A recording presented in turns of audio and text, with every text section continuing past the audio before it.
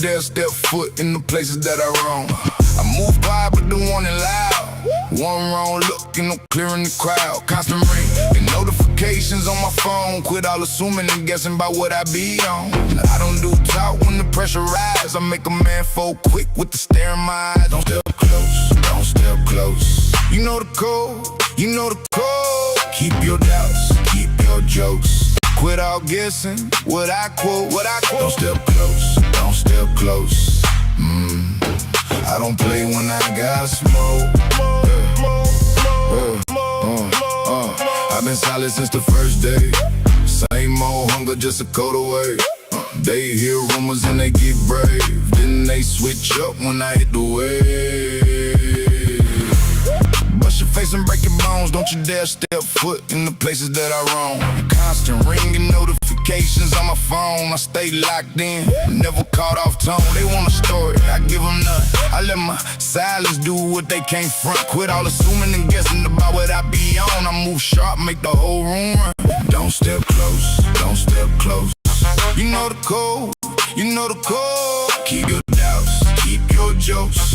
Quit all guessing what I quote, what I quote. Don't step close, don't step close. I don't play when I got smoke. Last one standing, still I don't brag. I just keep it tucked in the paper bag. Every fake friend turn into a ghost when they see me post up near the coast. Bust your face and break your bones. Don't you dare step foot in the places that I roam. Constant ringing notifications on my phone, but I stay too focused to answer slow. Quit all assuming and guessing about what I be on.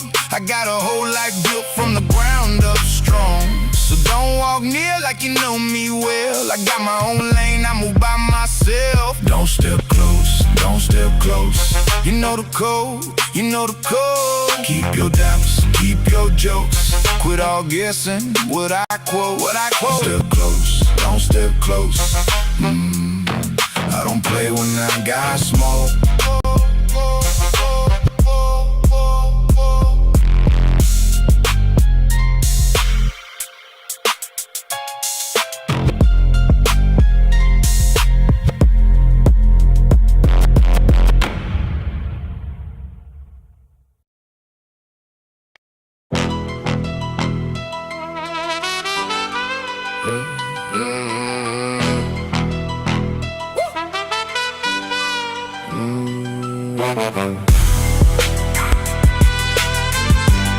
The nation may survive its fools, yeah, and even bold and proud pretense, but it starts to crack and rust when the lie comes clothed in innocence. You know the enemy at the gate. He comes loud, he comes in sight. He waves his flag in blinding flame and thunders through the night. But the traitor, he slips in near. He learns the lies, he holds them near. He smiles in the room where the secrets sleep, then sells the house and lets us weep. A nation may survive its fools. A nation may survive its pride, but not the hand inside. Tread careful where you trust. Tread careful where you trust. The knife can wear a smile. He moves among us free through the halls where power grows. His sly whisper snake down the corridors. Nobody knows. He knows the names we love. He knows the wounds we hide. He feeds on what we fear, then calls it duty, calls it tide. But the traitor, he slips in near. He learns the lies, he holds them near. He smiles in the room where the secrets sleep, then sells the house and lets us weep.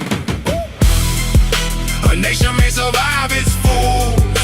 A nation may survive its pride, but not the hand inside. Tread careful where you trust. Tread careful where you trust. The knife can wear a smile.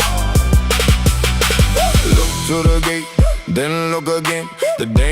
is not just outside. It sits at the table, it signs its name and leaves the door ajar inside.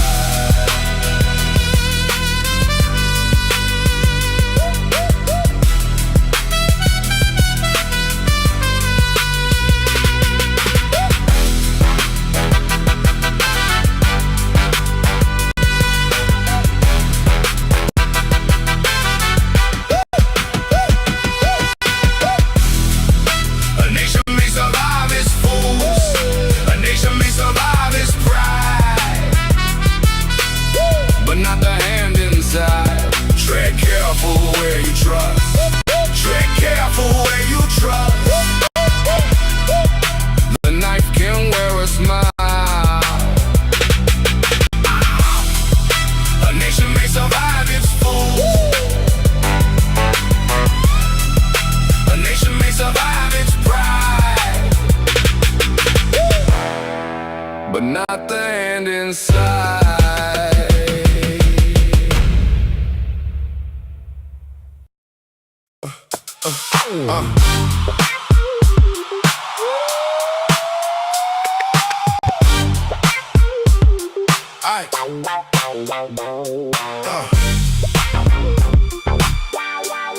Yeah, let's go. Anybody who will lie to you will sell you a smile for the truth. They clap when you're standing there, then take your chair out from under you. Same hands, different story. Same mouth, different wound.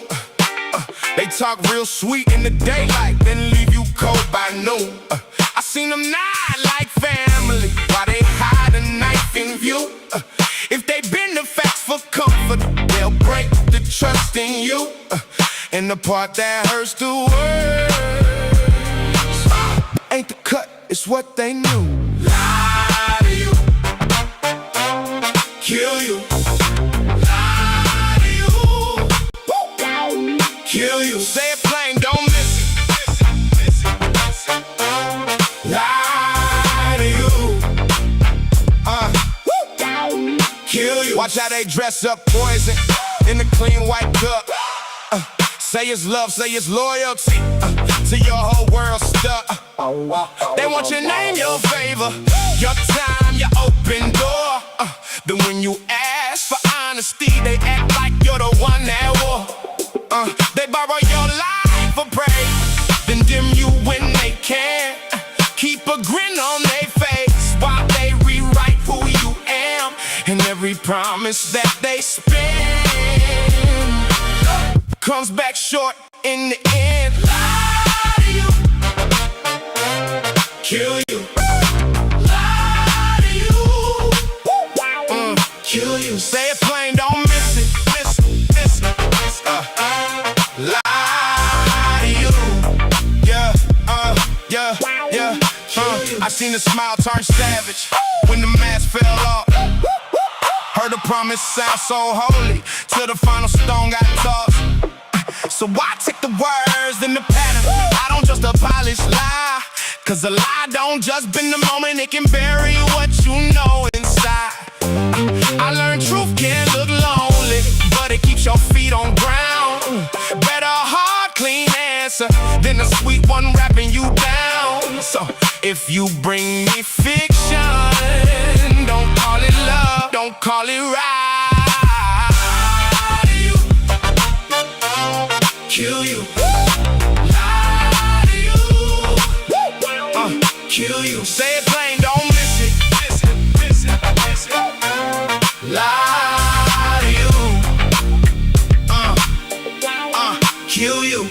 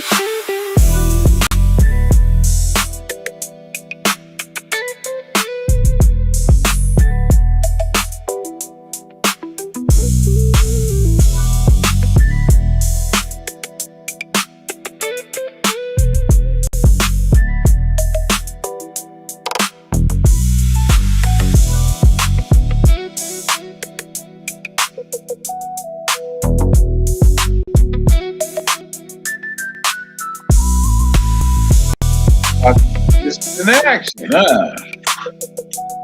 Will I be damned?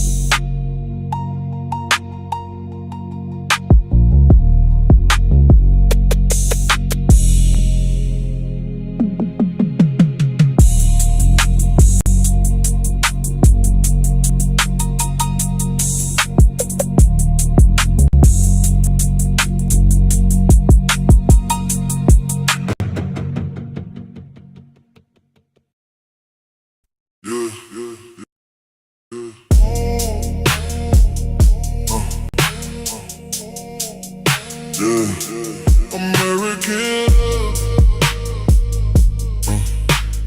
couple skin. American, I met you off 6 late, ride home. Copper on your skin like warm clay glow. You said you want love with a little fake, not the fake kind lost in a paper chase. You laughed at the lies, let them fall through. Said I need a man who can see me true. I said, baby, I got miles in my chest, blue collar heart still beating on the west. And you laugh like, prove it. I moved in close. You got that shine and make a man stay broke. You said, don't talk it, so I held your stare. One little touch had me right there. Copper skin, American love. Copper skin, I'm thinking of. Hold me down, don't let go. Summer heat in your soul. Copper skin, stay on my mind. Copper skin, all the time. Hold me close, let it run. Copper skin, American love. We in a two-step room with a stuffed up flow. Your boots hit time, then you ask for more. Mama taught you pride, daddy taught you fight. You wear both sides like a flag at night. I bring the truth, you bring the grace. Two hard stories in one small place. You keep your chin up, I keep my word. A little rough edge, but it still works. And you smile like, stay here. I said I might. Your hand in mine, make the whole world right. You said, don't scare me. I said I won't, then you pull me in like you already know. Copper skin, American love. Copper skin, I'm thinking of. Hold me down, don't let go. Summer heat in your soul. Copper skin, stay on my mind. Copper skin, all the time. Hold me close, let it run. Copper skin, we don't need gold, we got this dirt road proof. Sweet tea on ice in the front porch truth. You call my name, I forget the rest. Got a wild little piece in your kiss and your dress. If the whole thing bends, we bend slow. Still ride together where the mesquites grow. Come when a window, a heart bent, yeah. I'll be right here when you disappear. If the road gets long and the dark comes down, I'll be your flame in this little town. You can lose your fear, you can wear my ring. Copper on your skin makes me believe. Copper skin, I'm thinking of. Hold me down, don't let go. Got the summer heat in your soul. Copper skin, just stay on my mind. Copper skin, all the time. Hold me close, let it run. Copper skin, American love. Copper skin, American love. Copper skin, American love. American love.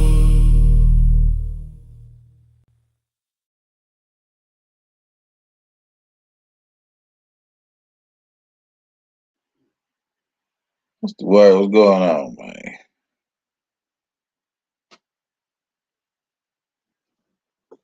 Oh, y'all ain't fucking with me tonight, huh? I let this shit run for what, 20 minutes? Ain't that email? Hold on, let me get my hater thing at. Where my hater thing at? Let me find my hater, whatchamacallit. Is that hate I smell?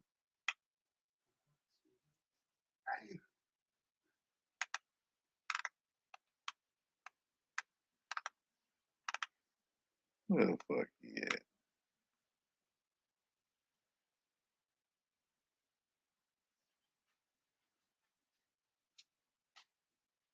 Where my let me get bush meat out this motherfucker. What bush meat at? Look at you running past the live with your bitch ass. Where he at? There you go. Yeah, get on out there and run past the live with your bitch ass.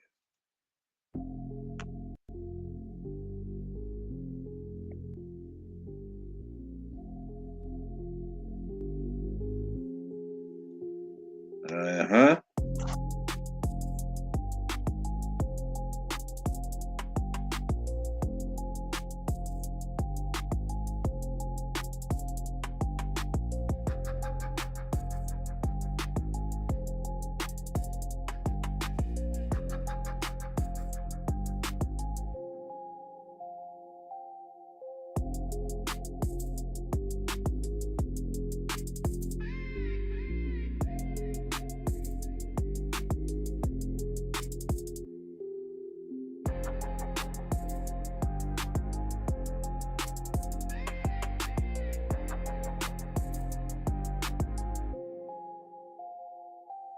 Y'all keep running past the live with your bitch ass.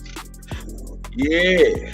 Keep on running past the live with your bitch ass.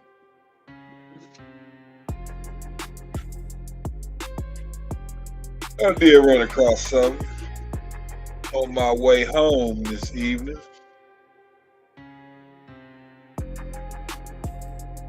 About some Alabama mound builders, Mississippi culture, DNA stuff. It's awfully intriguing to a nigga. Figured I'd share it with some of you niggas. But look at you, running past the live with your bitch ass. Ouch! Damn, I got some naps back here in the back, boy.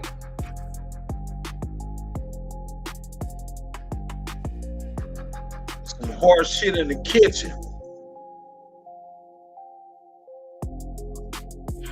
Where my shit at? Let's see where my screens at. Where my screens at?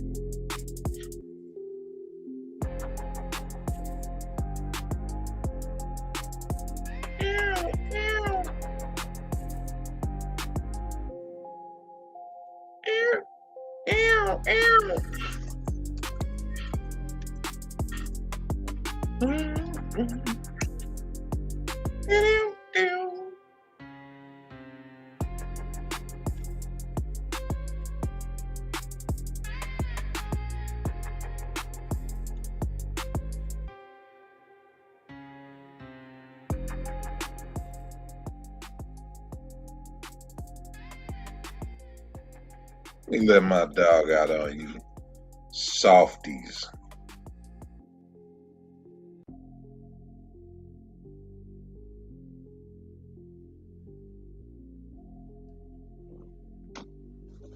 I'm gonna start running this little video in about 5 or 4 minutes. Yep. Do I have a 4-minute song I can play? Hold on.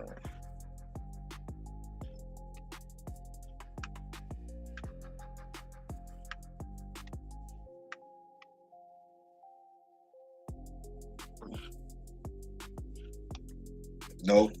Fuck it. Fact that. Fact that. Recording. Might tell you to record that.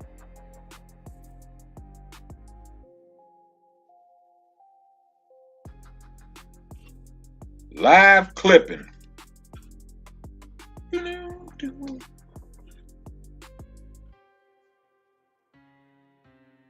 You see the title.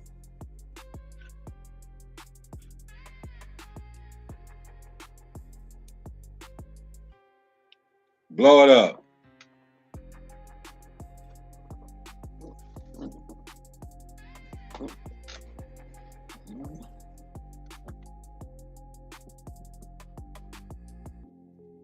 I'll be right back.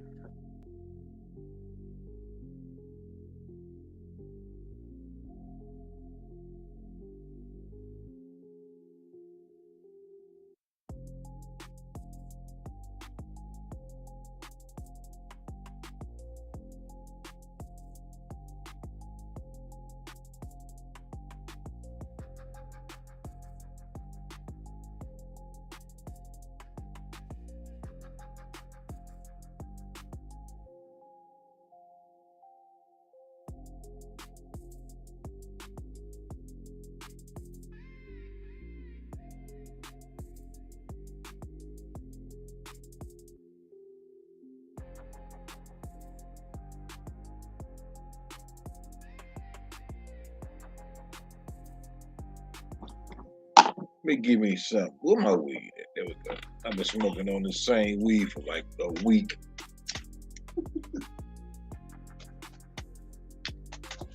Or maybe like 2 weeks.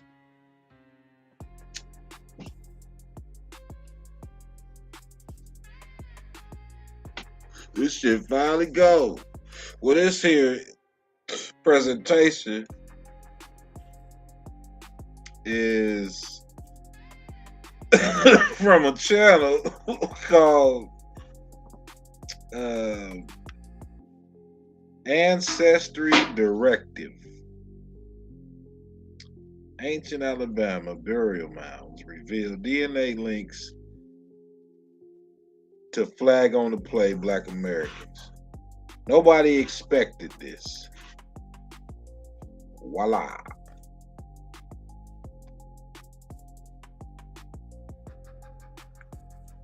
You might find it as interesting as I did. Maybe, maybe not.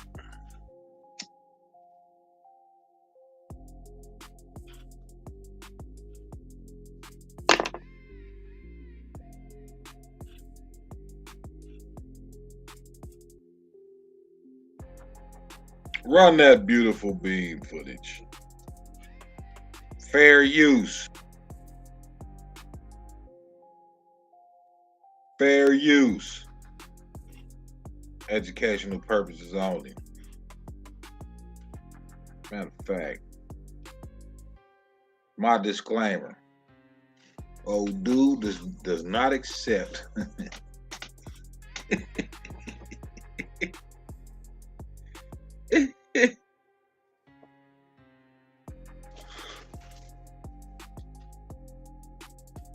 oh, damn, I'm yawning this shit. Jeez.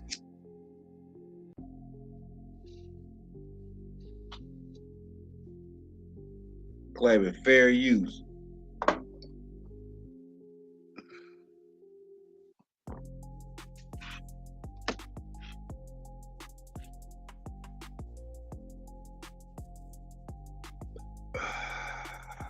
Non-profit.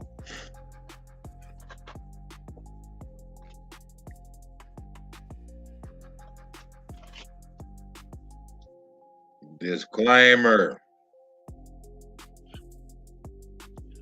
Disclaimer. Old dude does not accept any liability for any loss or damage which is incurred by you acting or not acting as a result of listening to any of my publications. For all videos on my channel, this information is for the general and educational purposes only. Always consult with an attorney, CPA, or financial professional for advice based on your specific situation. Like, share, subscribe, and get triggered. My copyright disclaimer. Under Section 107 of the Copyright Act of 1976, allowances made for fair use for purposes such as criticism, comment, news reporting, teaching, scholarship, and research. Fair use is a use permitted by copyright status that might otherwise be infringement. Non-profit, educational, or personal use tips to balance in favor of fair use. Cash App these nuts. Yee! In 2019, a team of geneticists submitted a paper to a major peer-reviewed journal. The paper had been 2 years in the making. It analyzed ancient skeletal remains pulled from burial mounds scattered across what is now Alabama, Mississippi, and Tennessee. Mounds that had been sitting in plain sight for over 1,000 years. 3 peer reviewers received the manuscript. 2 approved it immediately. The third asked for the paper to be quietly shelved. Not because the science was wrong, because of what the DNA was pointing to. That paper was eventually published. What it revealed has quietly reshaped how geneticists think about the deep roots of Black American ancestry, and almost nobody is talking about it. To understand why this discovery hit so hard, you need to understand what researchers expected to find. The mound builders, as archaeologists call them, are one of the most misunderstood civilizations in North American history. These were not small nomadic bands scraping out a living. At their peak, between roughly 100 BCE and 1600 CE, mound builder cultures stretched across the entire eastern half of North America. The largest of their sites, Cahokia, located just outside modern St. Louis, housed more than... Y'all gonna have to excuse them images they're using. We know what this is. 20,000 people at its height. That made it larger than London was in the same era. They engineered massive earthwork complexes, traded obsidian and copper across thousands of miles, and built burial chambers that preserved the dead with extraordinary precision. And then, catastrophically, mysteriously, Again, you have to excuse the images they're using. the civilization collapsed. By the time European colonizers arrived, most of the mounds had already been abandoned for generations. Imagine being able to blend out your name just by thinking about it. Me for. The people who built them had scattered. Archaeologists had assumed for decades that the descendants of the mound builders were absorbed into the indigenous nations that survived into the modern era, the Muskogee, the Cherokee, the Choctaw. That assumption seemed logical. It seemed safe. The DNA said otherwise. Researchers from the University of Oklahoma and the Smithsonian Institution National Museum of Natural History extracted ancient DNA from 30 full skeletal remains recovered from burial mounds across Alabama's Black Warrior River Valley.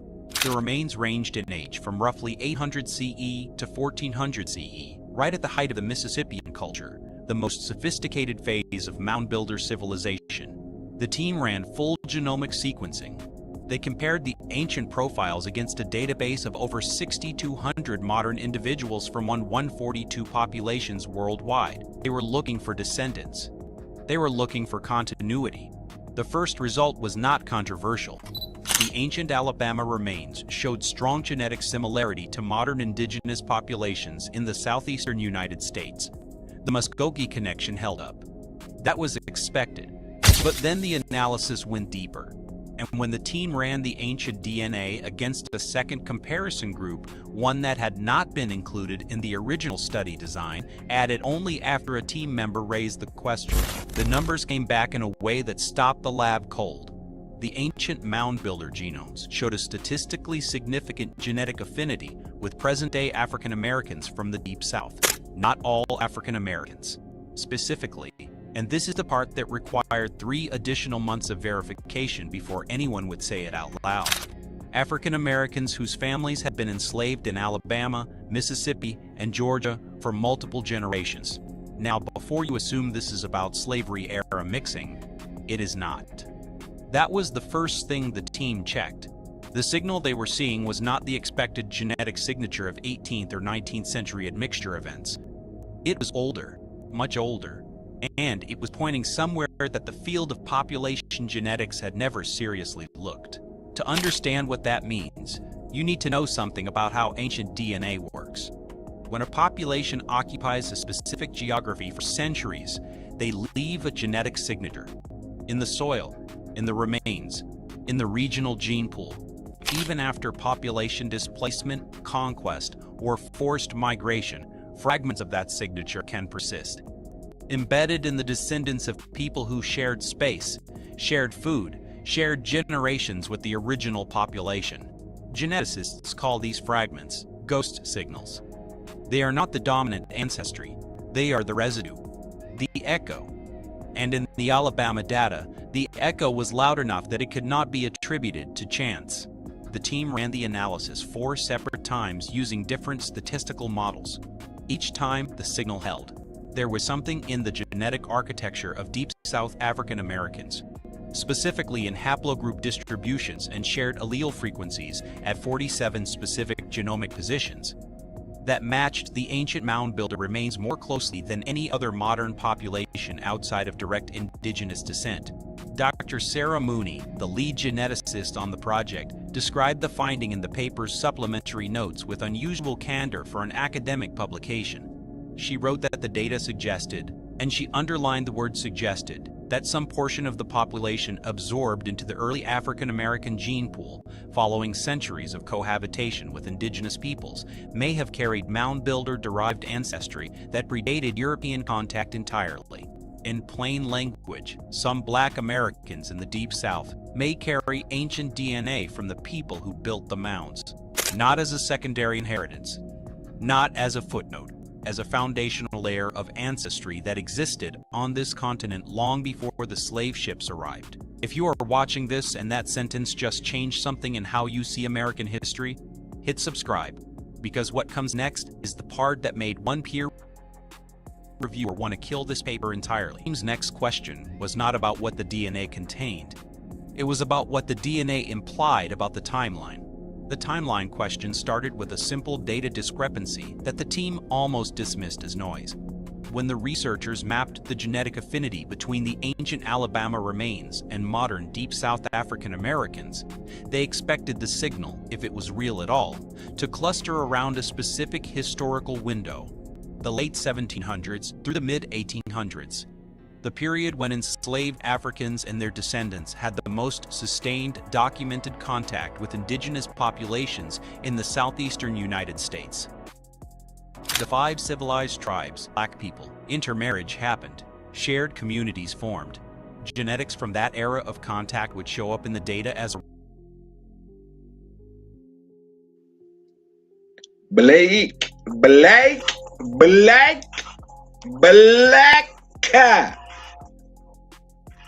Bleak.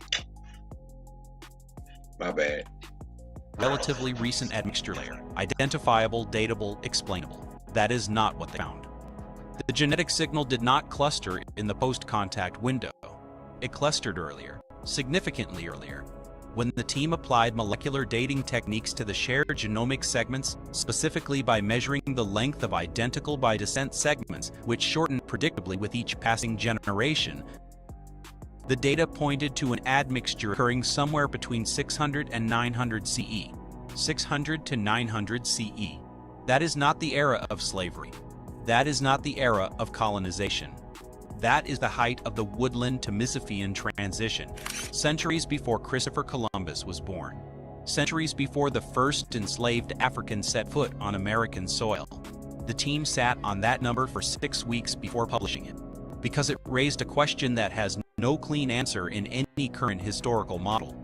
If the genetic connection between mound builder populations and the ancestors of deep South African Americans predates the transatlantic slave trade Oh, it's got answers. by nearly 1,000 years, then who, exactly, were the people being buried in those Alabama mounds? Here is where the story gets complicated in ways that mainstream American Can you say niggas? historiography is not fully equipped to handle. The foundational premise of every textbook account of American prehistory has always been that sub-Saharan African populations had no meaningful presence in the Americas before 1492. That is not a fringe claim. That is settled doctrine.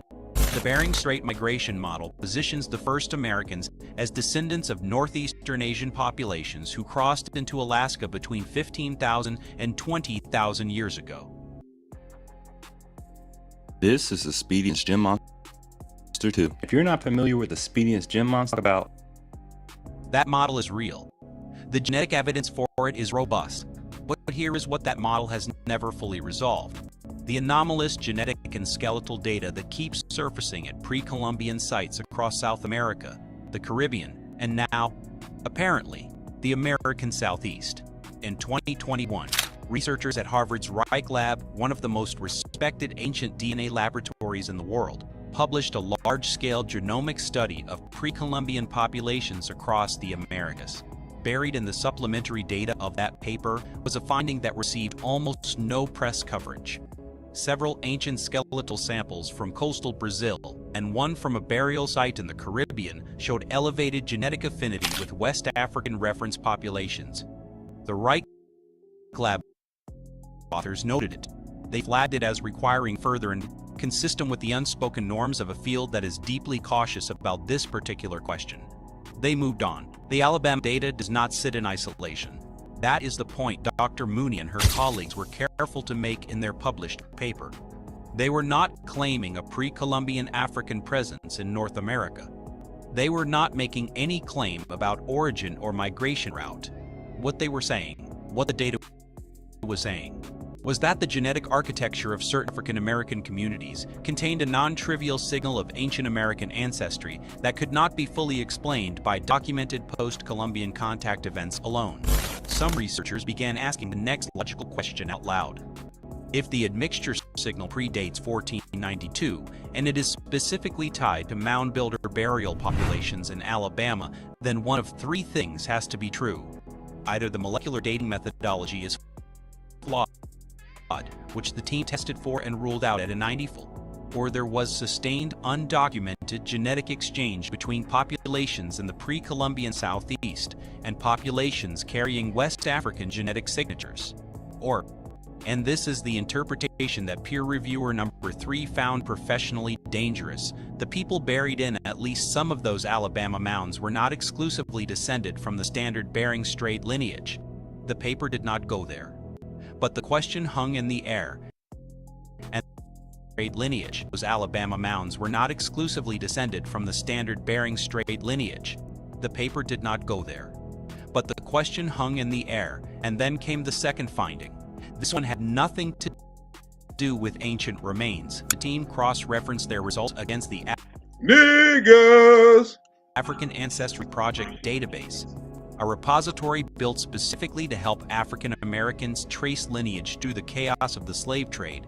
They found something that deepened the mystery instead of resolving it. African Americans from specific counties in Alabama's Black Belt region, a geographic corridor named for its dark, fertile soil that also happened to be the most densely mound-concentrated zone in the entire Southeast, showed haplogroup profiles that diverged from the West and Central African baseline in ways that standard admixture models struggled to account for. Specifically, a mitochondrial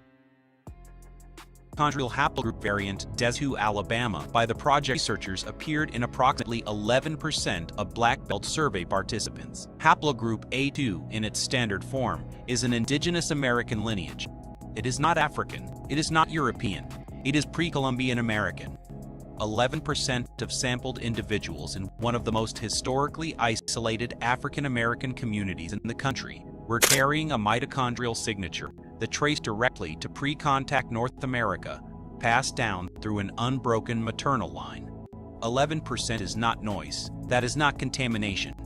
That number, if it holds in larger samples, means that tens of thousands of African Americans living in Alabama today are direct genetic in the women who were buried in those unspecified USA. That's funny. mounds. Not metaphorically, not culturally, biologically.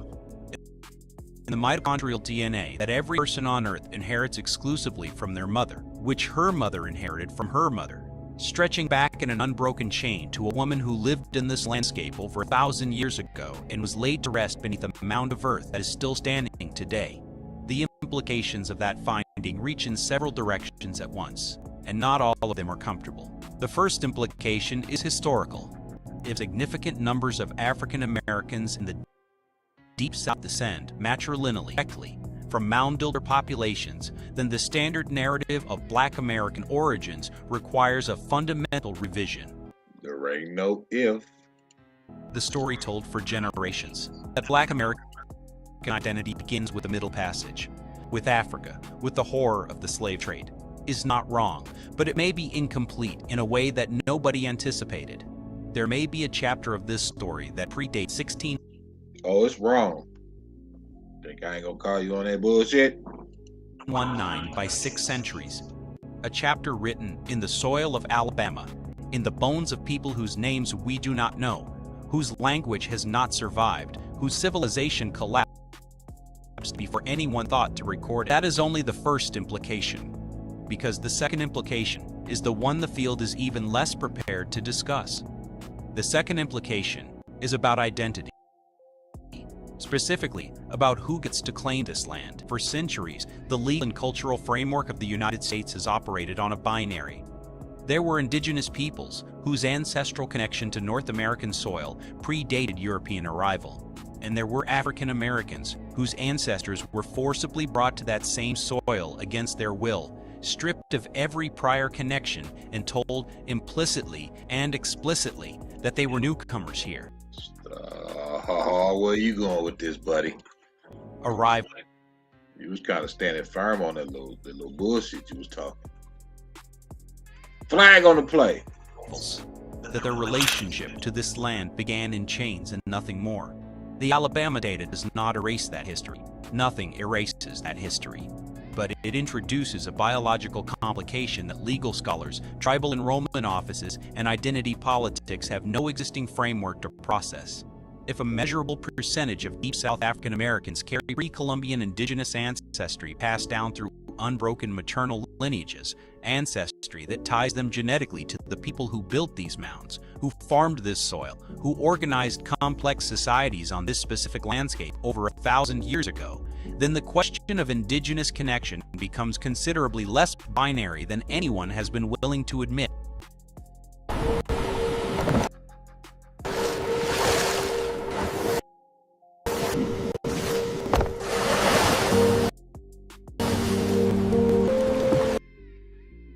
Some researchers have begun raising this point in academic contexts carefully and quietly. The conversations tend to stop quickly.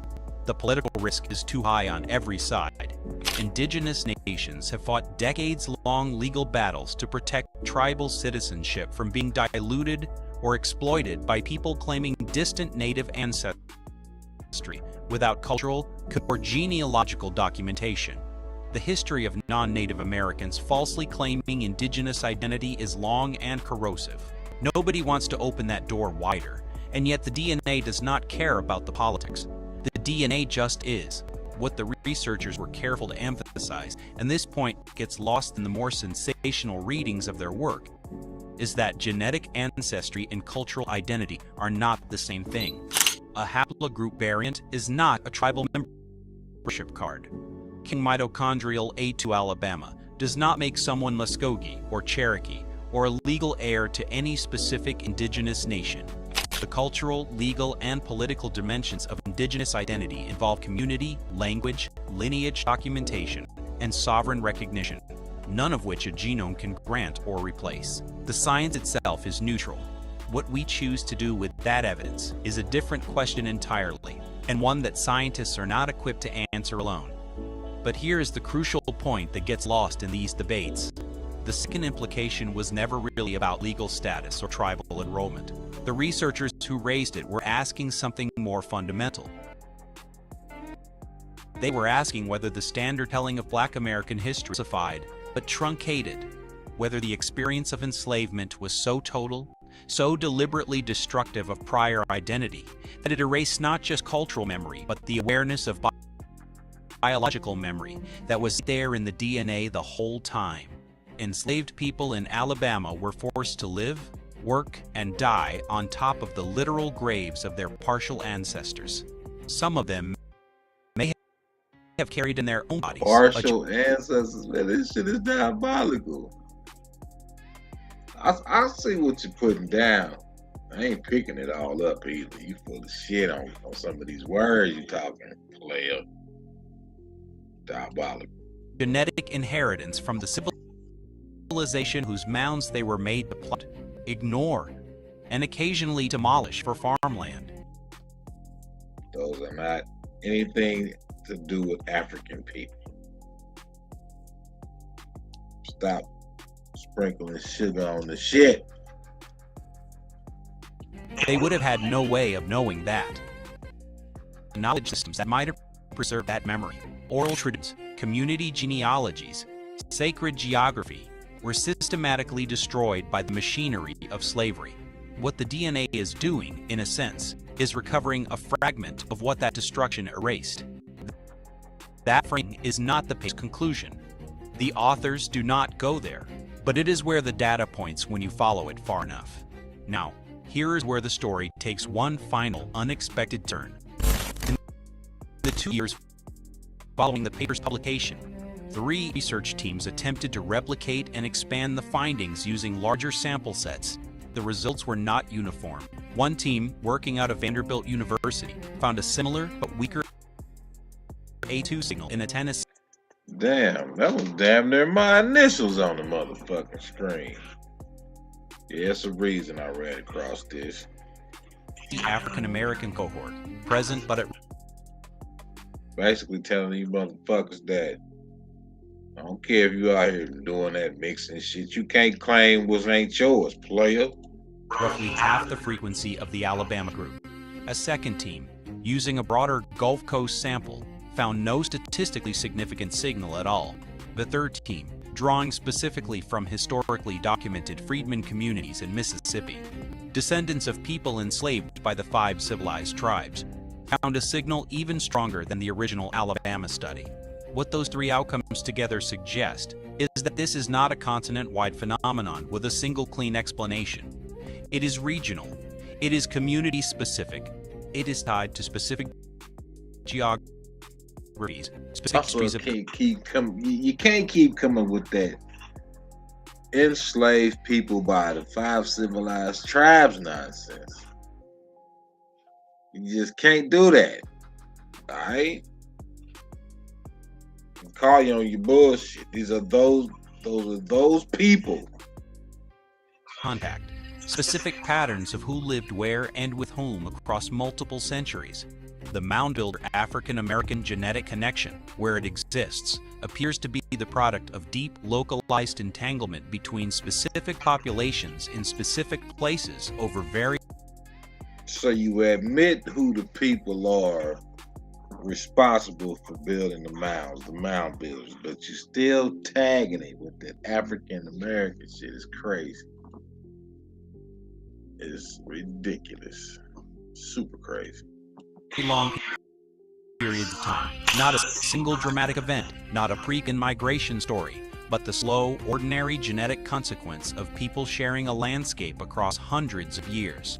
That is actually the more important story, not the headline version, not the impossible-sounding implication. The quieter truth underneath it. Human beings have always mixed. They have always moved. They have always left pieces of themselves in the populations they lived alongside, traded with, married into, and were buried near. The idea that the people who built the Alabama mounds were genetically sealed off from every other human population until European contact, that their DNA stayed pristine and categorically separate until history decided otherwise, was always an assumption, not a finding.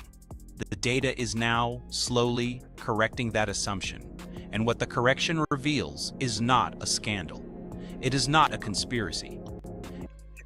It is just the normal, logical reality of human beings living near each other across. What it's uncovering is you motherfucking devious, diabolical, demonic, devilish, lying, rewriting, stealing, parasitic bastards. It's busted. Across time. The burial mounds are still there. More than 300 of them You're scattered busted. across the Black Warrior River Valley, some intact, many The damaged, Black a Warrior. few excavated and studied. You're busted. Most simply present, rising out of the landscape the way they have for over 1,000 years. And somewhere in the communities that surround them, in families that have lived in that same red dirt geography for generations, the people who built those mounds left something behind that no amount of history, not colonization, not slavery, not forced erasure, managed to fully extinguish. That is what the DNA found, not a conspiracy, not a rewritten textbook, just evidence that the past is longer than the story we were told. Connections between people run deeper than the categories we use to organize them, and that the ground beneath our feet remembers things that we have forgotten how to ask about. This is not the end of the research. It is barely the larger studies are already underway. The questions this paper opened are going to take decades to answer fully, if they can be answered at all. But the fact that this could be the reason behind you know whose number one threat is the so-called black youth. This could be part of that problem for them people. I'm just saying. questions are finally being asked, that the data is finally being collected, that the burial mounds of Alabama are finally being understood as something more than archaeological curiosities, that matters. That is the shift. If this changed something in how you think about American history and who belongs to it, hit like. It genuinely helps this research reach people who need to hear it. And drop in the comments, did this match what you expect? Or Well, I'm done with that one. Yes, sir. I hope you found that interesting as I did. I'm done with that one. Let me see if I can summarize that. We want to tell you niggas to show shit, but we don't know how to tell you niggas to show shit. So we're gonna bend a couple corners, crawl through a couple of tunnels, hop a couple of fences, and shit like that. Then we're gonna circle back and keep inserting this African American shit in there. And then I'll drop this bomb at the end where I'm telling you this y'all shit, but at the same time I'm not. Because it's a new study and it's just opening. The door is just now opening. Interesting.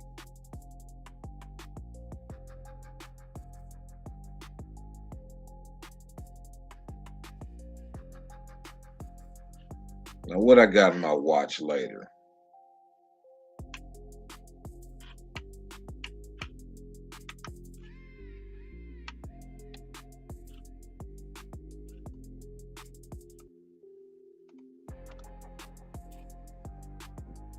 What's up with y'all? Let me pull my nigga back up. Pull my nigga up. They need to be front and center. Yeah. There he is. While I search my watch later folder, you can look at bush meat while you running past the live with your bitch ass. Did you learn anything? You should have.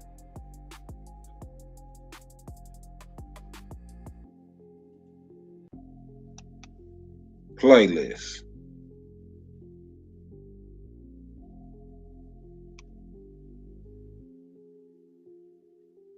Watch later. Look at you. Running past the live with your bitch ass. In St. Louis, we root for the home team because they're our team too. And with more than 25 let me tell you. Fair use. Afro wire. Oh shit. There's some AI shit. So hey, flag on the play. Black America doesn't have allies. Other groups just use us to get ahead. Afro wire.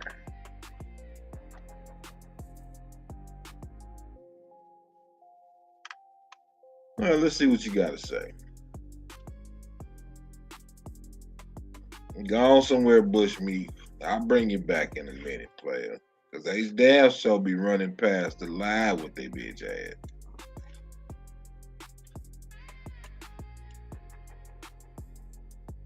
Fair use.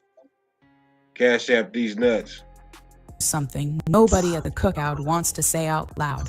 And I'm about to say it with my whole chest. Black America does not have allies. Never did.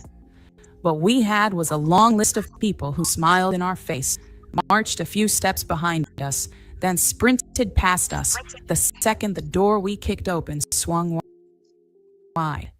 We were partners, battering ram. And in 2026, we finally stopped handing ourselves out for free.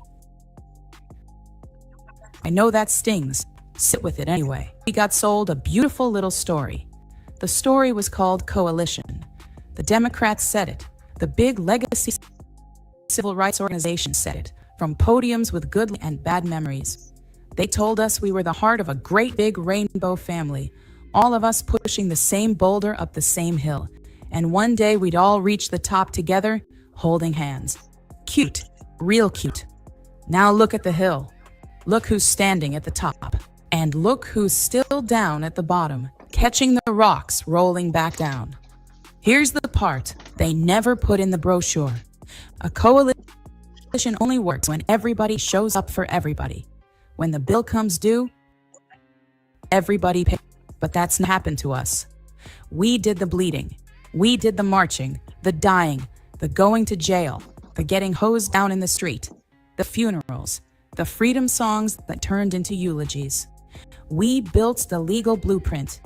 We wrote the playbook on how you take a country that despises you and force it to recognize you exist. And then, every other group in America picked up that playbook, photocopied it, slapped their name on the cover, and walked right through the door we paid for in blood. Think about it. Ooh, wee. Man, who made this? They own one. Just keep smacking their ass. The Civil Rights Act, the one we marched and died for, the one with our fingerprints all over it. Who used it to get ahead the fastest? Not us. We opened the lock and everybody else ran in first. That's not a conspiracy theory, baby. That's just the receipts. And don't let nobody gaslight you into thinking you imagined it. The numbers don't lie, even when the people do. Every group that came up behind us faster on a ladder we built and bled for. And I want to be real careful here, because I'm not mad at them for taking the win. I'm not. If somebody leaves the door wide open, you walk through it. That's just smart. You'd be a fool not to. The problem was never that they advanced. The problem was us standing in the doorway like a doorman, holding it open, waving everybody through, and then acting surprised when nobody held it open for us on the way. Let me say the quiet part even louder. It is not their fault we were out here begging for a friend. That one's on us. We were so desperate to belong to something, so hungry to be part of the big, beautiful coalition, that we ignored the most basic rule of the whole game. Allies are not people who like you. Allies are people who need you and show up when it costs them something. And when did it ever cost any of these so-called allies anything to stand next to us? When the cameras left, so did they. Every single time. We called it solidarity. They called it strategy. And we were the strategy. You want proof? Look at how the conversation always flowed in one direction. Our pain became the template. Every movement learned to say our slogans, borrow our cadence, march to our rhythm, quote our leaders, wear our struggle like a costume for the season. But you ever notice the favor never came back around? You ever notice when it was our turn, the coalition got real quiet, real fast? Suddenly, everybody had somewhere else to be. Suddenly, our issues were divisive. Suddenly, we were asking for too much. The same energy that was a movement when they needed it became a problem when we needed it. That's not allyship. That's a one-way street with our name on the asphalt. So now we 2026, and something shifted. You can feel it in the air, in the barbershops, in the comment sections, at the family functions. Black America woke up with a new mood, and the mood is simple. We are focusing on us, period. Full stop. No apology attached. And oh, did that make some people uncomfortable. Look at what happened with the ICE raids. People expected us to show up. They expected the marches, the hashtags, the human chains, the whole production.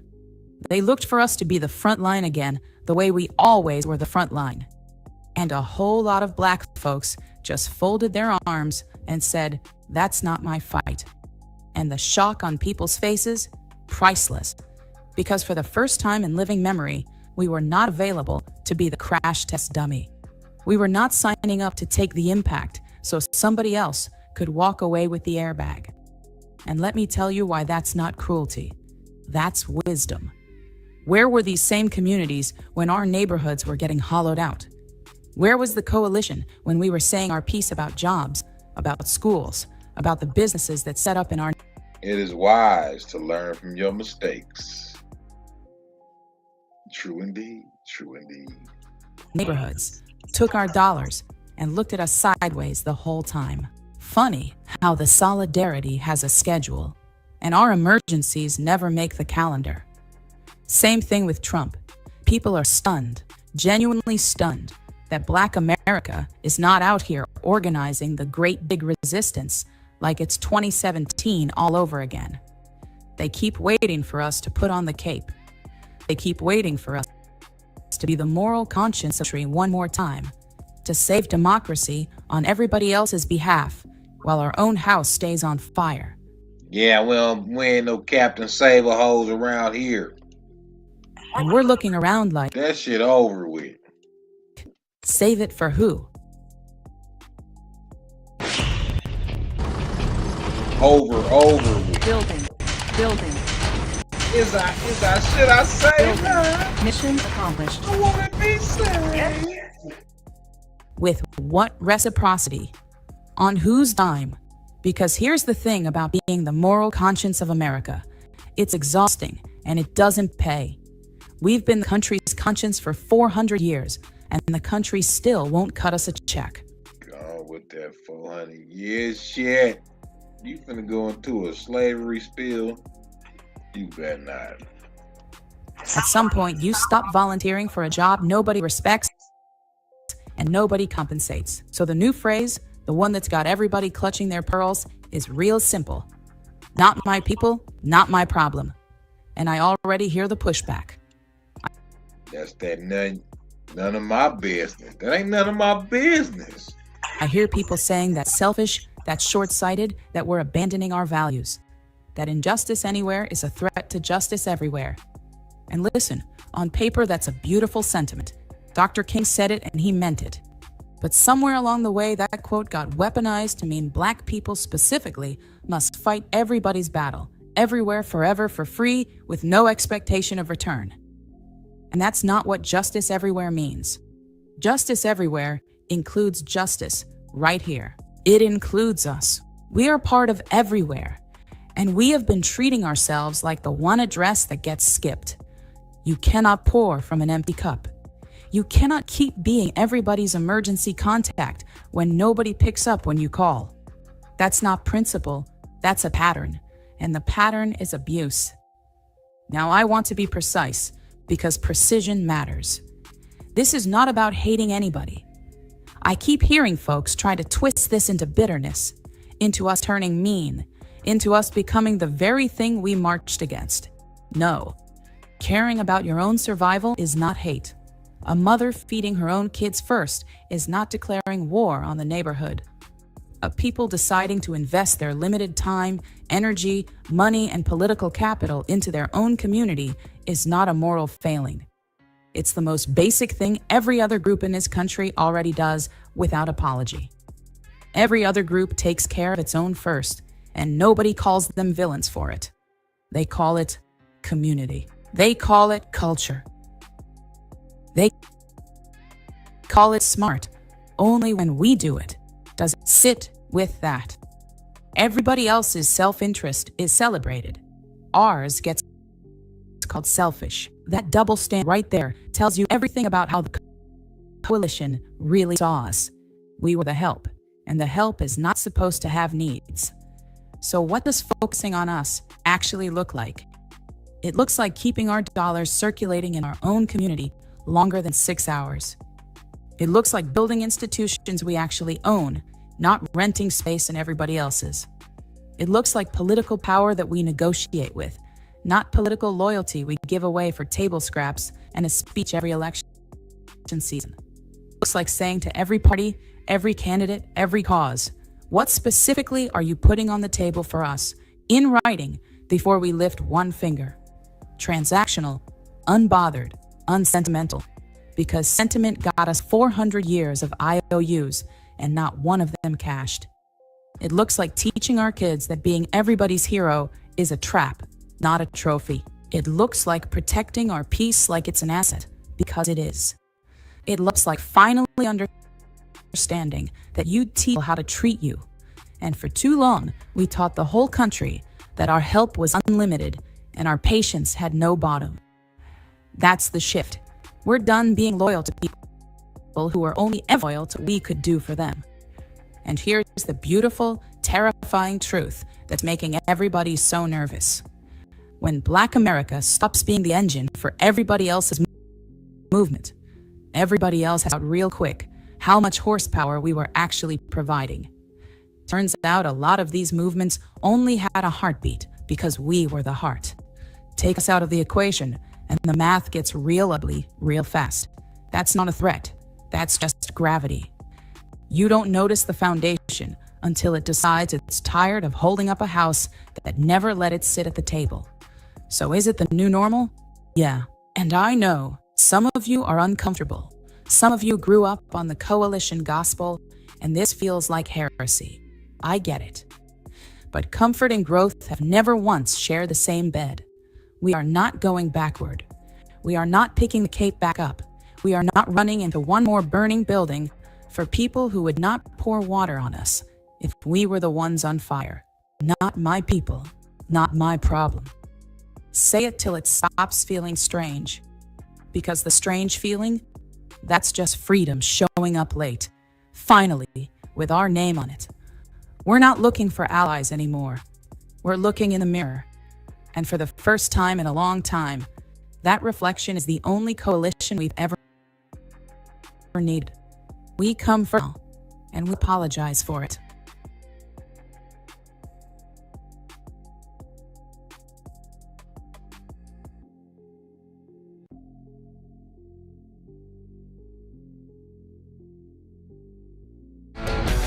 Three, one, ready or not, here I come. In 2019, a team of Yeah, well. That was pretty, I like that. Yeah, I like that. Let's see.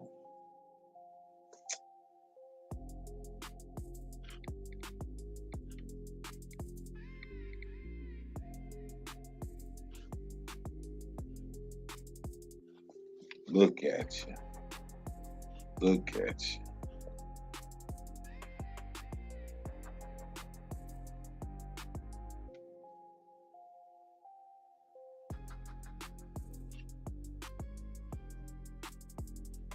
Run it. Run that shit.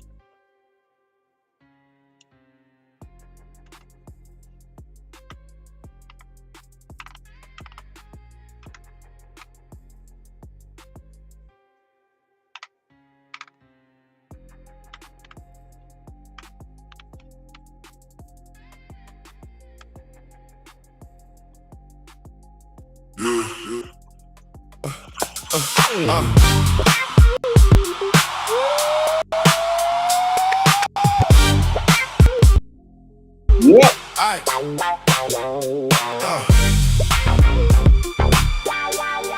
Yeah, let's go. Anybody who will lie to you will sell you a smile for the truth. They clap when you standing there, then take your chair out from under you. Same hands, different story. Same mouth, different wound. They talk real sweet in the daylight, then leave you cold by noon. I seen them nod like family while they hide a knife in view. If they bend the facts for comfort, they'll break the trust in you. And the part that hurts the worst ain't the cut, it's what they knew. Lie to you, kill you. Lie to you, kill you. Say it plain, don't miss it. Lie to you, kill you. Watch how they dress up poison in a clean white cup. Say it's love, say it's loyalty, to your whole world stuck. They want your name, your favor, your time, your open door. Then when you ask for honesty, they act like you're the one that war. They borrow your life for praise, then dim you when they can. Keep a grin on their face while they rewrite who you am. And every promise that they spend comes back short in the end. Lie to you, kill you. Lie to you, kill you. Say it plain, don't miss it. Lie to you, yeah. seen a smile turn savage when the mask fell off. Heard the promise sound so holy till the final stone got tossed. So I take the words and the pattern. I don't just a polished lie, cause a lie don't just bend the moment. It can bury what you know inside. I learned truth can look lonely, but it keeps your feet on ground. Better a hard, clean answer than a sweet one wrapping you down. So if you bring me fiction, don't call it love, don't call it right. Kill you, lie to you, kill you. Say it plain, don't miss it, miss it, miss it, miss it. Lie to you, kill you.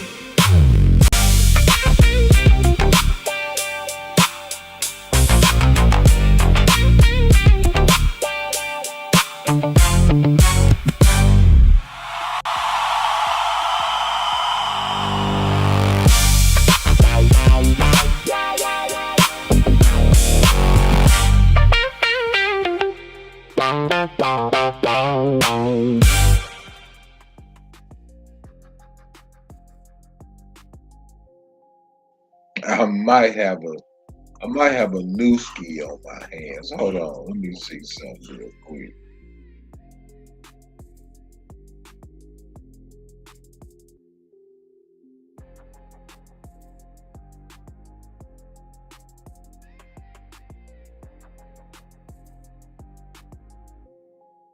Hey.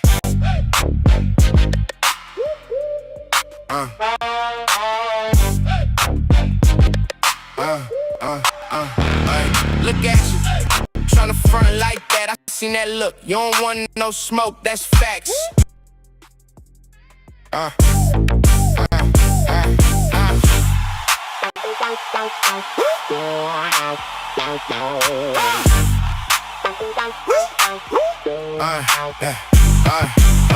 Look at you tryna front like that. I seen that look. You don't want no smoke, that's facts. Running past on slow for that. You talk big game, then you fall when it's stacked. Same old green, same old cap, same old lies in a fresh new hat. I came too clean, you came too cheap. I don't chase noise, I chase my keep. Pocket full, mind on a mission. You outside talking, I'm in position. Wrist stay calm, but the pressure don't. You want that throne, man, but you really won't. Look at you, look at you. Running past, running past. Look at you, look at you.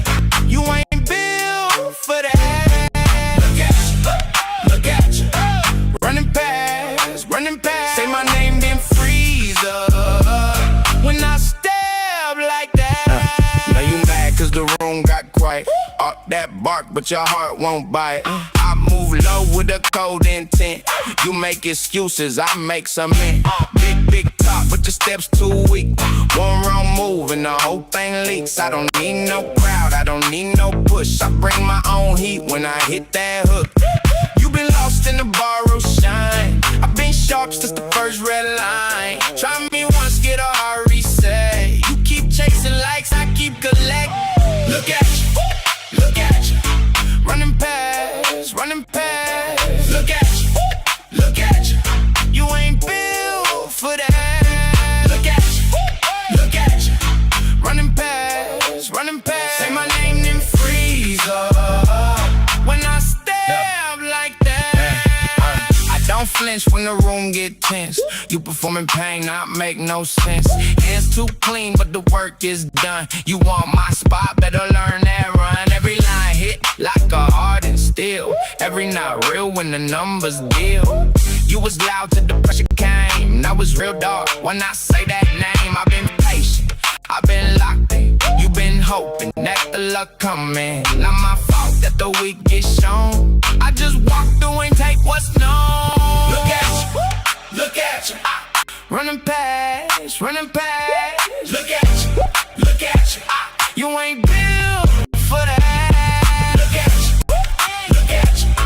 Running past, running past. Say my name and freeze up. When I step like that. Look at you. Running past the line with you.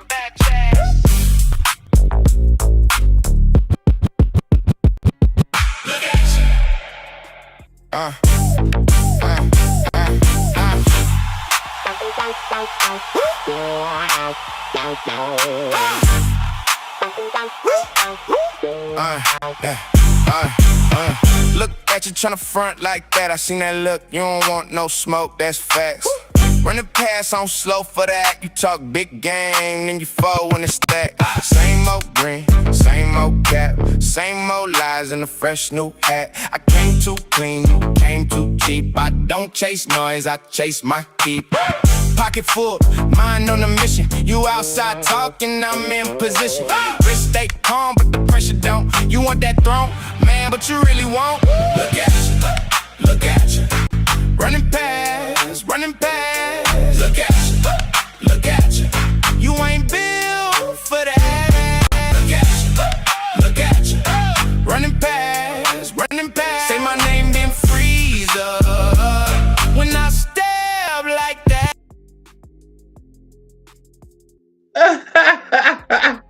Let me chill. Hey, chill out. Big homie, chill out. A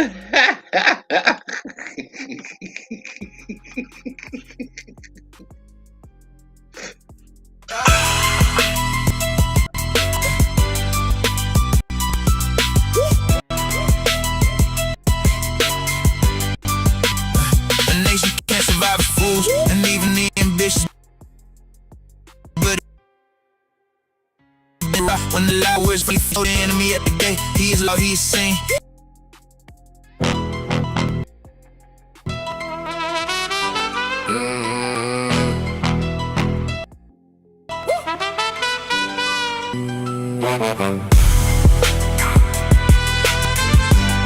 The nation may survive its fools, yeah, and even bold and proud pretense, but it starts to crack and rust when the lie comes clothed in innocence. Yeah. You know the enemy at the gate. He comes loud, he comes in sight. He waves his flag in blinding flaming thunders through the night. But the traitor, he slips in near. He learns the lies, he holds them near. He smiles in the room where the secrets sleep, then sells the house and lets us weep. A nation may survive its fools, a nation may survive its pride, but not the hand inside. Tread careful where you trust. Tread careful where you trust. The knife can wear a smile. Yeah, he moves among us free through the halls where power grows. His loud whisper snake down the corridors. Nobody knows.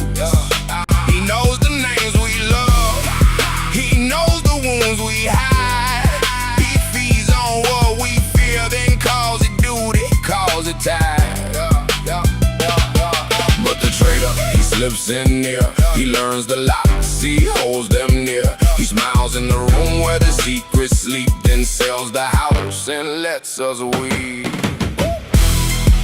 A nation may survive its fools, a nation may survive its pride, but not the hand inside. Tread careful where you trust. Tread careful where you trust. The knife can wear a smile. Look to the gate, then look again. The danger is not just outside. It sits at the table, it signs his name and leaves the door ajar inside.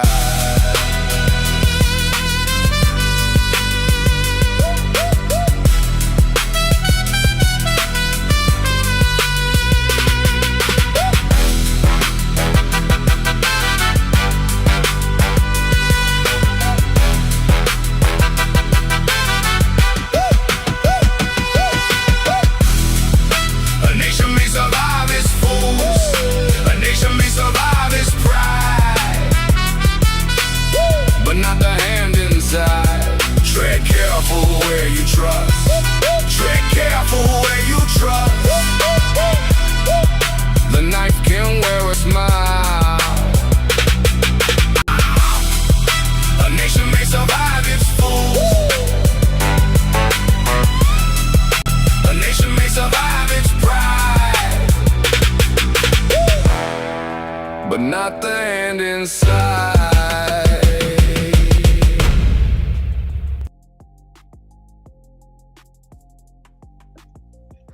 What up, though, T-Dub? What's the business? Shit. On a late night, I need to go in this kitchen and warm me up something to eat.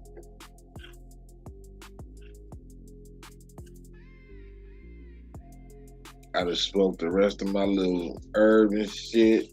Nigga was high in the motherfucker. I got stuck on stupid when I was playing this DNA video earlier about the Alabama Mounds and shit.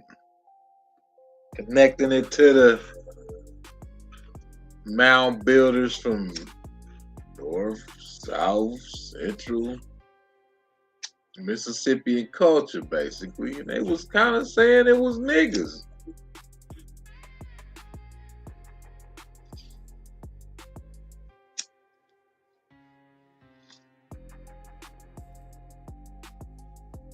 Telling on it, telling it without telling it.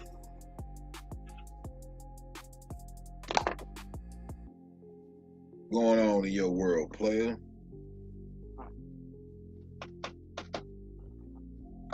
Oh shit, I did have a pen. I'm tripping. I took it down because everybody was running past the live with their bitch ass.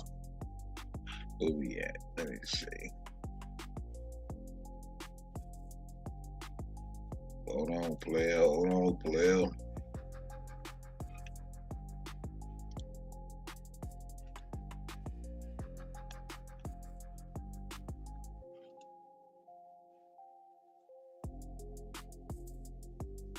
You over there on some pear and peaches brew. Getting faded on some peaches and pears. Fermented fruits.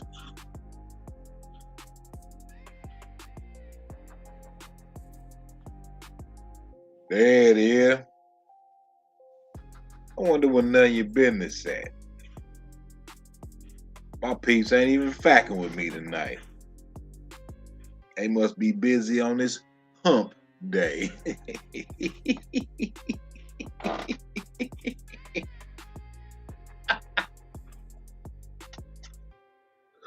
I'm the one that's been going all day. Where everybody at in this motherfucker?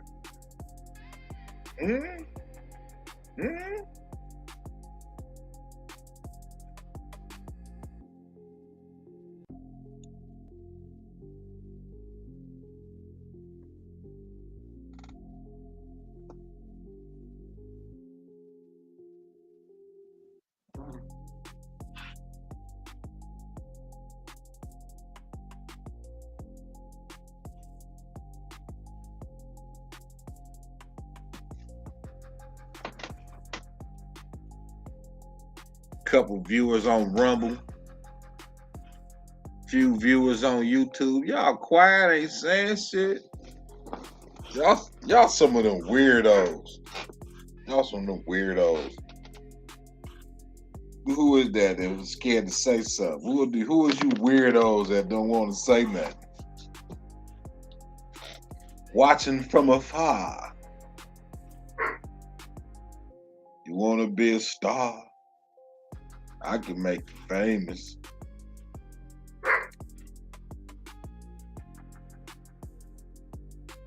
Let me let this dog in. The link in the chat, there it is.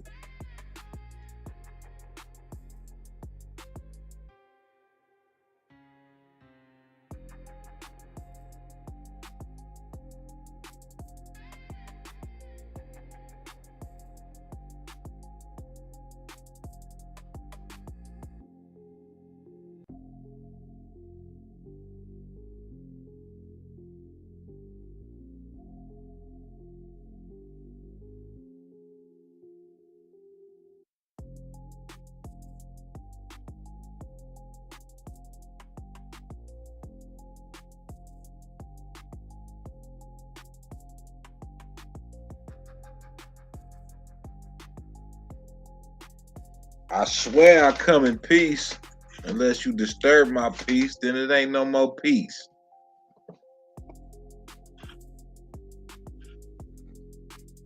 I always come in peace. I'm a gentle giant. Until you ruffle me feathers.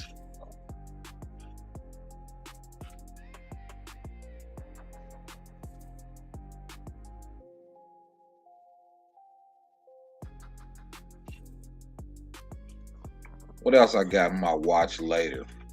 Hold on.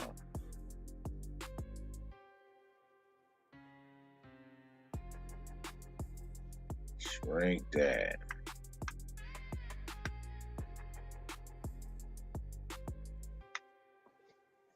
Geo Hood Live. It's not a drought. The real reason Lake Mead lost 100 feet. Yeah. It goes some shit about Detroit. These houses were forgotten. I think this is disappearing Uncle John. Uncle Jahan or whatever the hell it is. Latinos now realize that flag on the plate, black Americans ain't fucking with you. Professor James reminds Trump of his ignorance. Canadian scholar exposes bone chilling plans. I found a second vote.gov and it's registered to the White House. That might be interesting.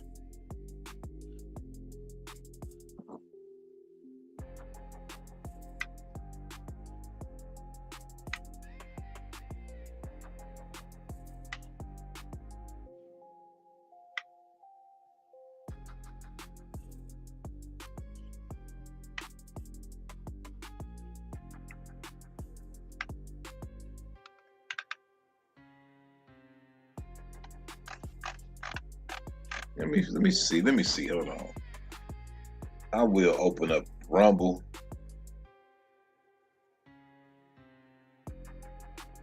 Now let me go to X.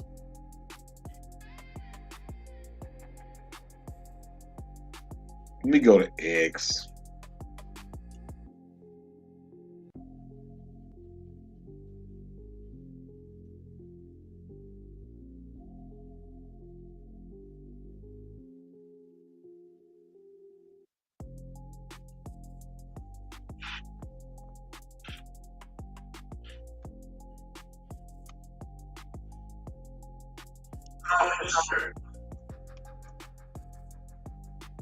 Let me go to X. Let me go to X. Here we go.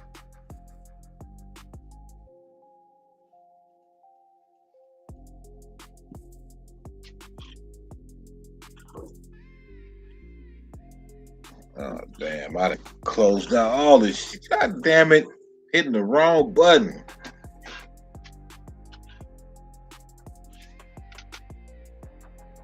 What's up, big dog Philly OG?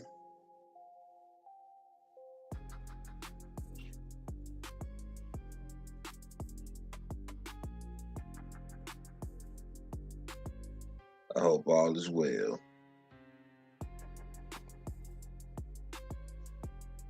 Get yourself together, man.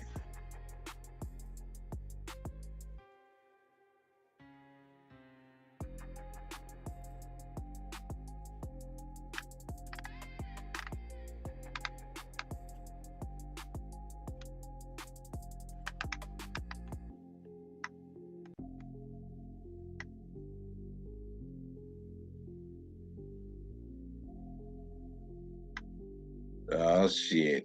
What you talking about, Alex?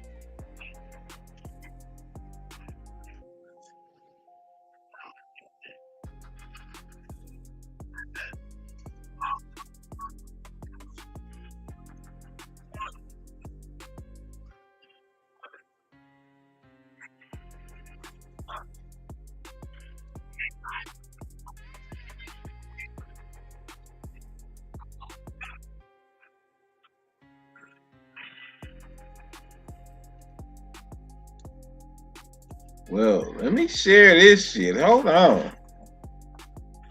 Oh shit. Oh shit. I'm just running past the live with your bitch ass.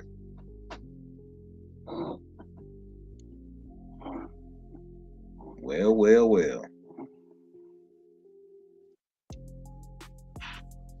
I'm putting my foot down. Alex Jones is putting his foot down. If Trump does not come out against Section 224, let's pull that up, of the National Defense Authorization Act 2027, they're getting ready to pass her in the next few months. That's the main defense budget, $1 trillion plus. If he doesn't call for that to be pulled out that turns our military, our intelligence over to the Israelis, then I am calling for impeachment.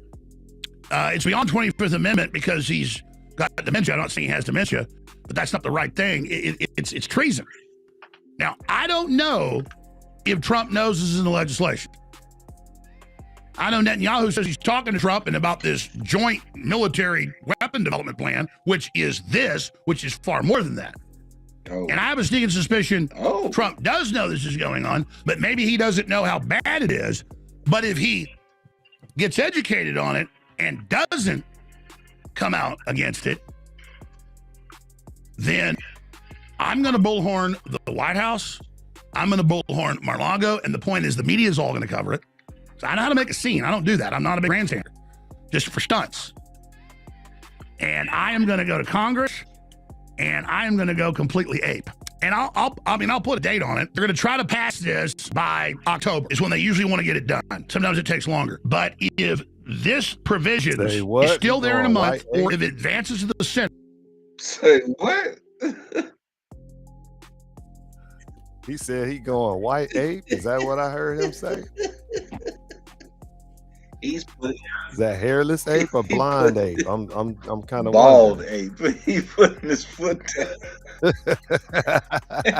He's putting his. That anything like a hairless cat? Damn it, Trump! If you don't get this removed, I'm calling for impeachment. I'll be bullhorning the White House. It's gonna turn into another Columbine for you, Alex. You might want to chill there, player. They could be setting up a Alex Jones assassination. And he gonna be off on some island chilling somewhere in a bunker. And it's gonna turn into a martyr or something. You know what I'm saying?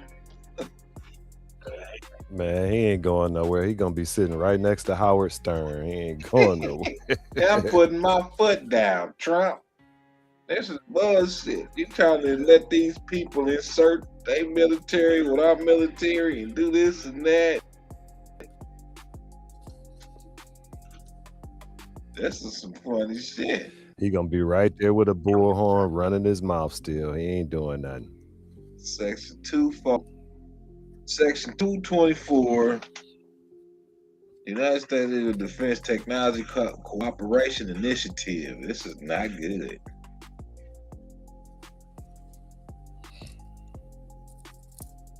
At all. What you got going on over there, player? Yeah, what you got going on, man? Just rolling something up, man. About to put something in the air. It's been a rough couple of weeks for me. I just buried my godmother. Man, nobody likes to hear bad news. My condolences. Right. Then the very next day, my baby mama died. Ooh, wait a minute.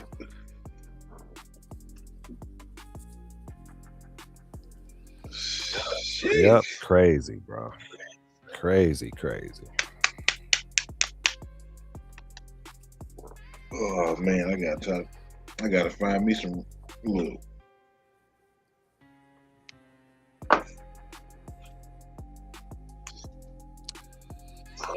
So I'm just putting them up in the air right now, trying to figure out if this is real or if I'm dreaming. What the hell is going on? Shifted realities. Yeah, it felt like I done fell into some type of dimension slip or some shit. Sometimes I be feeling like that. Yeah, but on a brighter note, I heard them questions you asked. I'm about to turn it up on that level. I'm about to let you in on a little secret. You asked what was them next batches coming, Yeah. right? Oh boy, I'm about to do a probiotic root beer. Word. Yep. I just had a cannabis root beer a couple days ago. That shit knocked my ass clean out. It ain't gonna have nothing on this one here. Oh shit. A probiotic root beer. Yep. I got a root beer, a ginger ale, and a It's cola. all natural shit too. All natural ingredients too. All natural. It's all probiotic. The more you drink, the better it is for you. And they got alcohol in Oh them. shit. How you gonna add that? You talk about this is good for this is good for you. Oh, it is. Good for who? You know, I experiment on myself first. Shit. Oh shit.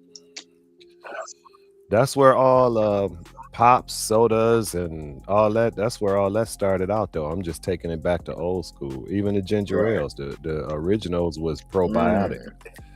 They actually was medicine. You know, it was medicinal for you. dig it. I'm just taking it back old school. I'm bringing back some of them old recipes we done lost 200 and 300 years ago. I got the skills to figure that out. Well, you know, there's a few things you've been working on, man. Oh You need yeah, to, it's coming to fruition too. well, I definitely spent some money. That's what it do. I got the labels for my herbs. I'm about to start putting that together too. I need an interviewer though. I need somebody to interview some of my clients.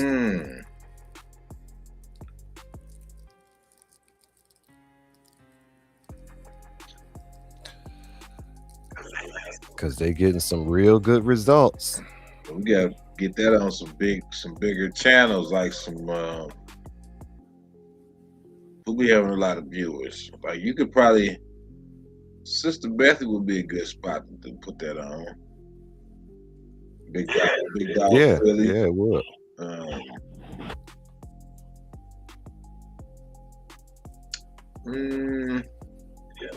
Yeah, Big Dog would be a good channel for it too. We just need to keep it on that format, you know, because these people ain't really on what we own. They ain't really on the Aboriginal information, and you know they got their own lives. A lot of them is religious folks. Oh yeah, it's strictly about the products and the reviews, and it ain't got nothing to do with anything else. Yeah, and the results they getting. Products and results. Yeah, yeah. Yep, I need a good interviewer for that. Well, yeah, well, I probably wouldn't be any good at that.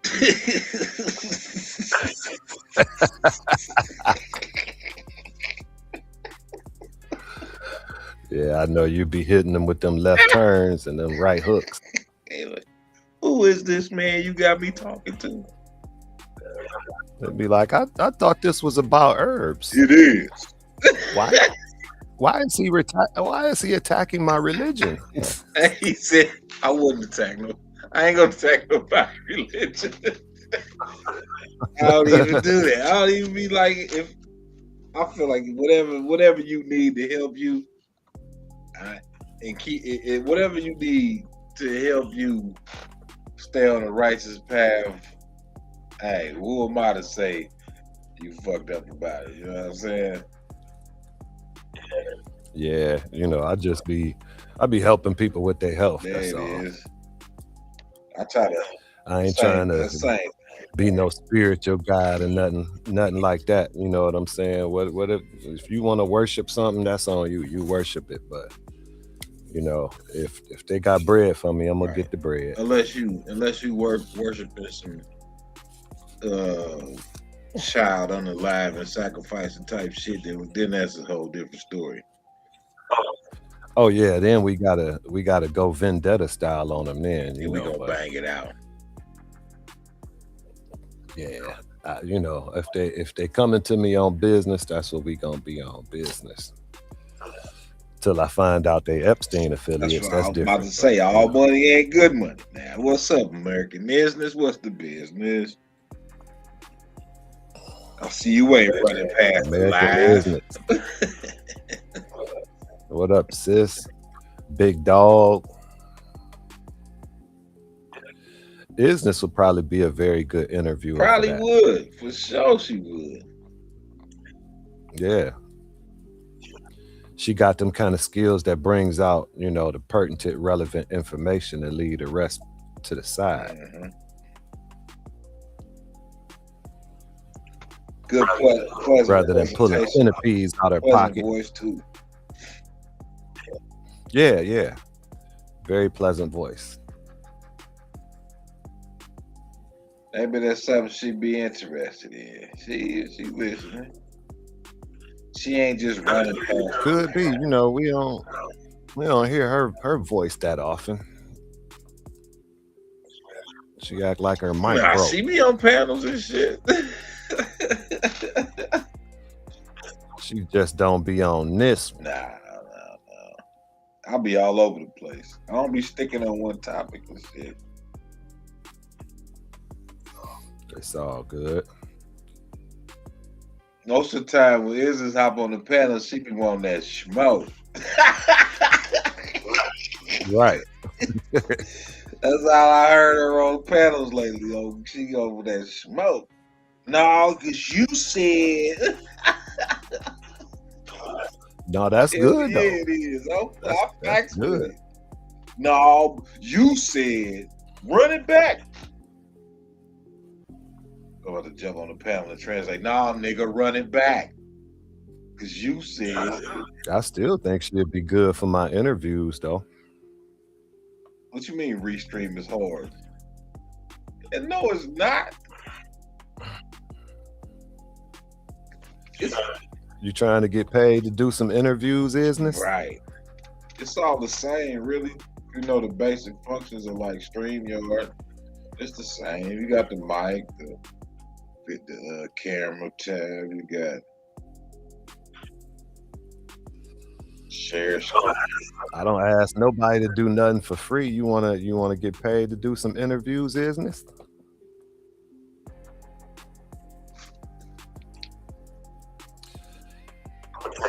I'm gonna take some clips from the interviews and use them for the commercials. Oh, that's a good move right there. Mm-hmm.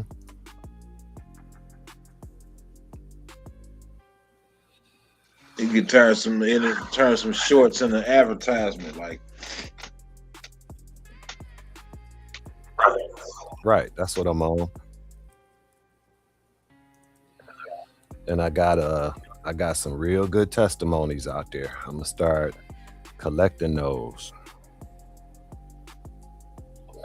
Okay.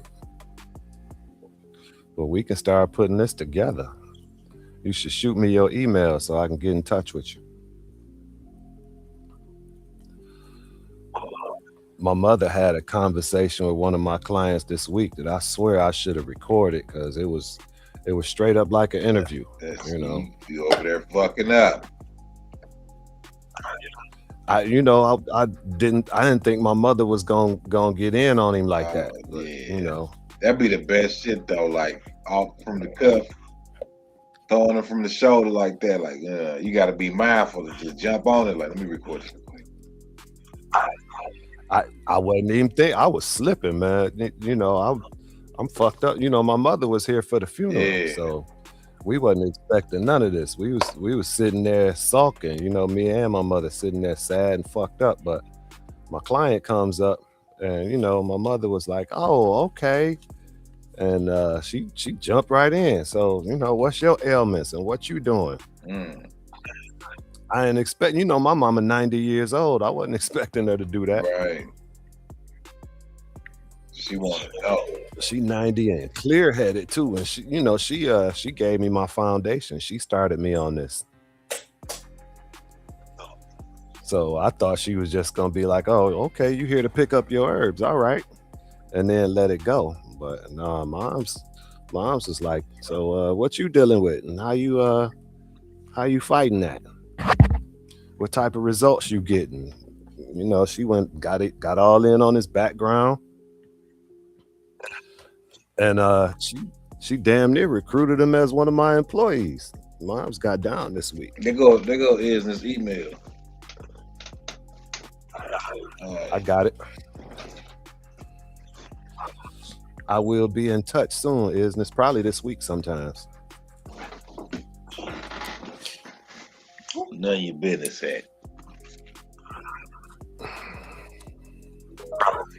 Probably do something like some 30-minute interviews. Talk to a few of my clients and see which ones want to get down with it.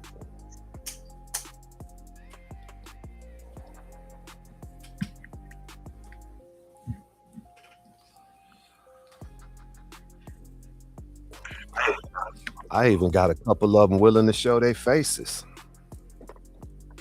Why wouldn't they? Shoot. Well, the type of stuff we be talking about. Some of us don't want to be seen. Man.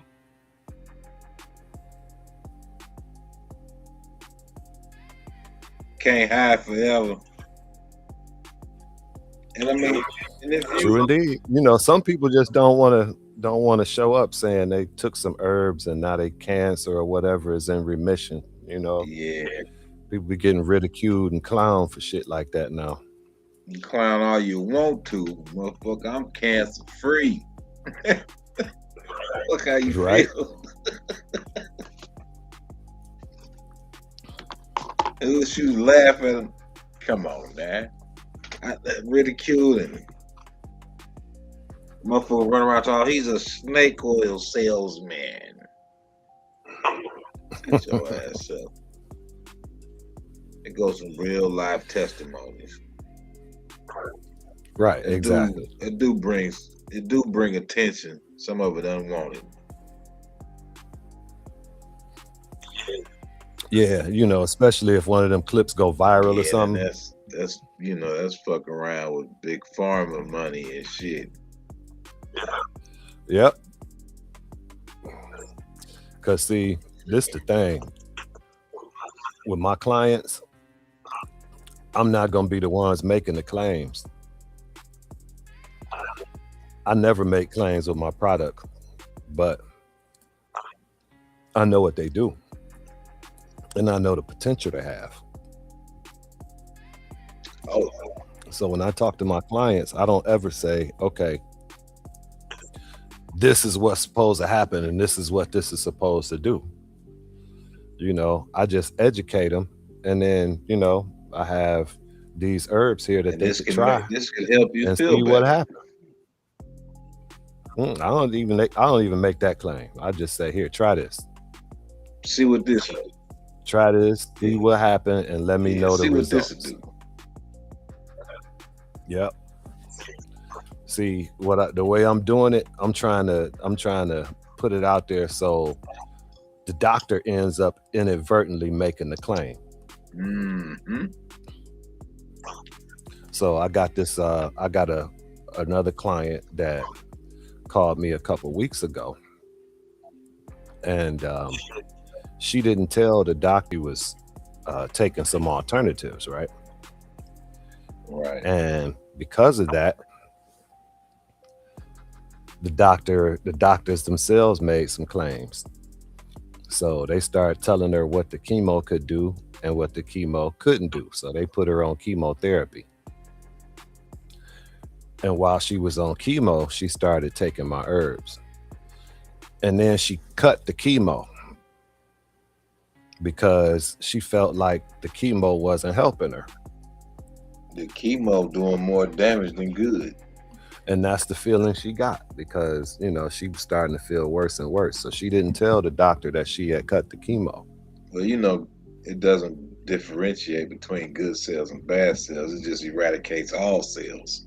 Exactly. You know what I'm saying? So you refuse that shit and be like, I'm good. If you want to religious folks, you just tell them I'm good on your. I'll let God sort it out. You know what I'm saying? So she started the herbs and she cut the chemo, and the doctor kept testing her.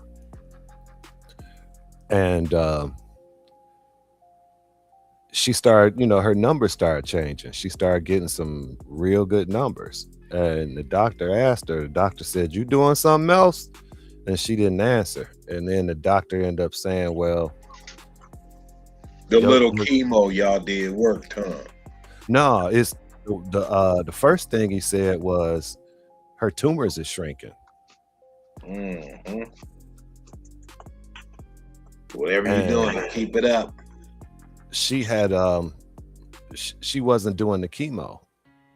So he said, well, you getting some good results. Your tumors are shrinking for nothing. That was the words he said. He said your tumors are shrinking and the chemo is not doing it. He said for nothing. So basically he said your body's fighting it off by itself. Exactly. He said they're shrinking and it's not due to the chemo. That's basically what he said. So she was like, okay, well, is this some kind of like parasite cleanse that I have? Yeah. It's a parasite cleanse plus some. Yeah. Not only does it weaken, destroy, get rid of the parasites and their eggs, it's designed to remove them from your body before any collateral damage can happen. And that's where some of the others fall short. The waste from the dead parasites. Exactly. So if parasites die in your GI tract or your liver or your gallbladder or wherever they at, and they're not eliminated, then that the bacteria and toxins from it can be redistributed to different areas of the body. So you end up not healing yourself and not recovering or fighting it off. You end up trading one ailment for another. Right. Facts. Mine is designed to supersede that. So as they die, I have binders that will draw it to your GI tract, and then I have herbs that will send them straight out your body right off into the toilet.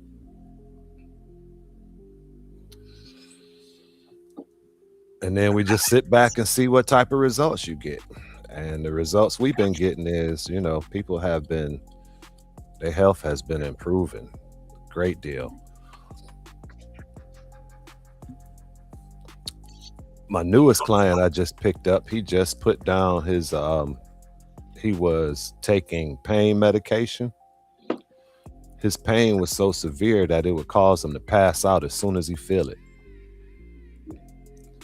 Was this like a nervous system thing or inflammation?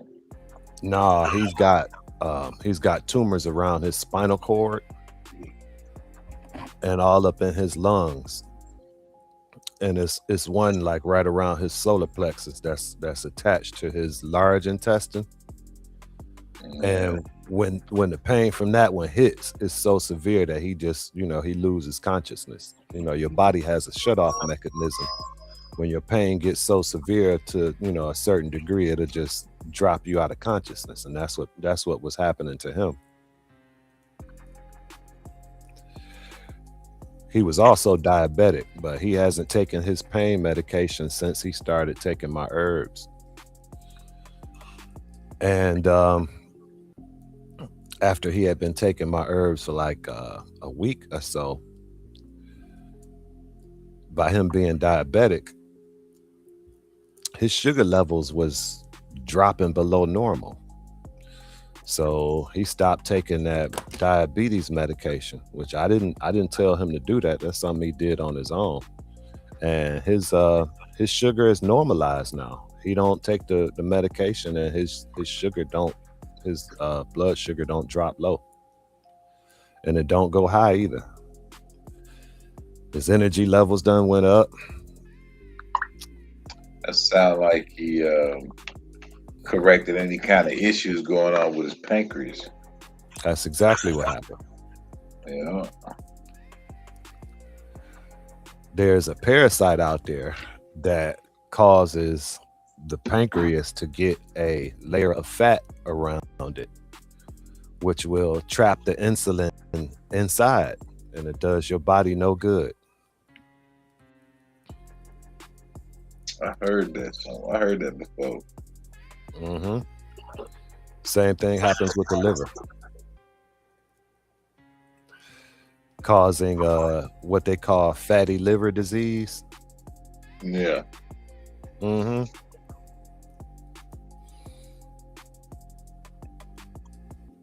need to figure out something to get rid of. I guess you got them small little injuries in your hands, like where you start developing them the ganglion cysts and shit. In your hand? Yeah, like the back of your hands and shit, or the wrist area. It's called a ganglion cyst. I think that's what it's called. What causes it? Small, like little injuries to your hands. Usually so it causes like calcium deposits. Maybe so. I have to dig back into this shit. It's like on the little fine, intricate pieces of your hands and shit, like where your wrist and the hand meet up. And you talking about the skeletal part, the bones? Let me see. Let me look this shit up real quick. You talking about like mechanics injuries? Say what? You talking about like mechanics injuries where they be busting their knuckles all the time on the engine?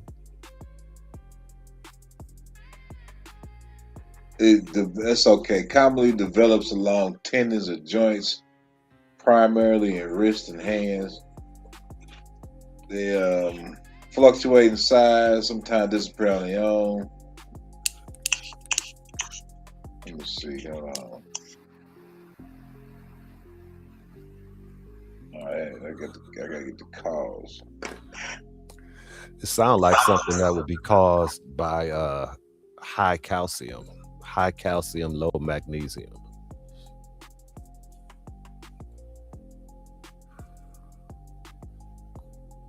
It say when a defect in a joint capsule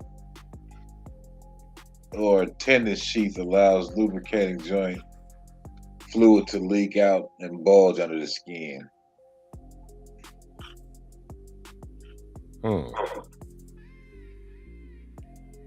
I read something before. It was like a lot of athletes getting this shit. You know what I'm saying?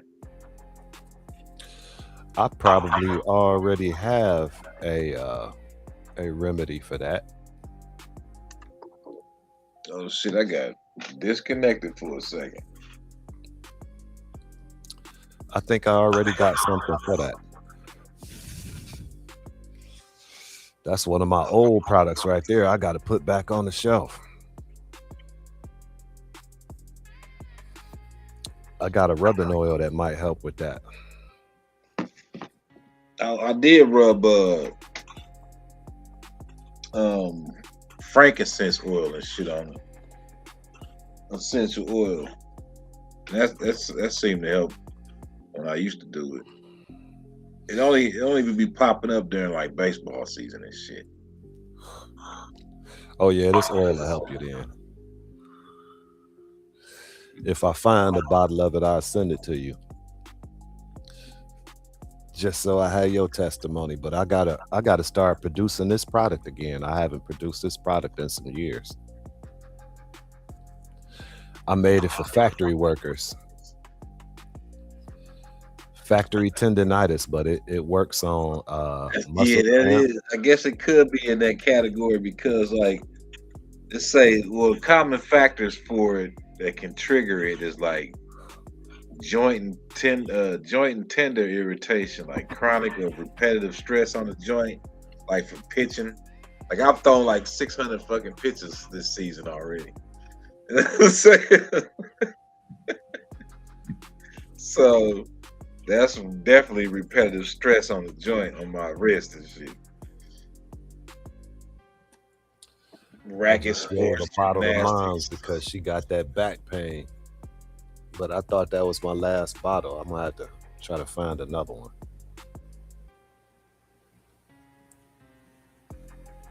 I'll be producing it again soon though. Say trauma or injury, a sudden blow or previous sports injury to a joint or tendon can cause tiny tears in the ligaments, creating a pathway for fluid to leak and form. Yeah, that sounds about right. Yep, repetitive use, joint stress, Yeah. elasticity issues. It definitely I got hinders something that. for Yeah, it definitely hinders that. I'll definitely be into something like that. I don't like this should be painful. Tea is legal, isn't it? But the way they got the laws set up is if you give somebody a tea, it don't matter what's in it. It could be grass off your lawn. If you bag it up and make a tea out of it, and you give it to somebody and you tell them to drink it, and it's going to do something for them, like get rid of a cold or make them, get rid of a classified disease or whatever, that tea becomes a drug under law statutes. That tea is a drug because you packaged it up and you gave it to somebody for an intended outcome. So that's how they do that there. They'll make you violate the law just off of something natural. And you might not think it's a drug, but it's the intended use of it that you tell people that makes it a drug. So, you could give it to people, but you can't tell them that it's going to heal them or cure anything, etc. That'll classify whatever it is as a drug, and then you become a doctor practicing medicine without a license. You see that trap?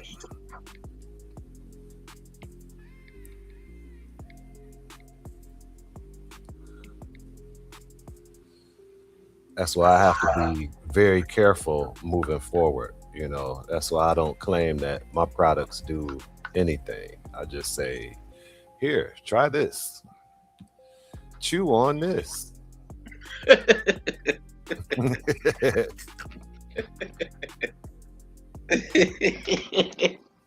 yeah. Chew on this and stay close to the bathroom. That's the only claim I make. My herbs make you go to the bathroom.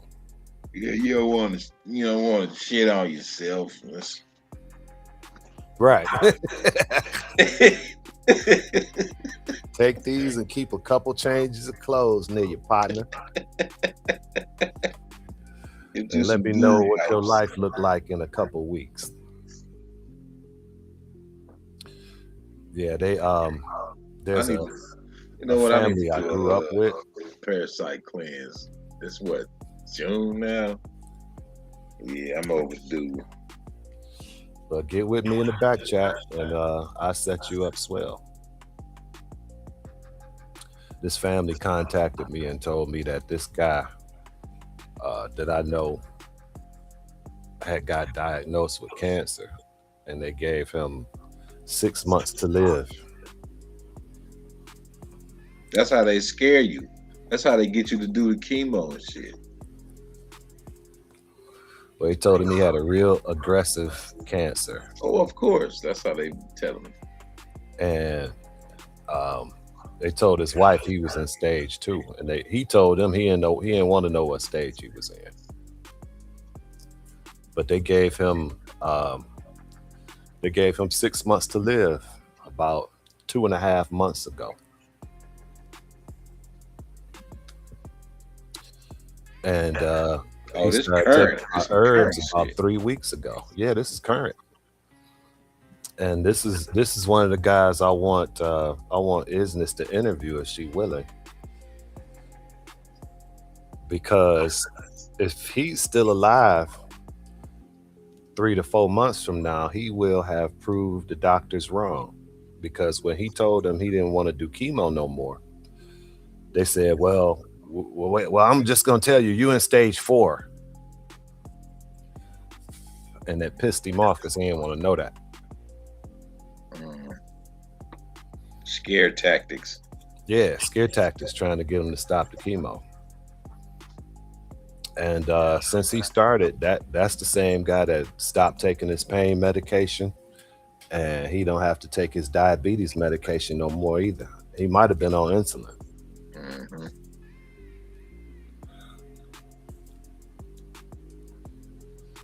You down to interview him, Isness? Yeah, you got to be weary, especially with these prescriptions, because they'll fuck up other shit while they try to talk about they correcting another thing. They fucking up something else. Right. And the chemo had him fucked up. When I first saw him, he wasn't walking straight. He needed help getting in my house from the car. The very next time I saw him, he was walking on his own and bouncing on his own. And as of this past week, he's now driving on his own. Like, he's not, ain't none of that passing out. He's like, he's feeling good. He got some test results back. His tumors are shrinking. Fantastic.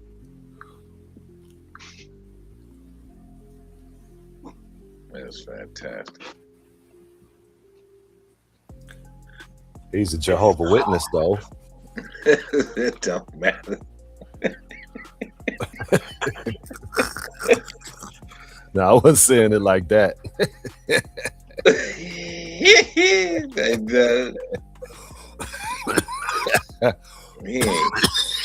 That man ain't get to celebrate no holidays. None whatsoever. Christmas. What? But he took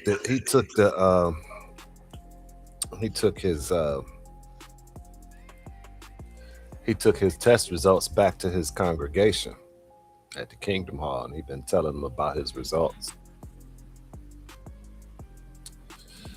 And they seem to be hyped. He said it's a whole gang of Jehovah's Witnesses trying to talk to me. Oh, word. Yeah, about their issues. Word of mouth is the best advertisement. It is. Because it's real life. It's in real time. Yep, exactly.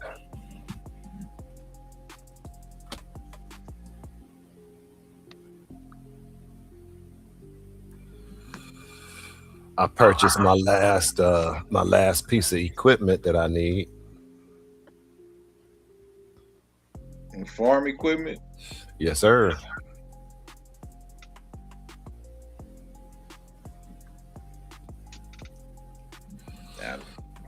Y'all out there, don't be trying to plant no garden in June thinking you finna get something.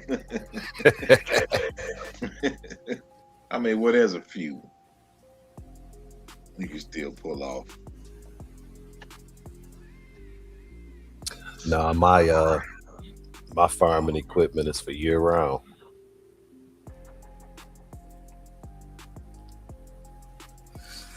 I'm setting my farm up for year round production. Man, you talking about you got a truck. Who, me? Yeah. No, I never got that truck. I got my farm equipment. It's not a truck. F650. I almost got that truck though. I had to chill. I had to chill. I gotta just go out here and fuck with my truck. The damn, I had to get under it and pop the damn shift cable back on the transmission lever. This shit popping off. I said, what the hell?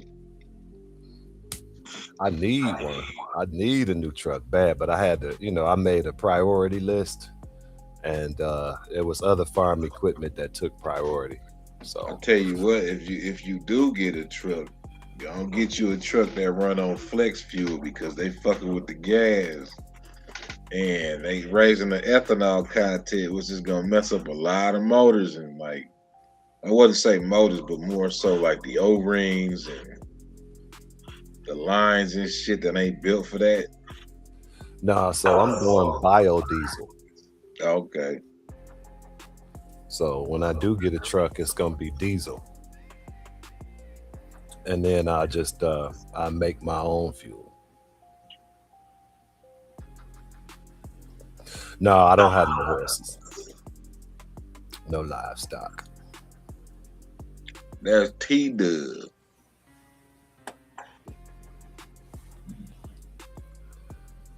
No horses. I love horses. I don't fuck around with horses. Lightweight, scared of the motherfuckers. I love horses too. Man, it's been a while since I've been around a horse. I rode horses before. I just don't fuck with them because horses seem to panic when they see me for some reason. I guess they be like, damn, look at that ugly motherfucker.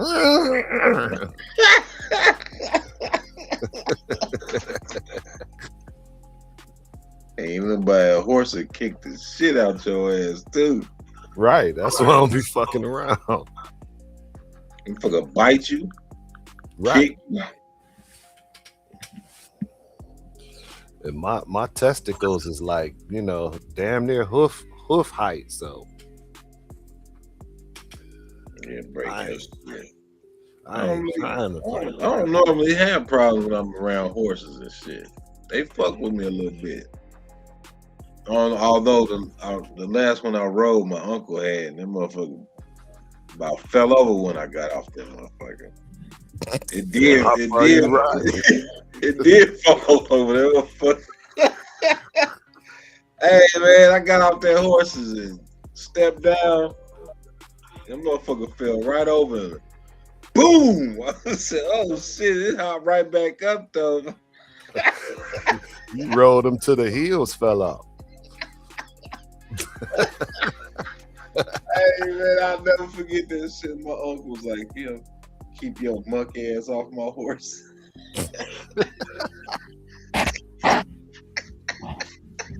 I said, "Man, what you do to my horse?" I said, "Hey, that's your horse, man. That ain't got nothing to do with me."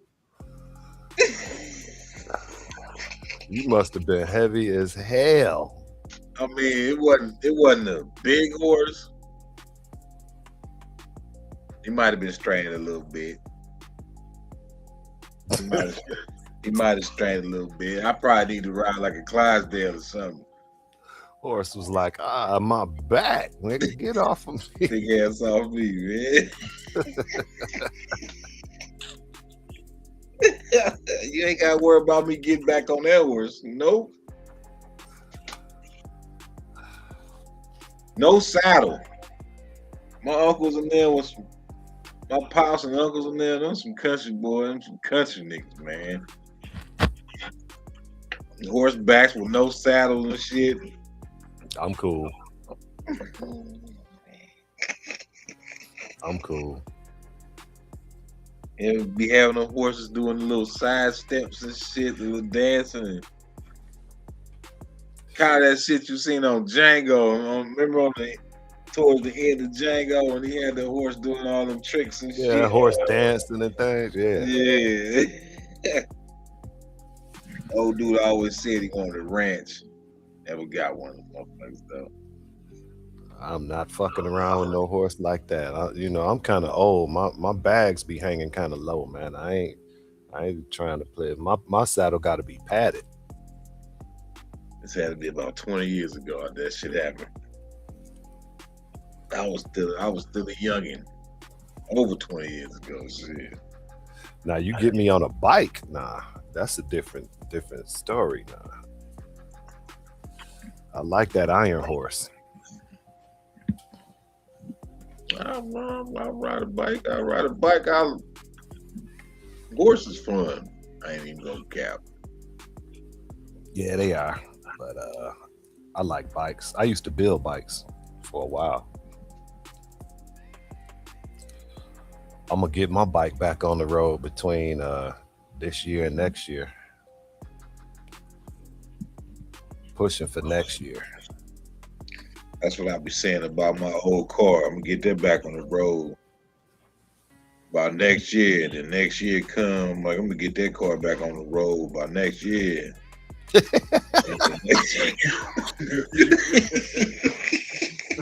Next year don't ever become this year. It stay next year. It's so fucked up. It's so 20 years go by and you be trying to figure out, wait a minute, I said next year. Right. At least it's been in the garage out the weather. And you be like, wait a minute, this year was next year, last year. And next year won't be this year for another year. It's been what 2 the fuck decades. happened? It's been 2 decades you've been talking that shit. Now, that's gonna be an expensive project. So I mean, if I could have done it, I'd have done it already. But the engine I'm gonna put on that boy is gonna cost me about a good 10 G's. Yeah, that's a I guess that ain't too bad. It could get more expensive, but you know, that's a hell of a piece of change to just drop at one time just for, you know, okay, here. And that money ain't coming back until I sell the bike. Right. That's exactly the mindset. Cause I don't ever plan on selling the old car, so I need to go ahead and live a little bit. You know what I'm talking about? Well, I get my bike back on the road. I'm gonna ride that boy for a minute, but I'm gonna sell it. I'm gonna sell it. I can't keep doing that. I can't, man. The car I got has got sentimental value. Some niggas have stole it from us before. We went and got it back. Damn. That car been around for a long time. I've seen a lot of shit. I understand. Smokey and the Bandit and type shit, but on Night Rider edition. My bike got sentimental value too. I built it from scratch. Oh shit. I ain't never showed it to you, huh? Yeah, you showed it to me, in blue. Nah. That's my partner's bike. That's blue. Mine is green, ain't it? Yeah, it's green. Yeah. Green gold. Yeah, I seen it. It's like the tri bike, the yeah, it's a trike. Trike, yeah. Mm-hmm.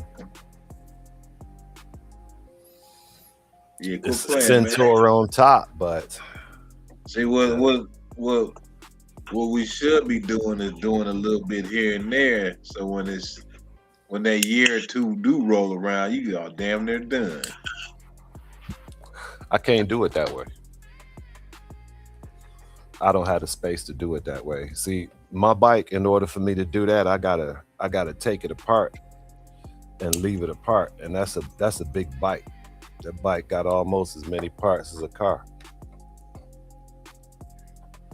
And you see the body that go over it, right? Yeah. The first thing I got to do before I do anything on that bike is take that body off.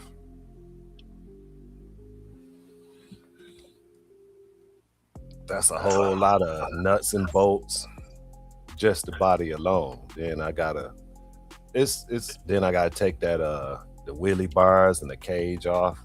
Sound like you making excuses.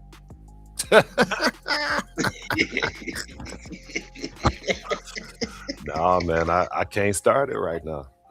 I ain't got the space. All of nuts and bolts, the body, and then I gotta It do be coming down to space, because if you had the space to take the body off and set it over there, you'd have done that shit. Yeah, I would have. You'd have been tinkering on that shit this whole time. Mm-hmm. But like on my patio, it's 2 autoclaves sitting on my patio. It's a bagging machine sitting in my driveway. That's why a nigga need a pole barn. My garage is full of tools and shit. I got a flow hood in there, 3 big tool boxes. I can't do it in there. Backyard is swing set, dog. A pole barn. I ain't got room for a pole barn. I got that greenhouse in that laboratory. Shit, you got some land you can put a pole barn on? Nah, not here. I don't. No. I can't do it. I gotta put my bike in a shop. I'm gonna take it to my partner's shop and do it in there.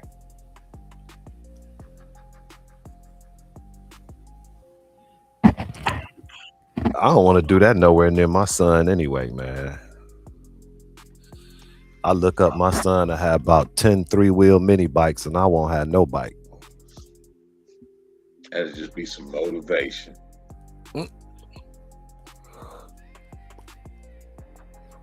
Man, hold up, little nigga. Man, I had to break his back. And you finish my shit yet. Hold up. I would just keep the bike and leave it to him, but he not gonna be able to. He can't ride my bike. He not big enough. For my bike, you need to be 6 foot or better. My son ain't 6 foot. What's the CC in it? It was 1950. That's a big ass motor. Yeah, I'm gonna run it up to 2250. You might as well drop them down. What they got? They got them 6-cylinder damn motors.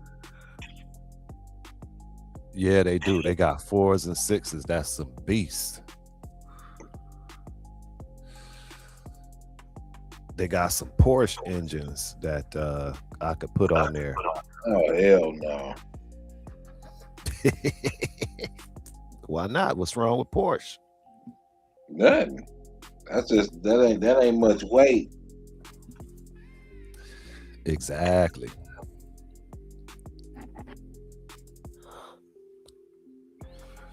On There's 3 wheels too. Yeah. Yeah, Porsche engine puts my bike somewhere around close to 200 miles per hour. Wouldn't want to see me on the drag strip. But it's a guy in California building them. I wouldn't be very comfortable going 200 miles an hour on 3 wheels. I'm not comfortable going 200 miles per hour on any wheels. I don't care how many you got. I'd be a lot more comfortable on 4 or 2. I don't even want to do it on 4. I do it on 2. I want to ride one of them racing bikes, them drag bikes.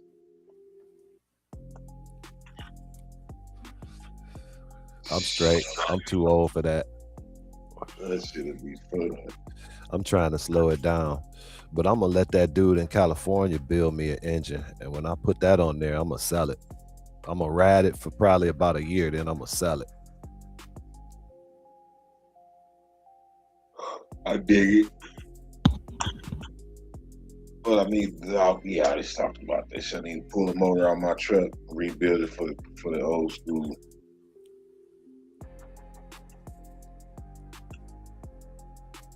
That's what I need. I need space. I need a pole barn. See, it becomes an issue. Then I got to get on my truck. Right. If I had a 3-car garage, I'd been on that shit. I'm glad I don't have a 3-car garage, because if I did, that other bay over there be full of it'll be full of shit. Full of shit.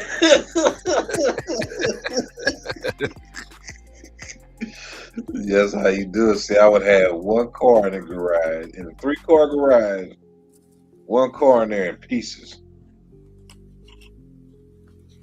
I got stuff that I ain't even got here. My Sand, ex had my tractor, welding, grinding. and I can't even see going over there talking about I need my tractor back, dog. I'm just gonna let her husband keep it. You keep it, nigga. I don't even want the shit. Fuck that. That ain't cheap. No, but that one is old, and they don't even they don't make new parts for it. It's obsolete.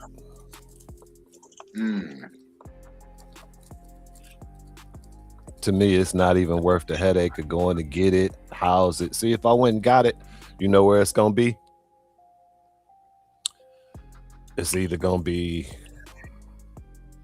on my patio, in my backyard, or in my garage. I don't want it. Very much. You stood right here, and You will no longer pay rent. refrigerator. No longer pay interest on your mortgage, and no longer gonna have to pay for food. I'm gonna give you free food. What the fuck is he talking about? Let's see. This motherfucker crazy. They ain't said no shit like this. Wait a minute. and it leads to death, and it leads to death, destruction, and squalor. 100% of the time.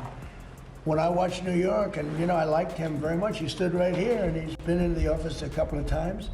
The mayor of New York. I think he's a very nice person, and I don't know. He's a smart guy. I don't understand why he thinks it's okay for all these companies that pay hundreds of millions of dollars in taxes a year to leave. Because you're not going to have any tax base, and you're going to end up in hunger and squalor and death and destruction.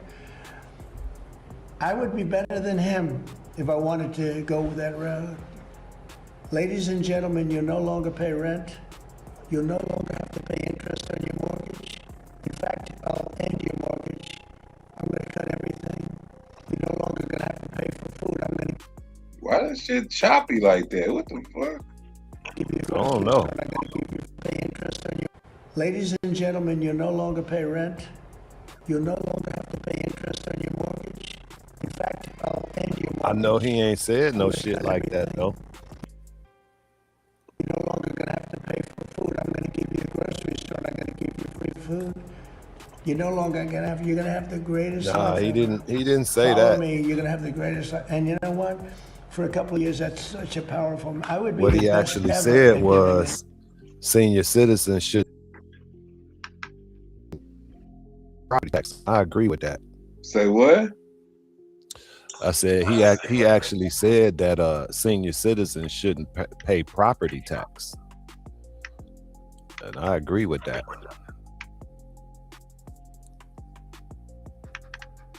Boy, they be on his noggin. Yeah, I know they be using AI and all type of shit. We will have Hyperborea to return to, and we will have state man. Delusional. That's some AI shit. I don't know. This shit look real. He said that's what he'd do if he was old boy. So basically, he's saying if he was the New York mayor, I guess. What's the dude? Mandami, whatever the hell his name is. He's saying, I guess he's saying if he was him, you would no longer pay rent, no longer pay interest on your mortgage. man, Trump did not say that. Oh, No rent. He's a landlord. Why would a landlord say no rent? sound like some total control. Some. Nah, he rents property in New York. He is not gonna go. He is not gonna say people in New York shouldn't have to pay rent. Then he might as well just open his buildings up and just let people stay there for free. He didn't say that. Rock won't let me ask no more if this was real. Oh, Grakisha's still mad at you?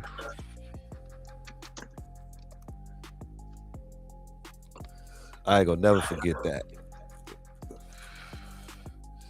First Naga I witnessed AI hit on. Did you remember that shit? Yes. Sounds like you don't want to remember that shit.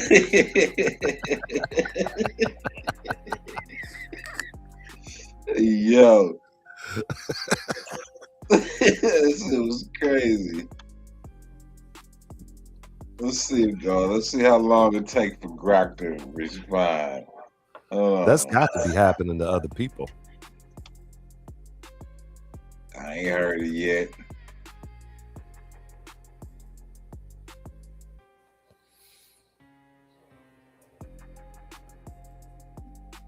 The motherfucker was getting frisky.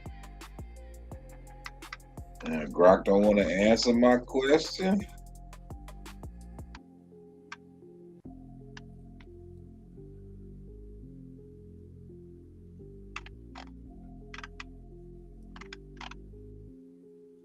What's up with that, Grok?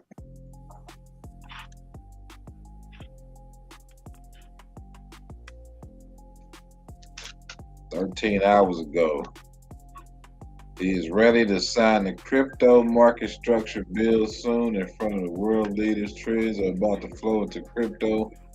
Once the bill is signed, this could mark the largest capital inflow in Bitcoin history." Very soon, unlocking new pathways. That's gonna be crazy. I'm also working to ensure America remains the crypto capital of the world. And to that end, What's last gonna year, happen I to signed a Bitcoin when landmark he does Genius Act into. I don't know. I thought they weren't trying to do no central digital Bitcoin shit. You mean decentralized currency? Nah, they trying to do like a central bank cryptocurrency, like a what they call that shit, CBDC or something.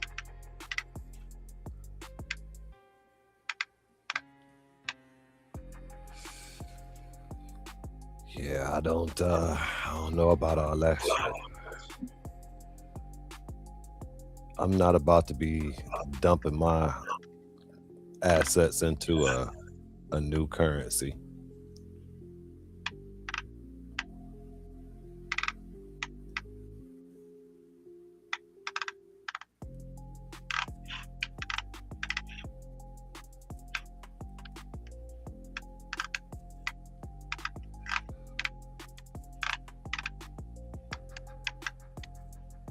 Dude. The very people who are now telling He will reverse the chronic disease epidemic and put the nation back on the road to good health. Thank you. the very people who are now telling us how we should produce food and manage our health are actually the people who have created the crisis in the first place. All the people here who are defending this current system and defending these pharmaceutical industry profits, many of whom are taking huge amounts of money. You said that President Trump asked you to quote.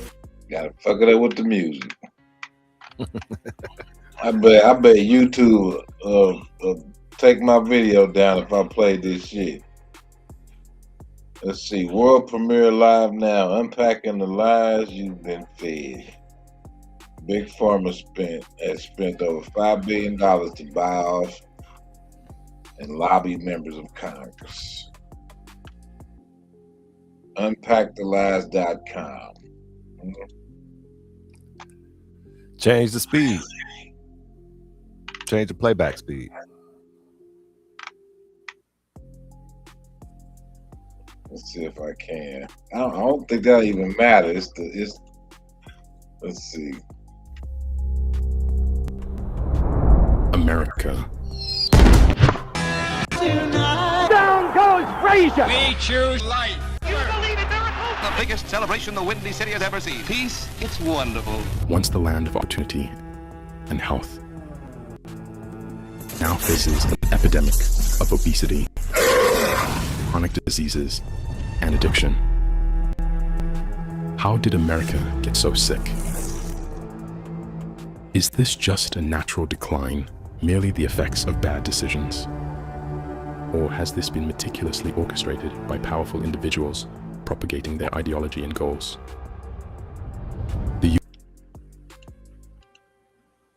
Fair use. Fair use. Must die. Must die, must die, must die.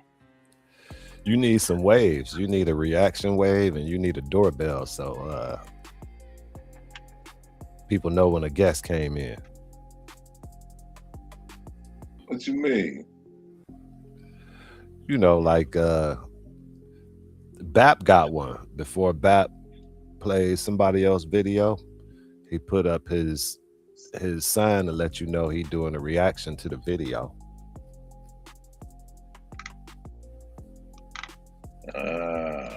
You know what I'm talking about? I don't think so.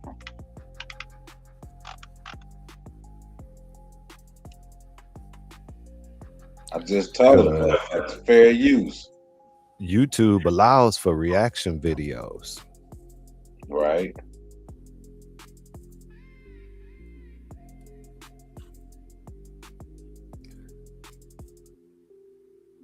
Let's see. Although I never witnessed YouTube give a fuck about fair use, but reaction videos is all over the place. True. But that snatch my shit. Let's see. I'm disclaimer. Old dude does not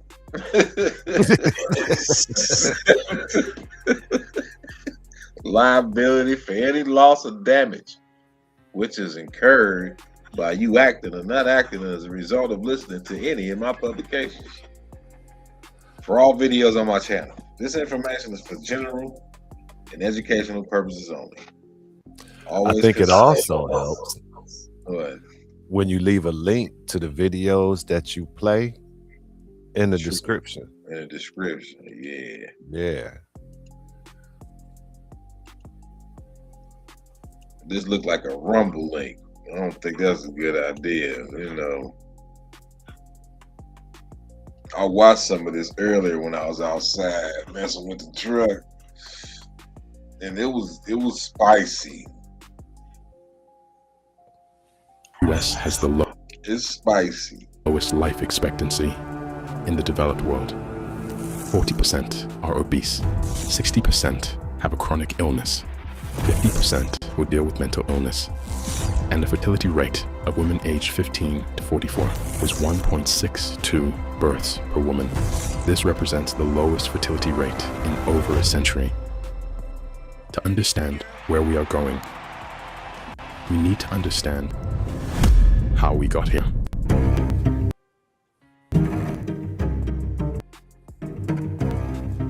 In the year 1950, America was on the cusp of a transformation. Post-war optimism was high. Beneath this veneer, a silent shift began in two critical areas of society: health and education. Organizations such as the New York Psychoanalytic Institute have helped gain general acceptance for theories considered radical when first advanced some 50 years ago by Dr. Sigmund Freud. After World War II, all government work dealing with health, education, and welfare of Americans was centralized under one massive department called HEW, the Department of Health, Education, and Welfare. Eventually, HEW would evolve into the modern Health and Human Services, and the Department of Education would split off into its own agency. But HHS kept its title as the most expensive executive agency. HHS is a massive agency. It includes Medicare, Medicaid, NIH, the CDC, FDA, and more. So it really does cover quite a lot. With bloated research commitments and emergency preparedness projects. Welcome to Event 201. Taking the annual budget to over $1 trillion. Health and Human Services could get an enormous chunk of change under President Obama's proposed budget, the president set aside $1 trillion in spending. We came to believe that big government was best for us because doctors were in positions of authority. This wave of government supersizing was a key component of the post-war New World Order, giving the federal government the resources and, most importantly, the power to enforce its edicts on vast plains of our country. As we recognize National Minority Health Month, I am happy to join my friends at the Office of Minority Health and throughout the nation to ensure that everyone is #vaccine ready. To smoothly sell this New World Order takeover to the general public without any real pushback, the world's most prolific propagandist was enlisted to manipulate consumers to beg for this unholy change. There was a reason why education was included under the Agency of Health and Human Services, because the education we were given was meant to educate us to accept what they were selling. Eat Wonder Bread. As much niacin for mental health as 6 sardines, as much energy as 2 glasses of milk. What cigarette do you smoke, Doctor? More doctors smoke Camels. Well, if I don't learn about propaganda, it won't be because there's no way to study it. That's right, Chuck. Let's take a Winston break. That's it! Some are afraid that the DDT will poison them, while others suspect some sort of witchcraft. He now eats several spoonfuls of contaminated food. It's harmless.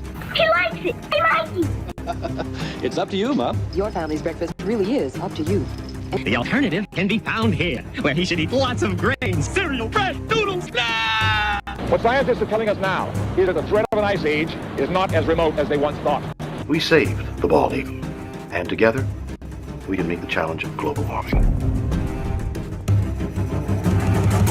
The wizard behind the curtain of manipulation was a man who coined the phrase public relations, because the word propaganda just left a bad taste in the consumer's mind.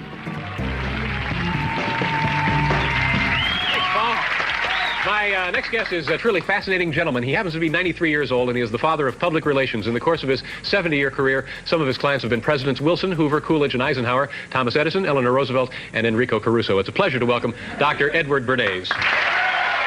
The wizard, at the age of 93, opened the curtain to share with us his secret to success. All right, now, Doctor, tell me again what the doctor is. What are we dealing with Well, here? You're the father of public relations. What we're dealing with really is the concept that people will believe me more if you call me doctor. Oh, I see.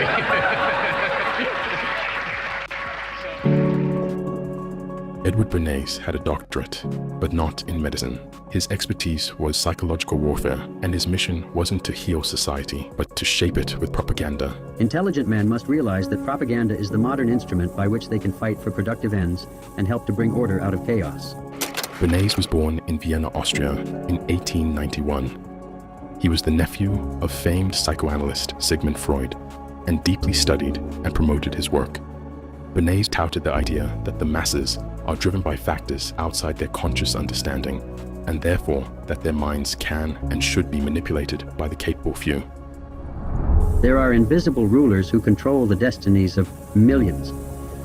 It is not generally realized to what extent the words and actions of our most influential public men are dictated by shrewd persons operating behind the scenes. During World War I, Bernays was hired directly by the US government to create what he referred to as psychological warfare, to combat growing anti-war sentiments at home and abroad. It was in this role that Bernays realized his practice of propaganda could be used in peacetime. When I got back from the war, I recognized that ideas could be as important weapons as anything. It has as its target, not the body, but the mind of the enemy. And were even more effective than bullets. His first target post-war was the All-American Breakfast. Bernays was hired by the Beechnut Packing Company to increase their sales of bacon. Most Americans ate a small light breakfast and barely consumed pork. So Bernays enlisted the backing of 4,000 doctors to endorse his new breakfast menu. If you don't like bacon and you're interested in your health, as 4,000 doctors say that you better eat bacon, you'll do it. Bernays simply defined, marketed, and educated the public what a hearty breakfast should look like, and then had the doctor's report published nationally. Bacon and eggs and buttered toast. There's nothing like a good, healthy breakfast to start the day off right. Today, 70% of bacon is eaten at breakfast. Next, On the agenda for Edward Bernays' social transformation was his groundbreaking 1929 Torches of Freedom campaign. George Washington Hill, the president of the American Tobacco Company, realized the potential market that could be found in women and said, "We have a problem. We're losing half the market in America because there is a taboo against women smoking, particularly smoking in the streets." Bernays had to change public opinion and eliminate the social taboo against women smoking in public. He gained advice from psychoanalyst A. Brill. He said, "Cigarettes to women are torches of freedom," and then he added as an afterthought, "and they titillate the erogenous zones of the lips." Bernays kicked off his social experiment by paying women to smoke their torches of freedom as they walked in the Easter Sunday parade in New York. We would get debutantes to light torches of freedom in the Easter parade to protest man's inhumanity to women by the taboo against smoking.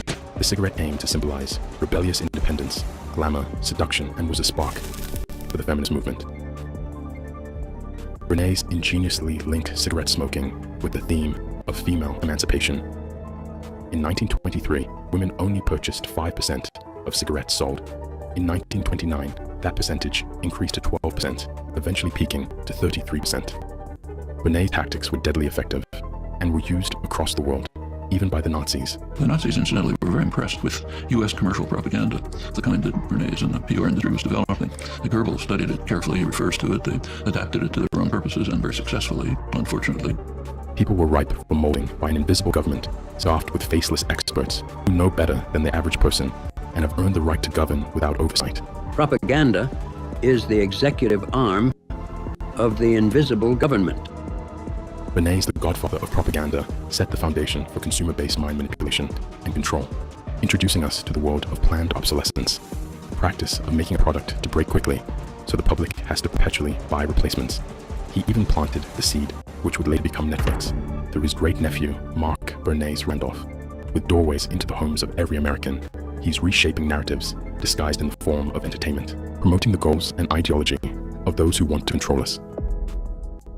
But there are those who have glimpsed the true nature of the system, its vast, intricate web of intentions and consequences.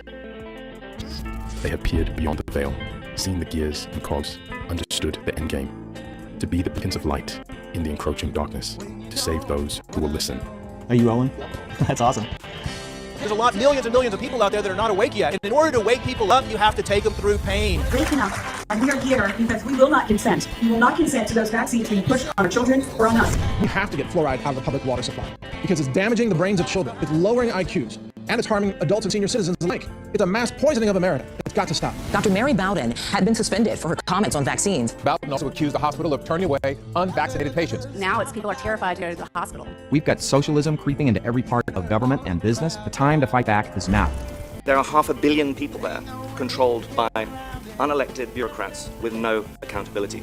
The climate is even worse than we are being told. At this point, this is an emperor has no clothes moment. That's the best description I can give for something that is so blatantly obvious and inarguable, can only be considered weather warfare at this point. The fact that Kennedy or Trump is going to declare a state of emergency for health. He wants to do some things and we're going to let him go to it. Go have a good time, Bobby. When my uncle was president, we spent zero on chronic disease. Now we spend $4.3 trillion. I can get the corruption out of the agencies. This is what I've been doing for 40 years. I have a PhD in corporate corruption, and that's what I do. Jonathan W. E. Maud is a constitutional and administrative lawyer who has appeared before the federal courts and agencies for 35 years. He is the only attorney in American history to have defeated the FDA 8 times in federal court. Our founding principles are derived from the concept of individual liberty. The founding fathers adopted a republic form of government precisely because they wanted to limit and check power in the hands of governors so the people would be sovereign. There are 4 great principles that define the American Republic. They're articulated in the second paragraph of the Declaration of Independence. That all men are created equal and that they're endowed by their Creator, by God, with certain unalienable rights, among them the rights to life and liberty, pursuit of happiness. The next notion is that government exists only by the consent of the governed, and that just governments derive their power from the consent of the governed. These principles defined what it meant to be American at the founding of the Republic. They gave us the Constitution. The founding fathers were deeply interested in limiting the power of the federal government. In fact, the Constitution defines a government of limited powers. Only those powers delegated are possessed by the government. Why is that? Because they wanted to ensure that there was a maximum degree of individual liberty. We need to elevate the Constitution of the United States, which was written for hard times, And that has to be the premier compass for all of our activities. So in the progressive era, in the 1920s, efforts were underway by largely liberal activists to rebuild in America an administrative state that had actually been in existence in Germany. And they learned to hate individual liberty. They learned that the Constitution of the United States, the Bill of Rights, the Declaration of Independence were all backward thinking for an industrial age. It's interesting, Franklin Roosevelt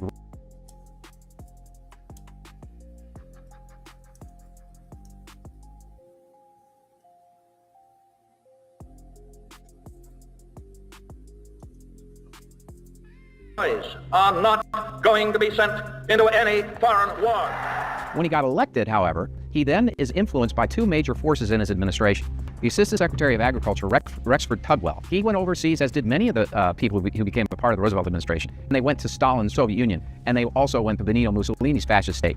And they have this love affair with this idea of centralized government power. The dawn of a government-centralized authority over health and education had begun. It is true that the toes of some people are being stepped on and are going to be stepped on. By the time we leave the Roosevelt administration and we enter into the 1940s, we have over 200 federal agencies invested with separate powers that were meant only to be in the hands of Congress. Today, the Department of Health and Human Services includes 13 operating divisions. Within the National Institutes of Health, there are 27 separate institutes and centers. It has become a government inside a government, with unelected bureaucrats creating policies and mandates forced upon the populace. And they're ruling like oligarchs. You have agencies of the government that have complete control over areas of regulation that were never intended to be that way by the founder's construct, by the Constitution. So it would regulate every aspect of your life, potentially. A huge country like America was the perfect place to put in an industrialized food system. And that food system has moved in parallel to the drug industry. After the Second World War, we saw this incredible boom of organic chemistry, this ability to alter molecules at will so you could stamp a patent on them. So the big food producers, just like Big Pharma in the drug area, started to modify foods so that it could basically sell them to us in a way that would create addiction. Call this transhumanism now that's happening with the humans. This happened in the food industry years ago. It's a trans food industry where they started bringing chemical synthetics into the food industry to be able to alter your behavior through food, be able to get you addicted through food, to be able to deposit chemicals and make you addicted to these chemicals in food. The people who live long, healthy lives are the people who are close to nature, have intact social systems, understand family values, understand how to sit around a table and consume your food when you're in rest and digest mode rather than fear mode.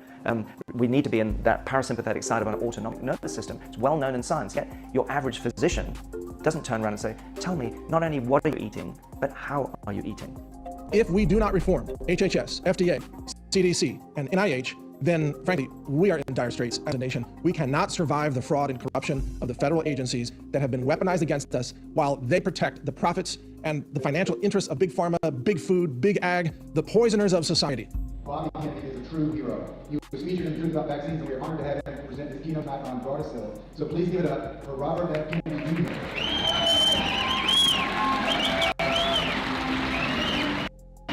I was 7 years old. I went to the inauguration of my uncle as president in Washington, D.C. Ask not what your country can do. And 3 days before that, President Eisenhower, the outgoing president, made what today we have to regard as the most important speech in American history. And it was the speech where he told Americans that they should be in fear. By the military-industrial complex, the potential for the disastrous rise of misplaced power exists and will persist. We must never let the weight of this combination endanger our liberties or democratic processes. And I urge you to go look at that speech, because after he talks about the military-industrial complex, we must also be alert to the equal and opposite danger that public policy could itself become the captive of a scientific, technological elite.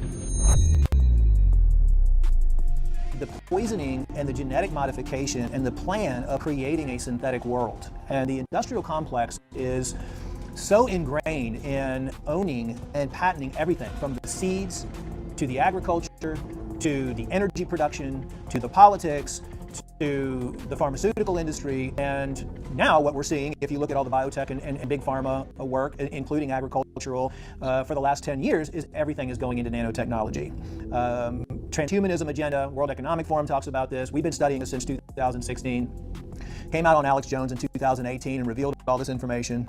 predicting the pandemic, predicting the bioweapon shots, the integration of Human 2.0. This is where they're going with everything. Is it's going to be very easy to introduce and control a biological weapon and then be able to force vaccinate the whole population. The interesting part in my life was when I was about to take my MCAT because I wanted to be a heart surgeon.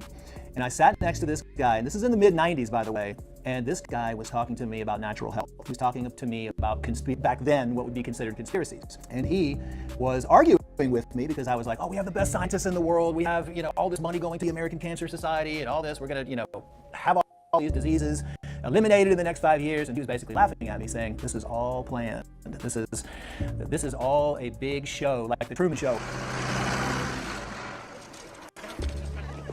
And so we got argued back and forth, and then he said something to me. He said, have you ever broken down a pharmaceutical and actually looked and see what it does to the body? The analogy that he used when he was talking to me, if the oil light comes on in your car, would you go get the oil changed or would you put Band-Aid over the oil light? And I was like, I would go get the oil changed. And he goes, well, what pharmaceuticals are doing is they're just putting a Band-Aid over the problem. The problem is still there, and it's always going to be there until you address what causes that problem.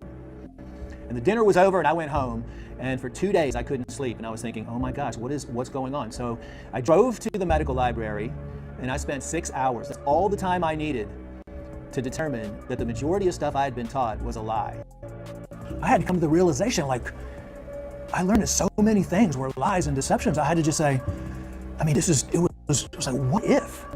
What if everything I've been taught has been a lie? What if I'm living in this movie? What if I'm living in this matrix and everything is controlled, the narrative is controlled, and maybe the opposite of everything that I've been taught is actually the truth. The political system was engineered, the healthcare system was engineered, the agricultural system was engineered. Basically, this whole system that we've been living in was engineered. Whatever of social importance is done today, whether in politics, finance, manufacture, agriculture, education, must be done with the help of propaganda. The role of the media in a democracy is to maintain a fierce posture of skepticism toward government authorities and toward official pronouncements. That was what the media did in this country for the first 285 years of our existence. But in the last decade, and particularly culminating in COVID, you saw the media completely take the opposite posture. This is extremely dangerous to our democracy. It's extremely dangerous to our extremely dangerous to our democracy. The biggest weapon that's been used against humanity has been disinformation. It's been information warfare. Let me ask you something, because didn't they take Facebook? What do they do with you? Yes, Facebook has been or do they take you off completely? Well, they're threatening right now to take us off completely. So we've got The Truth About Cancer, which is our bigger page. We've got over 1 million people on this page. And it's not as censored as The Truth About Vaccines. We've got a Truth About Vaccines page, Bobby. It's a Truth About Vaccines docuseries. So when you go in the search bar and you put those words in, the first thing you'll see is the WHO or Bill Gates Foundation or Baylor Medical Center and so on. 25 pages, and then finally you'll see our page. The idea that drug companies can advertise directly to consumers while paying off the corporate media, this is a horrible cabal. This is a racket. They've captured Congress, they've captured the press, because they're the biggest advertisers, pharma and food. And they're brainwashing us. And then, of course, they start when kids are little with this advertising, Tony the Tiger, et cetera, the same way the tobacco industry did. Still great, huh? Particularly the evening news shows are just bracketed one after the other by pharmaceutical ads. Brought to you by Pfizer. Making a difference. Brought to you by Pfizer. CNN Tonight. Brought to you by Pfizer. Anderson Cooper 360. Brought to you by Pfizer. And so, you look at somebody like Anderson Cooper. I think Anderson Cooper makes about $20 million, give or take. If you say he's got a $20 million salary, and 75% of that or 80% of that is coming from the pharmaceutical companies, that's who his real boss is. Here's more breaking news. An advisory committee of the U.S. Food and Drug Administration has voted to recommend Pfizer's COVID vaccine for children ages 5 to 11 under emergency use. Brought to you by Pfizer. The pharmaceutical and health product industries alone spent about $4.7 billion on lobbying from 1999 to 2018, averaging $233 million per year. This included $414 million on contributions to presidential and congressional electoral candidates. You should not be able to buy the vote of your congressman. And the most concerning part about this is that a very large amount of the money that is given to congressmen, whether through direct donations or PACs or what have you, is actually foreign money. The watchdog website, Open Secrets, is currently tracking 182 countries. Here, you can see what countries are spending the most on lobbying, influence, tourism, and trade promotion in the United States. Since 2016, China is leading the way with over $5.5 billion. And Fauci shifted a lot of his operations offshore. And those operations ended up... Ah, damn, wait a minute. What does this say? Wuhan lab, which is a military lab, and that the Chinese run the People's Liberation Army. I can't rewind that shit. Since 2016. 5 billion total spending since 2016. China has spent over $5 billion. I'm trying to point the finger at China alone. Fuck out of here. China is leading the way with over $5.5 billion. And Fauci shifted. And I don't like how they got that Frosted Flakes like that. I used to love me some Frosted Flakes. They're great. Show them you're a tiger. Show what you can do. I used to love it too till I found out the truth. Man, disappointed. I used to take Frosted Flakes and put it over vanilla ice cream, boy, every day. Hell. Hey, look, my Frosted Flakes in the bowl with minimal milk, so I can have just a soggy chunk of Frosted Flakes, well, half crunchy, half soggy. Yeah, I used to smash that when I was doing football, martial arts, and a swim team at the same time. I just did Frosted Flakes bad. And on that military training, man. I was probably running a good 100 miles a week. Yeah. So I needed all the calories I could get. Yeah, I ain't never did that. Yeah, because I run for every day, second hour in school, football. You had to start out with 20 to 50 laps. That's in the beginning.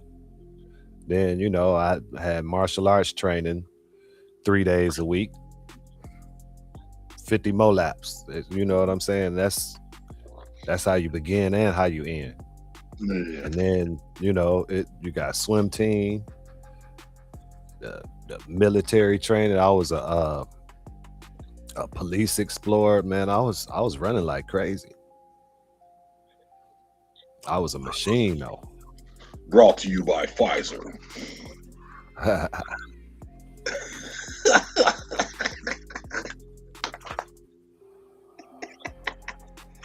just fucked up a bowl of cereal. That's janky. Yeah, you better quit eating that. It wasn't no Frosted Flakes. Man, cereal grains, period. Yeah, I'll still eat my little mini wheats and shit, man. I don't know. It could be just me. I know all cereals ain't bad. Well, all cereal grains ain't bad. I put it that way. I gotta look at the package. If I see my main culprit right now contains bioengineered food ingredient, that shit going right back on the shelf. Yeah. Now, what cereal do you get that doesn't have that in it?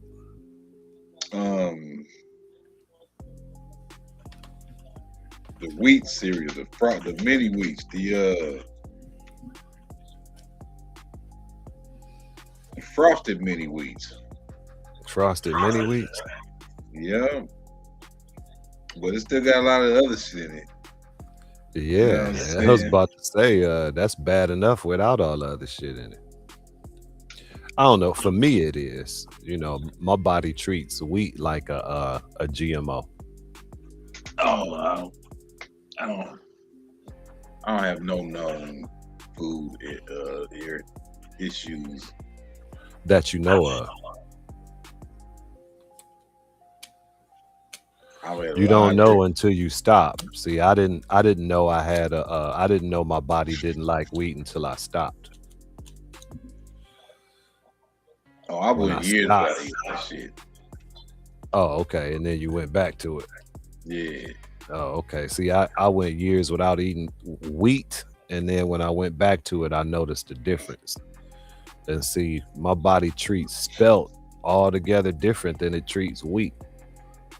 You know what a lot of that issue be coming from? Like back in the day, it wasn't putting glyphosate and shit like they do now. Right.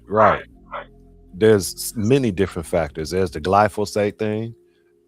There's other pesticides and things, and then there is chemicals, genetically engineering. You know, right. wheat was sort of bioengineered. Well, I won't say bioengineered. It was modified. Right. Wheat has an ancestor, and wheat came about because man did something to improve the germination rate of it. So wheat and spelt is pretty much the same thing. It's just that wheat has a higher germination rate, and whatever they did to it caused it to have this gluten that a lot of people can't tolerate. So I do the spelt instead of the wheat, and I'm good. I can tolerate that. Yeah, I ran across some shit that most of the gluten issues coming from the glyphosate. Mm-hmm. But there was people having gluten issues before it was known they was using glyphosate, and they still have those same issues on wheat that wasn't grown with glyphosate.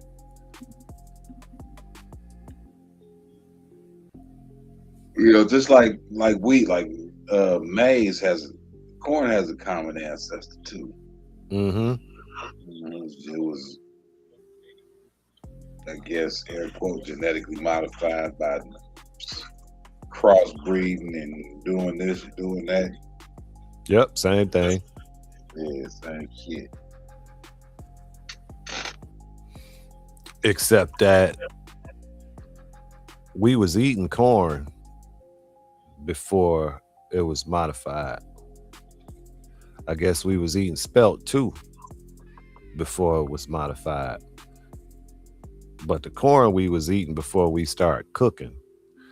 The wheat, you can't eat that until you cook it. That could be why, you know, corn, we assimilate corn better than we do wheat. Because you ever tried eating raw wheat? No.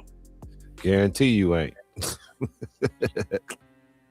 I don't think so. Yeah, it's a seed. That's not something that you gonna eat in nature without some sort of modern tech. You know, you ain't gonna eat no wheat unless it's cooked. No spelt, none of that. Them cereal grains, you ain't gonna process none of that in its raw form. Corn you will though. You could actually eat a corn kernel, even maize. It's got meat on that. But that wheat and them seed type grains, that's bird food, bro.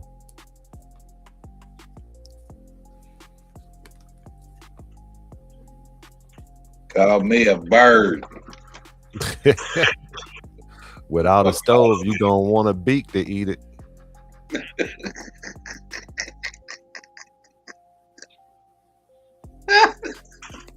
Operations offshore.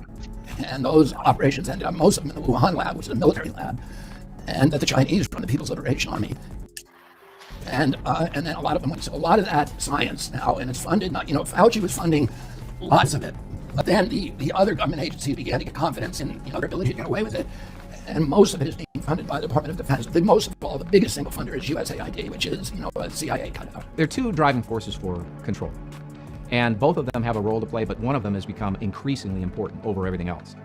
The two factors that drive control are personal financial wealth, and the second one is directing society to an outcome that you prefer. And this is totalitarianism. This is the opposite of individualism. This is the opposite of free enterprise. This is when a person, and this is due to arrogance, this is an assumption that I know better than you do what's in your best interest. This is what drives bureaucracy.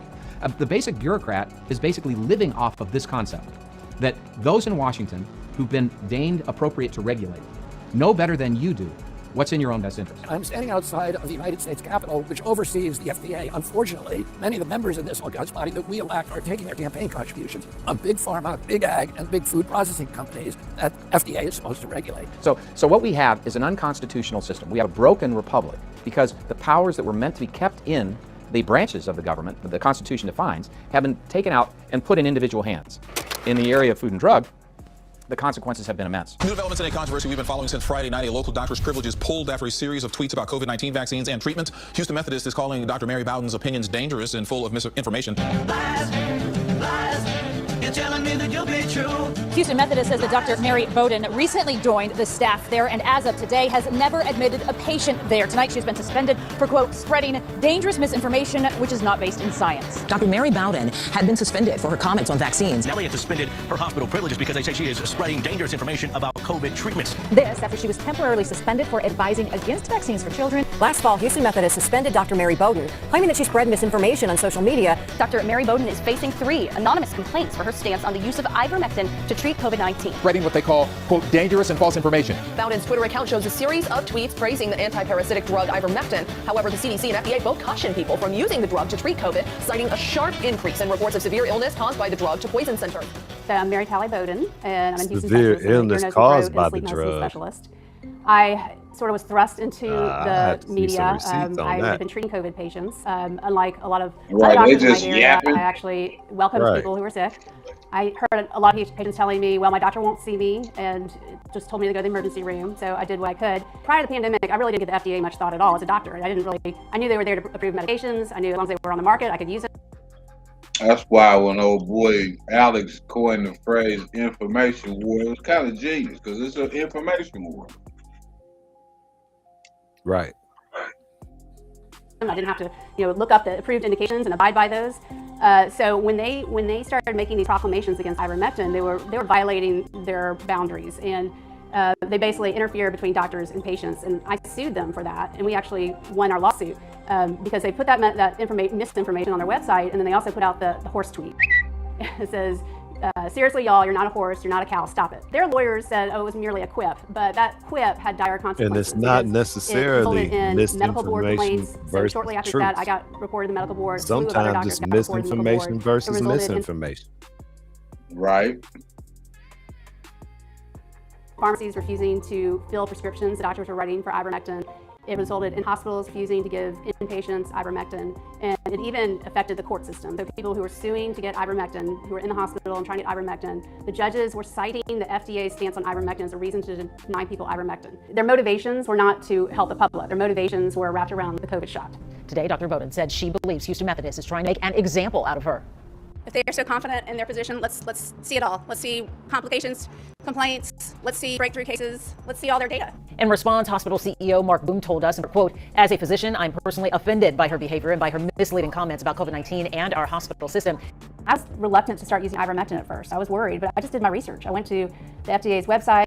I found where the studies they submitted to the FDA to get it approved. And I looked at all the toxicity data. I did a literature search trying to find examples of overdose from ivermectin and couldn't find anything. So, it was very easy to verify, okay, is ivermectin as dangerous as they're saying it is? But for some reason, doctors just didn't take that step. But I think so much of it is just, they're just not independent, and there's third-party interference, and it's just so much safer to go along. News network you work for out and out lied, just outright lied about me taking horse dewormer. They shouldn't have said that. Why did they do that? I don't know. You didn't ask? Take a look at the two side by side where you can clearly see the deceptive and despicable, really quite hilarious filter that CNN did on the video. It blows my mind that Joe Rogan just yesterday admitted to taking ivermectin. Yes, that's the deworming medicine made to kill parasites in farm animals. Ivermectin apparently given to deworm animals. Things are clearly bad, but they're being made even worse by people who have refused to take the vaccine and instead are swallowing horse paste. Wait a second. He said that he got better because he ate cattle dewormer. Doctors say you can take it for humans. Yeah, but not for coronavirus. The end point needs to always be mortality. If you protect someone from a disease and they die more frequently, this is highly illogical. You can't recommend that drug. And it seems laughable, right? But we actually did this for many, many years in chemotherapy. So in chemotherapy, we found all these drugs, and the FDA was approving them. And they were approving them even though the patients who got the experimental drug, not the placebo, experimental drug, they died more often and earlier.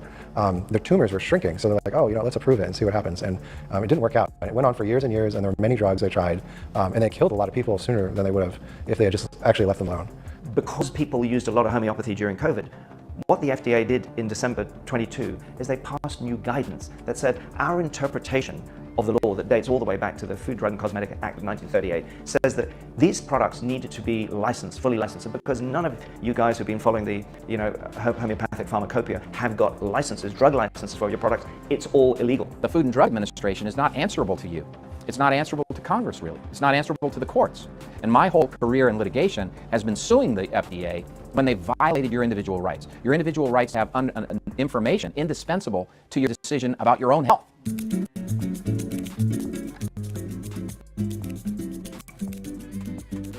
We are literally in the middle of the Brazilian rainforest here, and I chose this place because it's very isolated. So if the shit hits the fan, I mean, it's kind of already hitting the fan. I'm at a place where I'm like 100% self-sufficient. For example, here we have 20 kilowatt hours of batteries. This is powered by solar. You can see it on the roof. There's like a 11 kilowatt. Exactly, good technology. Starlink on the roof, so I'm very well connected here.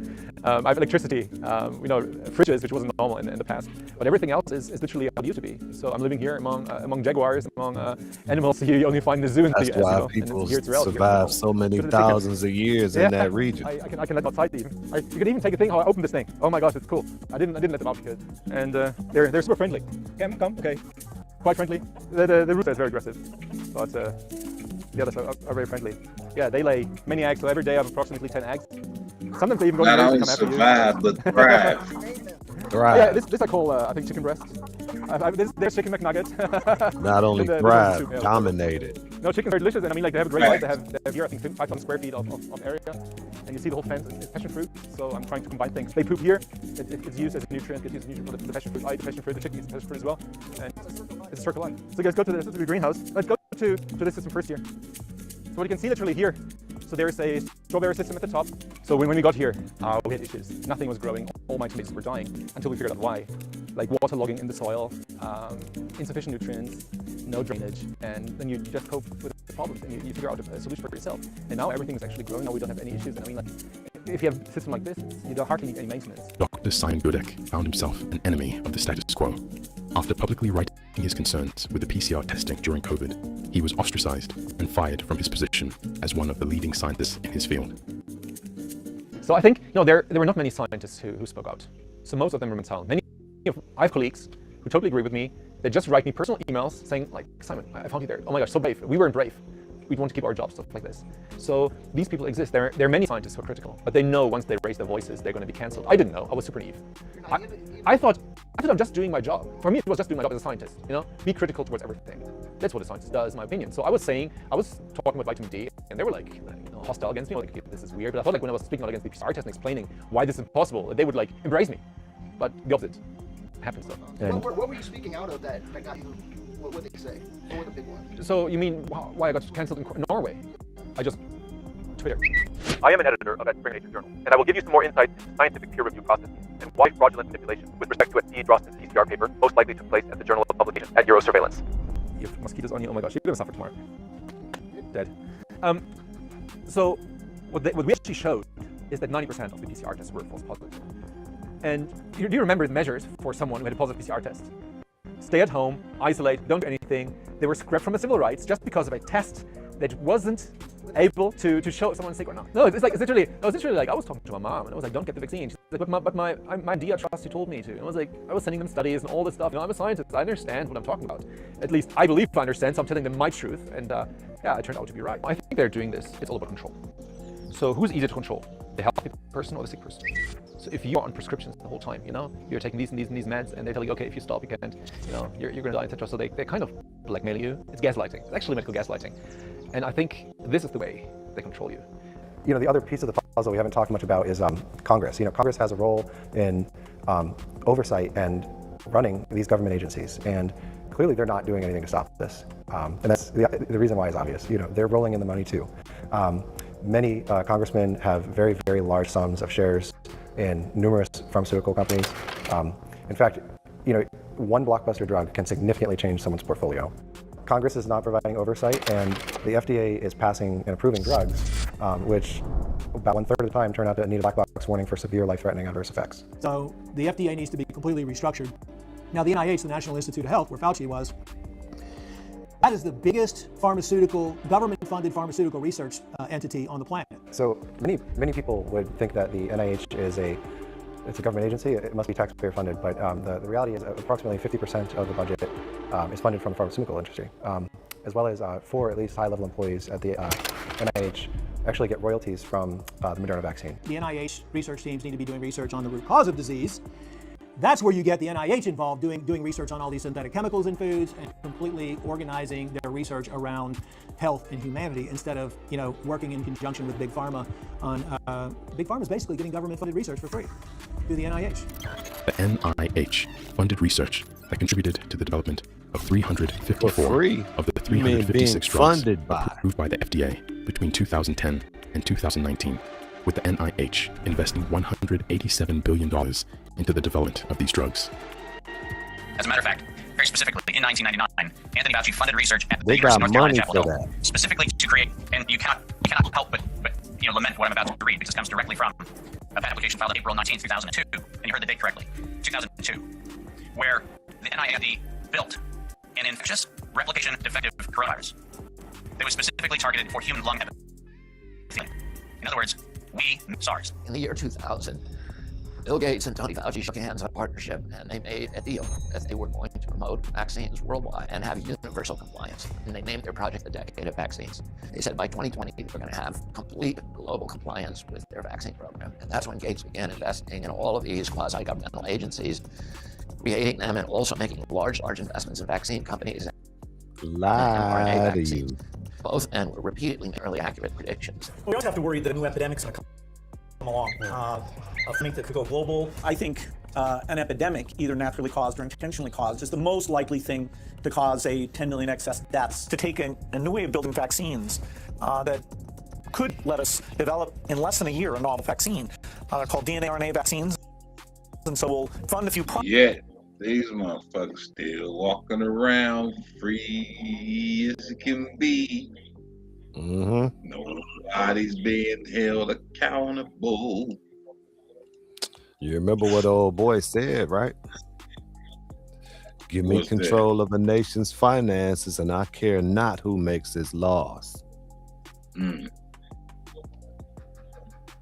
That's why they're still walking around free. Terrible. I would venture to say that it's the same people.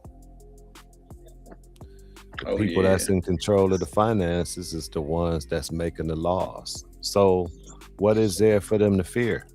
And they feel like they can do the goyim any way they want. Because it's ordained by their God.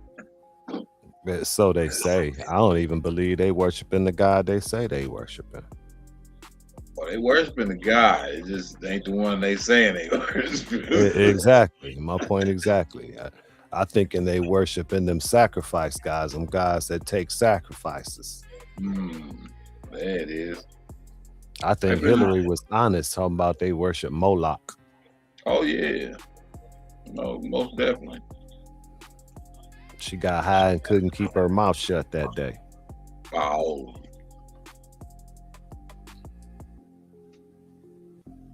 Sheesh. Fauci we call him the Naiad Nostradamus because he was literally to the day predicting the outbreak of this pandemic. There is no question that there will be a challenge to the coming administration in the arena of infectious diseases, both chronic infectious diseases in the sense of already ongoing disease, and we have certainly a large burden of that, but also there will be a surprise outbreak. And then the other thing that I aspirationally hope to be able to encounter is the ability to rapidly respond to something brand new. Whether it's a brand new pandemic. With a major shift in the pandemic fight after, the FDA gave full approval to the Pfizer vaccine for Americans 16 and up. Afterward, many universities started issuing ultimatums telling workers and students to get the vaccine or they cannot return in person. These are experimental deadly jabs that have never gone through randomized, placebo-controlled, peer-reviewed studies that should be necessary to prove something is safe before it can be injected into hundreds of millions of people in our nation alone. The entire process by which the FDA determined emergency use authorization was fraudulent and criminal. And it should be investigated, and those involved in those decisions should, in my view, be arrested and prosecuted by the DOJ. They committed a crime against America, and children, adults, and senior citizens died as a result of their malicious actions because they wanted to create a windfall of profits for Big Pharma. And that crime against humanity, that crime against the American people, continues to this day. The vaccine industry is a criminal cartel, and it's time to shut it down. I don't think it could have happened without institutional corruption, without this intimate malfeasance in between the agencies, the media, Congress, the pharmaceutical companies. Without this incestuous relationship, I don't think it would have been possible to bring a drug like this that was so dangerous to market and then not only recommend it, but actually mandate it against people's will. People were held down. People were held down and forced to take this drug. The CDC is currently recommending that all babies get 3 COVID shots by the time they're 9 months old. That is the government recommending that. That is insane. The CDC giving the go-ahead following the FDA authorization on Friday. And the reason why it is so critical to be acting now is that these entities have now basically become one with government. 9 out of the last 10 FDA commissioners went on to work for the pharmaceutical industry. It should be considered, and I don't know the best way to do this, but if you want to go into service in the government and you want to lead one of these government agencies, let's say in medicine and pharmaceuticals, we should probably come up with a moratorium with you working within that environment. So within a 4-year period, I think there's a real opportunity on the condition that we can ensure that overreach by the agencies, FDA, FTC in the United States have been a major problem in this area. That could go within the first 100 days of a new administration. Donald Trump will become the 47th president of the United States. Frankly, this was, I believe, the greatest political movement of all time. There's never been anything like this in this country, and maybe beyond. This will forever be remembered as the day the American people regained control of their country. And these are hard-working people. These are fantastic people, and we can add a few names like Robert F. Kennedy Jr. He asked me to restore the tradition of gold standard, empirically based, evidence-based science in medicine in our regulatory agencies. There's 1,000 ingredients in our food that are illegal in Europe and other countries, so we're just mass poisoning us, and nobody has a chronic disease epidemic like we do in our country. I've said for 17 years, I'm not anti-vaccine. I just want good science. I want people should be able to make informed choices. I am against vaccine mandates. And he asked me to make America healthy again.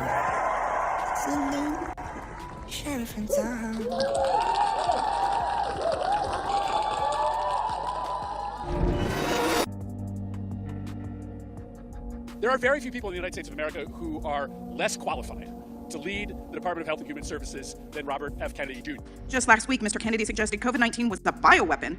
By spreading disbelief in science and conspiracy theories, even if he takes no regulatory measures at all, he's going to undermine public commitment to vaccination. Peddling these anti-vaccine conspiracy theories as our chief health officer is going to endanger the lives of kids and seniors across the nation. After a careful review of Robert F. Kennedy Jr.'s statements, actions, and views, materials that I have reviewed personally and closely, I've reached the conclusion that he should not be entrusted with the health and well-being of the American people.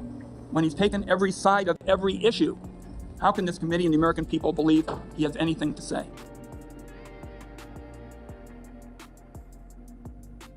In my advocacy, I've often disturbed the status quo by asking uncomfortable questions. Why are we at the worst health of any country on earth? Why don't you make the vaccines safe? You're writing all these articles condemning One me. question I would have for your ass is, do your throat hurt when you talk?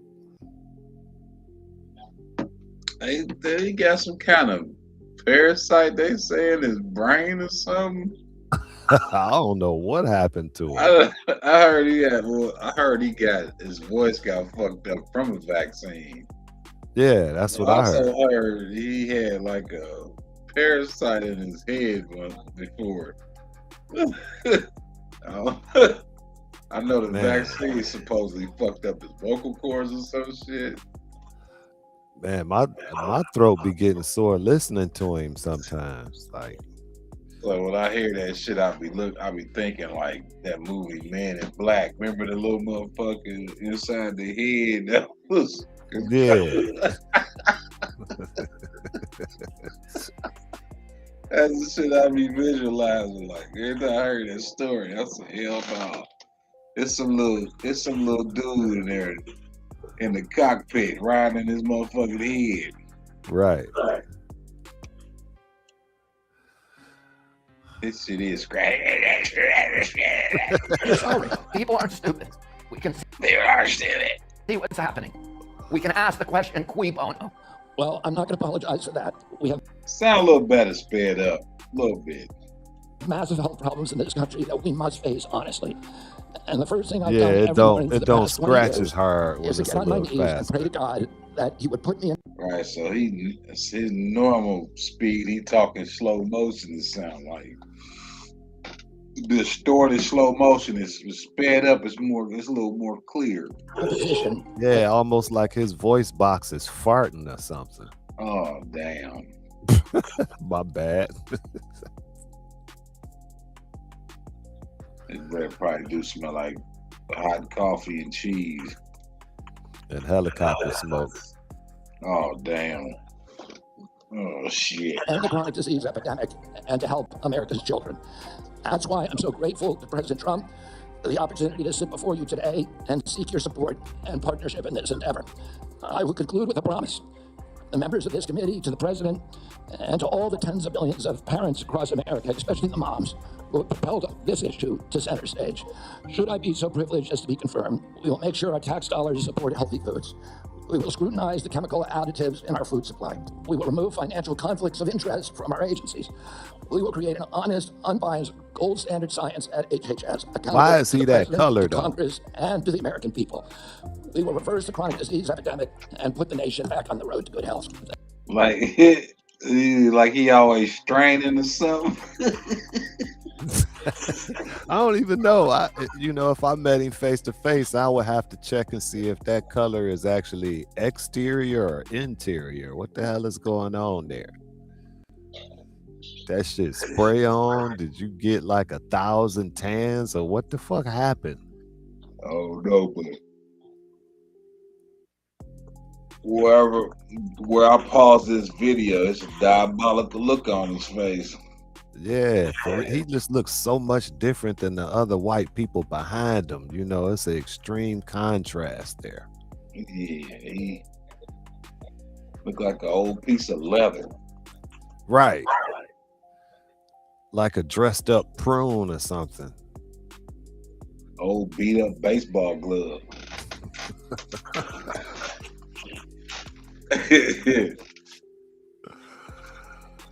He do look kind of wild, dog. Right. Dehydrated camel ass. Oh, for me, like he had a long life of cocaine.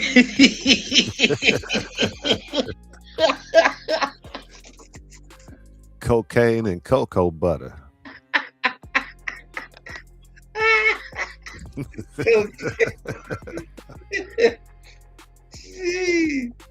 Oh no. It was his dad. Didn't his dad got murked? Yeah. And this is JFK's nephew, right? Yeah, I think so. And Bobby was his daddy, right? Got popped. Mm-hmm. Okay, yeah. Father and his uncle got murked. Yeah.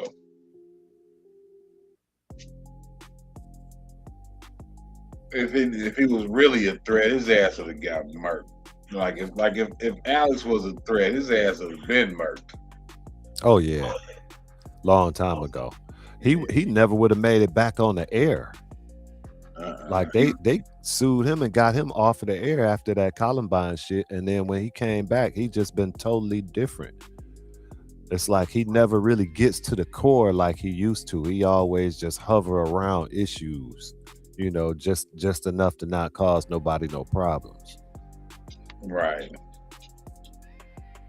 You say alcohol did that to him, Isness? Did that to the RFK? Yeah. Oh shit, maybe so. I don't know. Yeah. Okay, he was chasing his cocaine with alcohol. Got it. Probably so. I don't know, dude in his 70s though, ain't he? Yeah, but still, like, damn. And he is Caucasian. The motherfucker buff too. You ever seen this motherfucker with his shirt off? Yeah, I seen him. He ripped up. I'm like, what the fuck? I mean, for a 70-year-old dude, he ripped Yeah, up. that's that cocaine, right? Strong, man.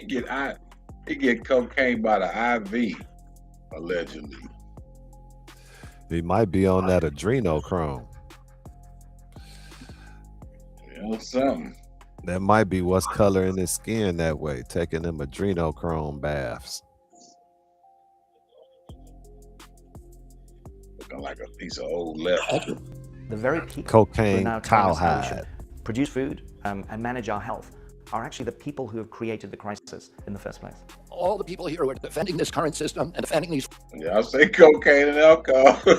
pharmaceutical industry profits, many of whom are taking huge amounts of money. You said that President Trump asked you. I don't know how I would be if my uncle and my old dude got murked by these motherfuckers. I'll be on a mission. Yeah. On a Yeah, mission. I definitely I wouldn't be in public eye, and I probably wouldn't be in government. Mm-mm. Like he with a whole administration. Look at this background. Look at that Eddie Munster right there. Sheesh. She got a super. Widow's Peak. Yeah. This motherfucker back here look Barati Tati. What is this? What is this? What is this? The mulatto. Strong face. She looked like she got some Bering Strait features. Oh, here go the native, the wannabe, the imposter that's imposter and the imposter. Yeah, Pocahontas. Yeah. To quote, clean up corruption and conflict. Sounds great. If confirmed, you would be the cabinet secretary over the CDC. Do you agree Not that the one, CDC's work is critical to Georgia, critical for our country, and the health of the entire world? You made almost $5 million from book deals, mostly promoting junk science. If you want to move from advocacy, Americans are going to need to hear a clear and trustworthy recantation of what you have said on vaccinations. When Big Pharma price gouges, American people suffer. I think we both agree on that. How can folks who need to have confidence in federal vaccine programs trust you to be independent and science-based when you stand against significant funding? If lawsuits against vaccine manufacturers are successful. Hey, they busting their head. Everybody out here talking shit. They popping up the money they done got from paying for. Mm-hmm. Oh, shit. Right. While they talking shit about Believable. How much you get? $3 million. Why? Think about it. Why else would you fight so hard to endorse a drug you know nothing about? Right. Or if they don't know the scientists that created it, they never been to the lab, they probably never seen the numbers or the results, the clinical studies, nothing, but they fighting tooth and nail in Congress for these drugs. Make that make sense. I bet the motherfuckers have seen the numbers and the studies. They just got paid. Nah, I think when them data sheets come across their desk, they just push that aside. They don't want to see them numbers. They don't care. Yeah, you might be right. Who else talking? When you become secretary, you are all of a sudden going to be consistent with science. If President Trump tells you to do How much something, money you get? Bling? Another $3 million. Yeah, it's averaging like 3 to 5 million each. Distribution of vaccines for the avian flu. How much you? Damn, she got almost 6. Uh-huh. Yes or no? If the evidence Senator is there. Murray. The evidence is there. No, Bernie. not Bernie. Damn, Bernie taking it to the bank. Ooh. Damn. Hey, the look on his face. Damn, Bernie. He got that look like, yeah, I couldn't refuse that. What would you do? Like what the fucking. I ain't about to let that bread pass through. I'm getting that bread. Something off the Muppet Show. Yeah, maybe the little dude, the dudes that be up in the balcony. Yeah, the judges, the old judges. Had me talking hell of shit. Look at this. 23? That's the biggest number I've seen so far. Damn, Bernie. The COVID vaccine saved millions of lives, and you're casting down. Are you aware of the vaccine safety data link? Almost 5. Another 5. Wow. Oh, yeah, I'm very aware of that. Are you aware of the vaccine adverse event reporting system? I'm aware of the vaccine safety data link the CDC keeps under lockbox and will not let independent scientists Are you look aware at of the clinical immunization safety assessment project? As I They just found one of those independent scientists too. Well, I don't know if she's independent. They all reading off some papers, and he's speaking from the chest. Like, who the fuck y'all talking to? Who the fuck y'all talking to? Yeah, you noticed that, huh? Yeah, y'all can keep reading that shit if you want to. I know what I'm talking about. They got to go from the script. That's the one with the like check you attack. said, they ain't looked up none of that shit. They just running off they got paid to do what they doing. Yep.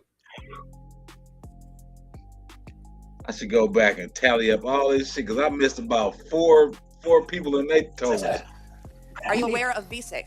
I'm aware that they're broken. So, in the 2 years following the rollout I of the think shots, the bigger 7% the of my name, new the patient bigger the appointments. paycheck. Yeah, probably. Because Bernie was probably the most well known on there. Bernie got toe off. Yeah, he also got cheated out. They also cheated him out of the presidential run with Hillary and shit. He pretty much sold it. Right. You see, for 23 million. Yeah, exactly.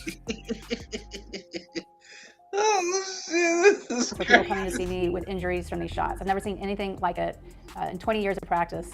Any other product based on the injuries that I've seen would have been pulled off the market a long time ago. You cannot give pharmaceutical companies, one of the most unscrupulous groups of individuals on the planet, the ability to make dangerous drugs and be held not liable. It's something that needs to go away. This was a big mistake. There you go. They want the mRNA platform to. Yeah, he got paid for stepping aside for Hillary. They're planning on using this mRNA technology for, in a much wider applications. Almost 44 million. With a blood test. And using AI to look at the blood test, you can find the cancers that are actually seriously threatening the person. So we can, again, cancer diagnosis using AI has the promise of just being a simple blood test. Then beyond that, once we gene sequence that cancer tumor, you can then vaccinate the person, design a vaccine for every individual person to vaccinate them against that cancer. And you can make that vaccine, that mRNA vaccine, you can make that robotically, again, using AI in about 48 hours. There is no way to know what injecting someone with a messenger RNA. Keyword, robotically. They think they slick, the nanotech and shit. These motherfuckers diabolical. Technology is going to do to that specific individual. And that is because a large number of the side effects that they're going to experience are genetic based, and it's specific to your DNA. This to me is a huge experiment with, we're watching to see what happens with the humans. We're seeing how much nanotechnology we could put in them. What's going on with them? Will they even be able to adapt? I don't even think they know what's going to happen. I think they're just going to be like, okay, there's a lot of turbo cancers, a lot of people dying, but there's going to be some that'll actually survive. I bet they're not taking them though. Survive. That's how they originally did Hell vaccines a no. long time ago. They injected like 5 horses with a pathogen, and 2 of them would survive. And If they do it with a fake ass syringe for the TV. They're trying to get us all plugged into the Human 2.0, the cloud, or the ecosystem, or the matrix, electronically. And that's stuff that they can control, the physical component, not the spiritual component and the soul component of everything. But that's exactly what they want. They want everybody connected in so they can gather your data, they can watch where you are, they can control you, there's no privacy left anymore. They monitor every single thing you do. They can monitor everything that's going on inside your body. They can monitor everything, your thoughts, what's going on inside your mind. Microsoft did a 3-minute video on If their you don't- technology. They call them biological computers. Unalive. Imagine a world where we can do computation inside living cells. If you don't fall the The problem we're fuck trying out. to solve is really trying to have a more sophisticated diagnosis that can happen automatically inside cells. Imagine a biological computer that operates inside a living cell. The type of work that they're doing is essentially they're trying to sense, analyze, and control molecular information. In this project, we're trying to use DNA as a programmable material. DNA is highly programmable, just like a computer, and we can program a whole range of complex behaviors using DNA molecules. The only way to restore trust, pull these Let me COVID shots off tattoo the your market brain. and hold the people who got it wrong accountable. If confirmed, Mr. Kennedy, how will you work to regain the public's trust? I suspect it will take some time in these important public health institutions. I'm through radical transparency. I'm going to make these. The reason people don't trust the public health agencies is because they haven't been trustworthy. And you gave the example of COVID. At the beginning of COVID, everybody was rushing to get that vaccine. We had over 90% vaccination uptake. Yes, sir. CDC's most recent recommendation is that Americans take the 8th booster.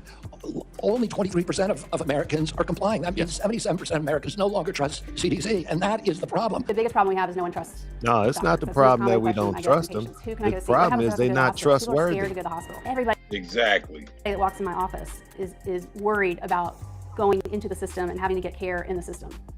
We've talked about food issues, and you made it very, very clear you're not going to tell Americans what to eat, but you do want Americans to know what they're eating. We have 10,000 ingredients in our food in this country because FDA employs a standard called the GRAS standard. It looks at any new chemical as innocent until proven guilty. In Europe, they have 400 ingredients in their foods. Kellogg's makes Fruit Loops for the United States alone. It is loaded with red dye, blue dye, yellow dye, and many, many other ingredients. They make the same product for Canada that's all vegetable dyes, and for Europe. If you eat a McDonald's French fry in this country, it has 11 ingredients. You eat the same product in Europe, it has 3. So I think the issue in this case is big food. So people usually go to the supermarket to buy their food. Do you grow your own food? No. So most people don't grow their own food, right? And most people go to the supermarket, they take the oil that's available there. They don't think a lot. They take processed food stuff, and they usually the packagers say, oh, it's rich in omega-6, it's good, it's rich in this and this. I mean, like, they can say whatever. For example, we came out and started fighting against MSG years ago. Okay, what did the big food industry do? They said, okay, we won't use MSG anymore. But they quietly lobbied for 6 months, and they got approved over 15 to 20 different alternative names that they could use on the label for MSG. Natural flavorings. How often do you see natural flavorings on the label and you say, oh, that looks good? So we have to go back to square one and say, no, we cannot have any of these artificial names. We cannot have any of these artificial ingredients. If it's genetically modified, it needs to have a big stamp on the front of the food, whatever that food is. This food is genetically modified, and like the warning signs on cigarettes, this food is genetically modified. It has been shown. Nah, fuck that. You just, fuck all that labeling shit. You just make the motherfuckers stop selling it. What you mean? No, fuck the choice. Yeah, you can buy this shitty shit that'll kill you, or you can buy some. Nah, how about we just get rid of this shit that do harm to you? Right.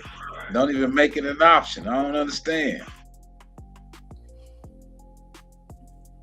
To be harmful for your health, could cause diabetes, cancer. I mean, can you imagine if we had the same warning that they put on cigarette packs on foods? That's what we need. This food contains 10 artificial man-made ingredients. They might not be healthy for you.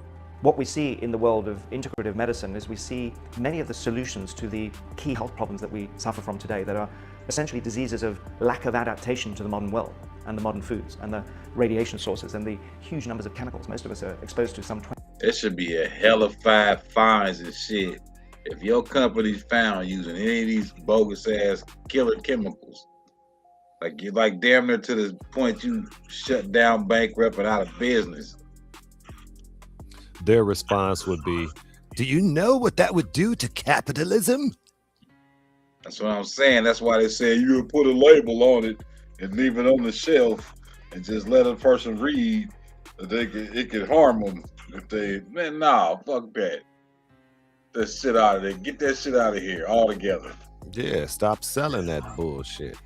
Right. 20,000 different industrial chemicals every day. And is that complex of effects that's driving this huge epidemic of chronic diseases? We are allowing these companies, because their influence over this body, over our regulatory agencies, to mass poison American children. And that's wrong. It needs to end. And I believe I'm the one person who's able to end. More and more people are starting to wake up that we're living in a synthetic world. And it's these synthetic compounds that are everywhere, these chemicals, these toxins, these toxic thoughts, these toxic words, these toxic social media, the toxic everything that's affecting us and lowering our vibrational frequencies. So our job and what we're here to do is to try to educate people coming into this new golden age that we're coming into, this new great awakening, to let people know how easy it is to change your environment. This is based on epigenetics, Bruce Lipton stuff. The environment dictates who you are and how healthy you are. And the great thing is the body's, all we're doing is reactivating the best medicine that you have in the world. And that is your own body's self-healing mechanism, the one that God gave you. We're in this unique position in history where we have an opportunity to do things that our forefathers haven't been able to do, where they've had governments that are totally intertwined with big corporate interests. Ideally, we just get rid of the administrative state. That's the overall objective. In doing it politically, we have to deal with the feasibility. And the feasibility, I think, is best achieved by defunding, deregulating, stripping jurisdiction. These are the approaches, and doing it all based on a constitutional foundation wherever possible. Because once that's the basis, to overcome it and reestablish it, they have to establish that there's a constitutional foundation, and there isn't one. This is not just a economic issue. It's not just a national security issue. It is a spiritual issue, and it is a moral issue. We cannot live up to our role as an exemplary nation, as a moral authority around the world, and we're writing off an entire generation of kids.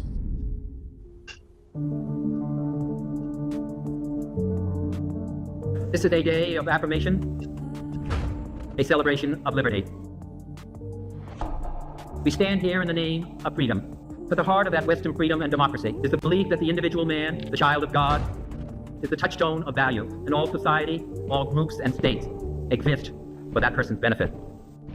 This just in, Robert F. Kennedy Jr. has secured the votes and is now the new Secretary of Health and Human Services. On this vote, the yeas are 53, the nays are 40. And they ain't did shit.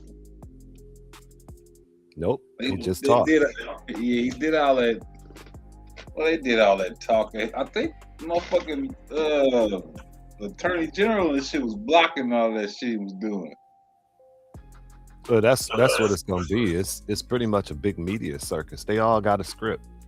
Right. You can say, I'm fighting for this, but I'm getting blocked. It's gonna do just like reparations. They got a black caucus sitting there waiting to block it. So they can say, yeah, I tried. I'm gonna keep trying. Yeah, they be fighting for this for the next how many decades? Nothing is gonna change. We gotta get it for the transatlantic slave trade. Yeah, we're gonna have to keep fighting for that because we didn't get it this time. We're gonna get it next time. It's another carrot they're dangling. It's like we keep saying, it's two birds it's two wings of the same bird. The solution is simple, and it's what they're not saying. It's what they're not saying. It's not see, their goal is to try to integrate they're trying to integrate a healthy system into modern technology and into a system that they can control. And that we care about that shit. Why do we care about that? What we care about is our own individual health. We care about the state of our health and well-being. Go back to nature. They're not talking about the mutation and the evolution of the food supply, and it's under their control. They're controlling food, and it's becoming unhealthy because they're modifying it and putting it into a state that they can sell it. It's all about shelf life. That's where it started. Making shelf stable, making products shelf stable. You know what I'm talking about? So I make a whole lot of products, right? My products is natural, no preservatives, no nothing. So that means that it's going to be, a lot of living cultures and, like I said, no preservatives. That means that I could sell it locally, but if you want to buy it there, by the time it reaches you, it's going to be expired. You see what I'm saying? Yeah. So they add all this garbage to it, and they change the nature of the food just so they can sell it, someplace else. It's capitalism. That's where it started, and it pretty much spiraled to where it is today. And then they combine hatred to it and wanting to decrease the population, and they start adding poisons to it. They know what they're doing. Breaking 6 hours ago, Baron Trump just declared total war on the IRS, a plan to replace federal income tax with tariffs again and restore American pre-1913 prosperity. Yeah, it ain't gonna happen. The IRS is done, the American people finally win. Yeah, it ain't gonna happen.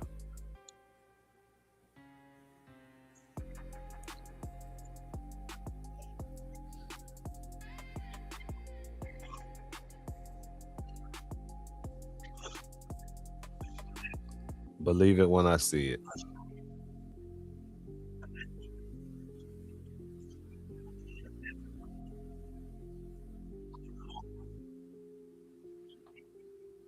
Yeah, we were the richest until y'all start taking shit, Right. stealing, Negro estates, and all kind of shit.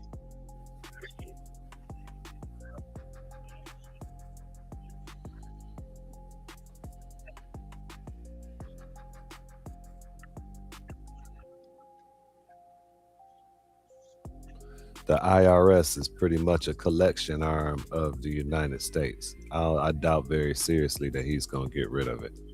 Because the country was so rich, 1913, and then the Great Depression hit in the 30s? Or was that the late 20s, early 30s? What was that shit? It hit in the 20s. Okay, the 20s. So 7 years later, the Great Depression hit, but the country, man, look, these motherfuckers be on some trick bag shit.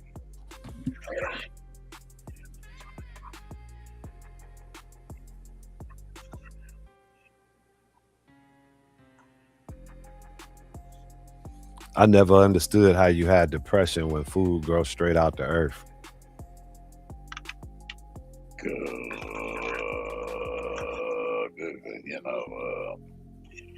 But all my damn ceilings and shit died, dog. All my damn plants. What happened? That's a good question. I don't know if it's the water. I don't know if it's the EMFs.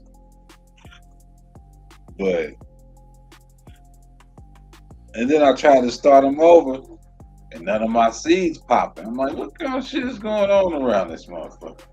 You doing the same process as you did before? Yeah. I tried, and my seeds won't even germinate now. I don't know what the hell's going on. I don't know what they did around here. You giving them tap water? I was. Give them try again and give them a different type of water. Yeah, I should do that. But they was doing just fine on the tap water. It was growing. I was close to putting them in the dirt. And that shit just withered off and died. And then it won't start again. You started them in cups? I had them in a little starter pots and then went to the bigger setup with the cups or the little pots I used. The drainage was good? Yeah, so the damn roots could get, real good, strong before I put them in my garden troughs and shit. Try a different type of water. Yeah. All the motherfuckers died. I mean, just to make sure your drinking water is, your water is safe. Right. Because even if you ain't drinking it, you bathing in it. Right. I have seen some crazy water testing going on. Hold on, let me see if I can find some of this shit.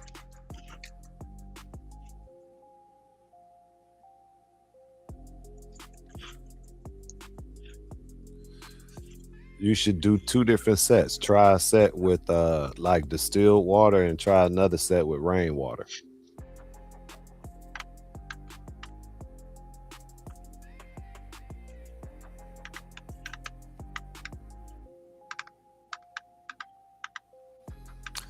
My seedling's doing fine. All that's doing fine. I got some I'm trying to stall out because I haven't got these new beds in place yet because all these deaths around me.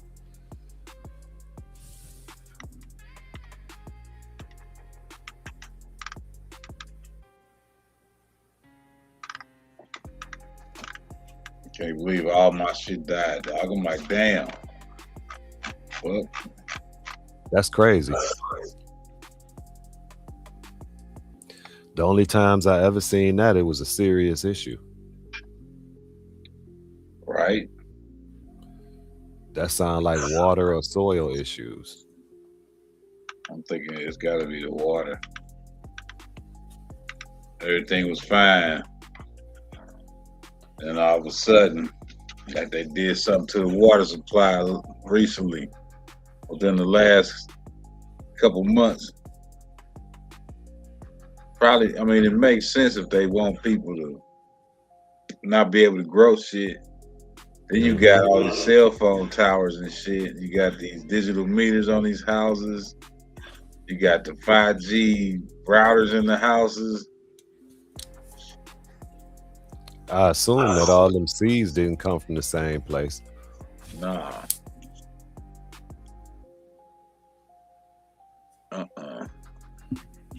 I got them all separated. Some of the seeds I harvested from prior crops, but I haven't had any problems regrowing shit from them seeds.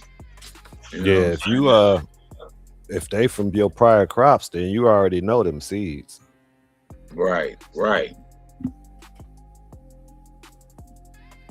And I started with heirloom seeds too, so yeah, that take you back to water and soil.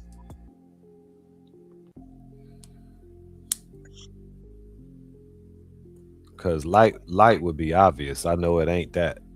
Right. I'm thinking it's the water. That's where it's pointing, because my little starter pods ain't had no problem starting anything. It's the same batch I've had. You know what I'm saying? So it's got to be the water. It's the same shit motherfucker showering in. I need to get one of the water testing things. Hold on. Yeah, they not expensive either. Test your water and your soil.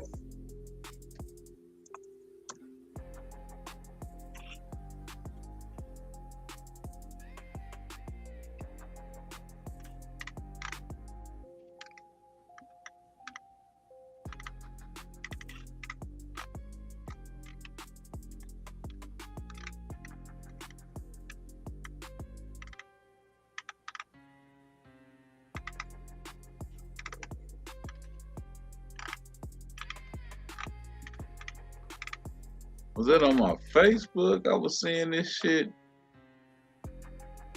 Hold on.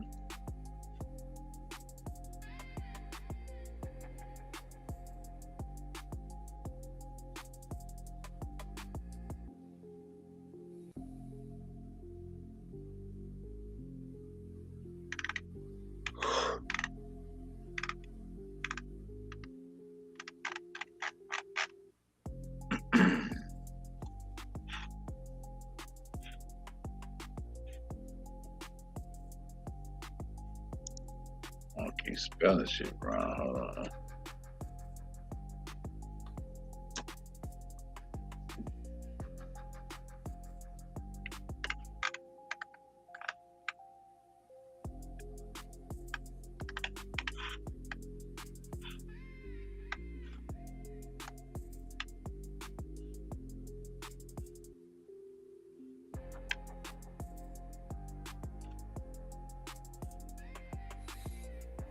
Here we go. I've been seeing shit like this.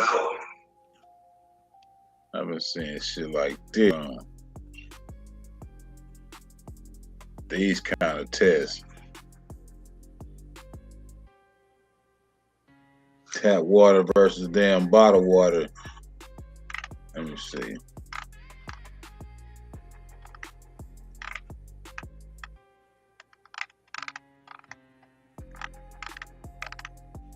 What's the name of that website where you can look up your water and shit?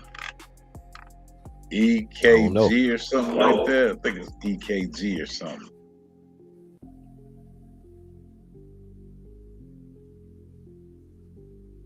What you mean look up your water? You look up the water in your area, like the tap water? Yeah.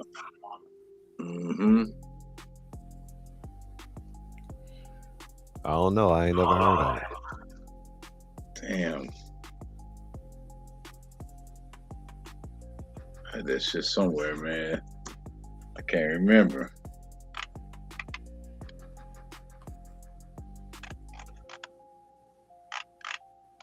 Is it EKWB? Nah.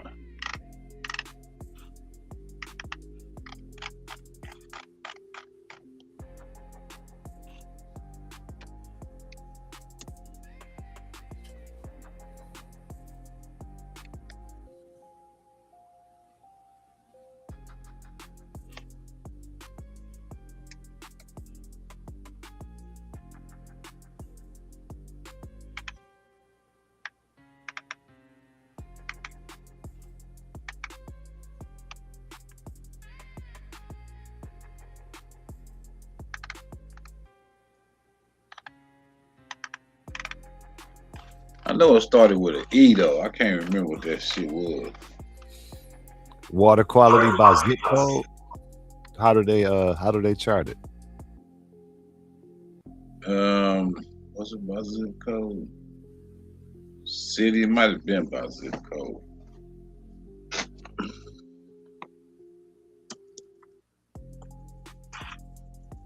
Oops.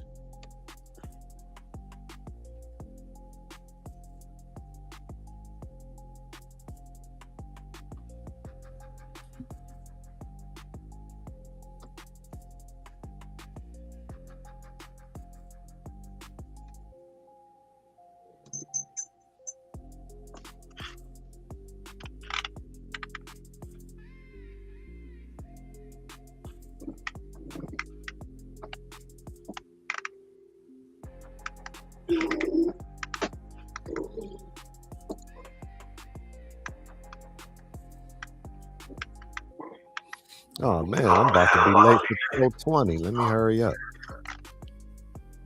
I'm about to be late for this bed. Damn, man. I'll remember that shit later. Watch, like, that's that shit. EKE something down. I know none of you remember that shit. Yeah, where's Nanya? Probably sleep. She was probably in the bushes. Probably fell asleep in the bushes. I got 40 minutes to blaze up before the kids get up. Oh boy.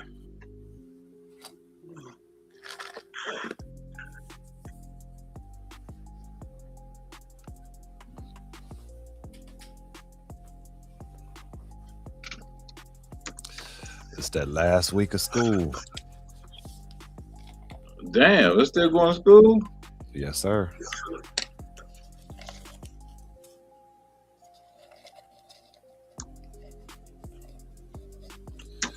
They start later than everybody else here.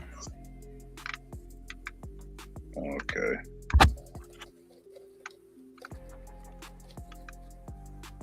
EWG, I think this is it. Okay, now I have heard of that.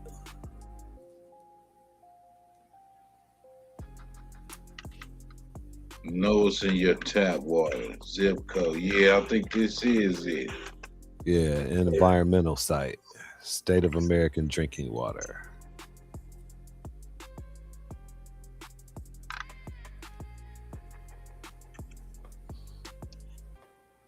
Sure.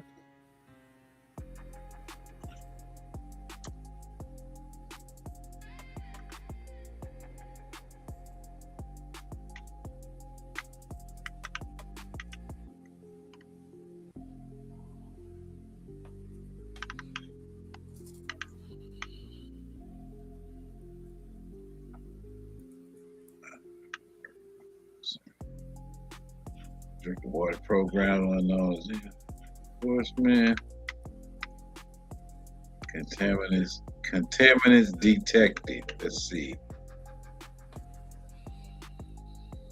Look at this shit. Arsenic.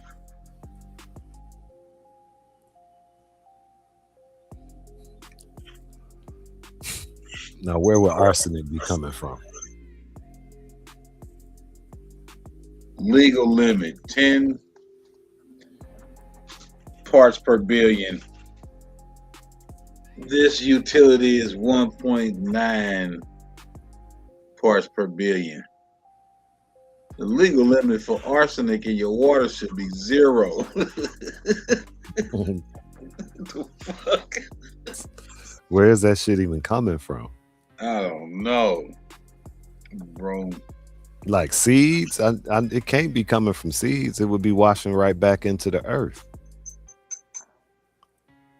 I don't even know how to say some of this shit. Bromochloride,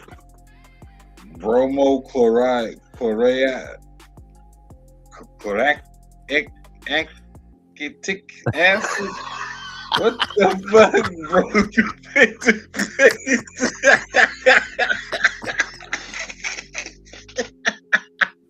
Let's see, wait a minute. Remote declare remote thing. What the fuck? Look at this shit. Hey, they making words up. You think they would make up something shorter, right? Arsenic, potential effect, cancer. There's no potential effect for that acid, but this chloromethane, potential effect, cancer. Chloroform, potential effect, cancer. Chromium, potential effect, cancer. Dibro, whatever the fuck, acid. No potential effect, blank. That's a fucked up sounding name right there. Dibro acid. Dichlor, some acid, cancer. Halocitic acids, HAA5, cancer. Damn. Acid, cancer, another one. Nitrate, cancer. PFOA, potential effect, cancer. Total trihalomethanes, potential effect, cancer. Trichloroacetic acid, potential cancer. What the? What the?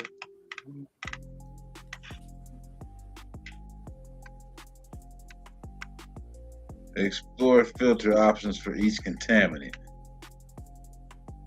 Reverse osmosis is green lit on all this shit, except for chlorate, manganese. Well, you don't want to get that out of there. Vanadium. Vanadium. Look at this shit. This shit is crazy. I can't see it.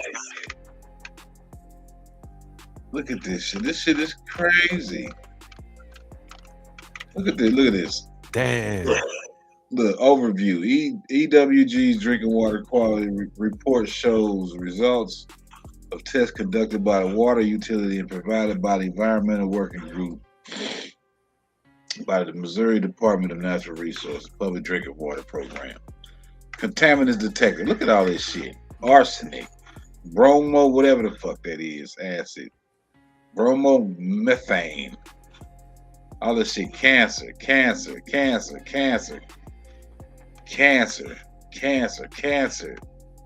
the numbers on that shit. 368 times.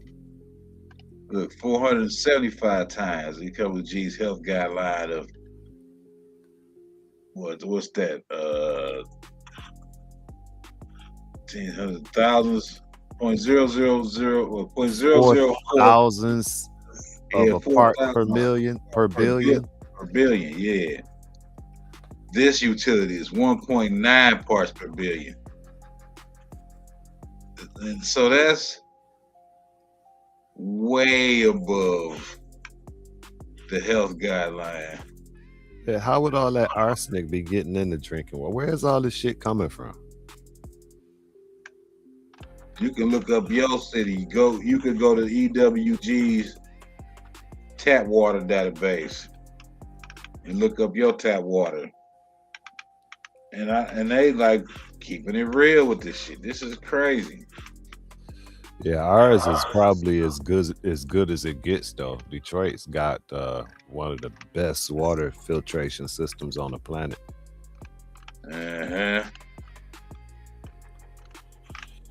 But I'm not even on that. I got well water. Oh, okay. And I don't want to take no showers in this shit. Fuck. This is crazy. I'm still gonna look it up though, because I know it's some nasty shit around here. And then these data centers is coming. Anybody in the chat, they go to the website. You can look up your tap water, the shit you bathing in, you taking a shower in, the shit you using on the stove. You can look that shit up in your local zip code. The water you getting when you turn your faucet on. You should put the link in the comments or something, or the description. do. Because that's quite useful. That's quite a useful tool there.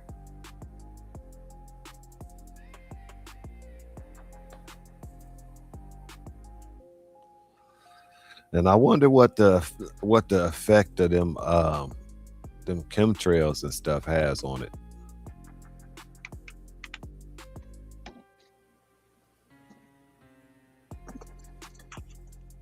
Shit. You have to look up what's in the damn chemtrails. They ain't gonna admit it.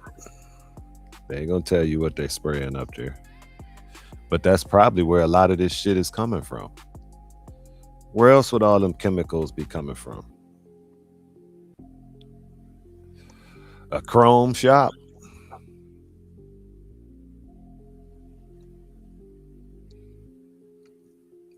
They ain't supposed to be dumping chemicals, off into the environment. Nope.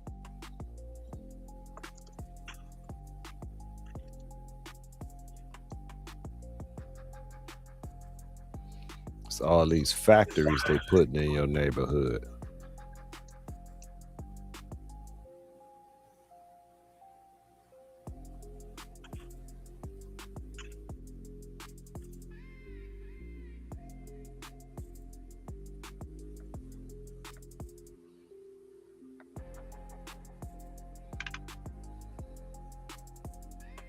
Damn show in the description. In the description.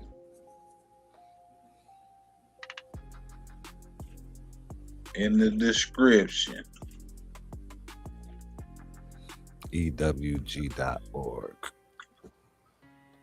Yeah, I'm gonna check that out for this area.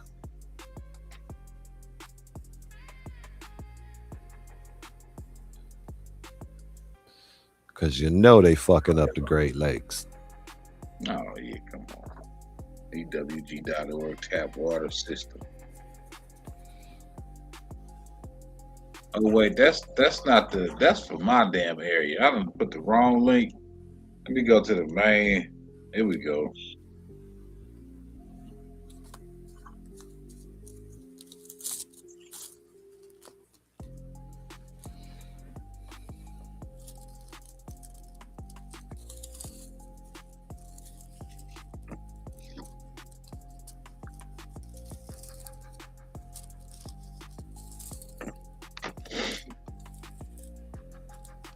Now I gotta go back in the description and fix that shit. Hold on, I'm tripping.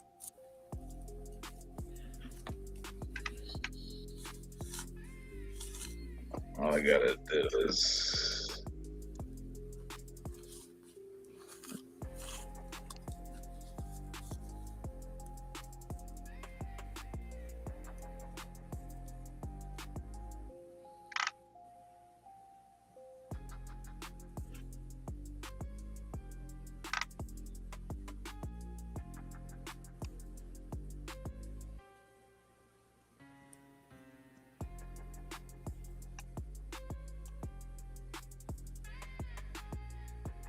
all right, that shit is in the description and in the chat.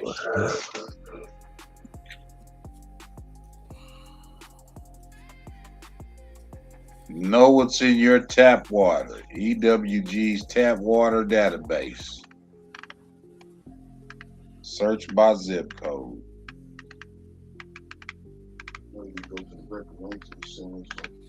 And buy your filters accordingly. Exactly. Because all filters ain't equal. The best shit I saw was reverse osmosis, player. Mm-hmm. I would venture to say have multiple filters, though. Right. I would want a reverse osmosis filter along with a charcoal filter. Yeah, because the let's see, I'll put all these motherfuckers in line. The reverse osmosis, activated carbon, and the ion exchange. I'll put all three of these motherfuckers in line. Mm-hmm. I plan on putting a colloidal silver machine on my water line when I can afford it. Activated charcoal, undo that.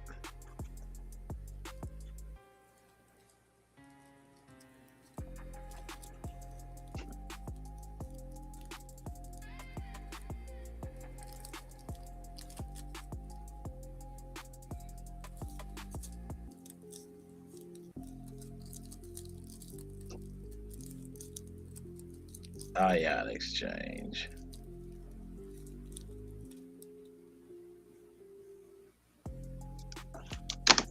Use all three of them bitches. Contaminants above health guidelines. Wow. It's like they've been looking at this stuff for years. When they gonna actually do something about it? They not. They're just gonna keep Even detecting. his website say legal does not necessarily equal safe. Right. They're 1,000% correct on that. It tells this website tells me 13 contaminants exceed EWG's health guidelines in my city. Damn. 3, 6, 9, 12, 13. Yeah. Damn.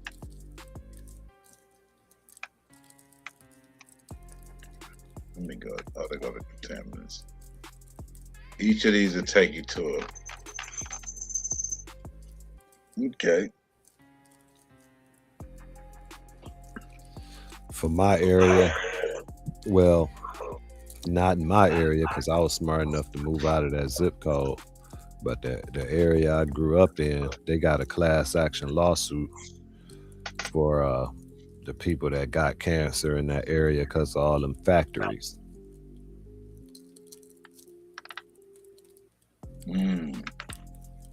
It's almost like it killed more than 50% of the people from out there. Damn. This guy from the interview is out. He from out there. How much is a reverse osmosis machine?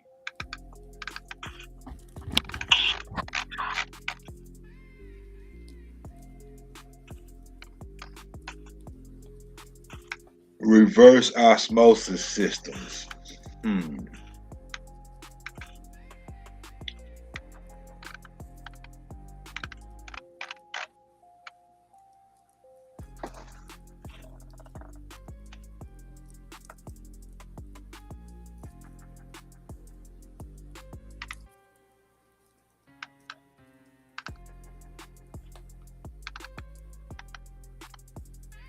These motherfuckers set up for. No, I needed on the main inlet to the house. Yep. So not the kitchen sink and not the damn.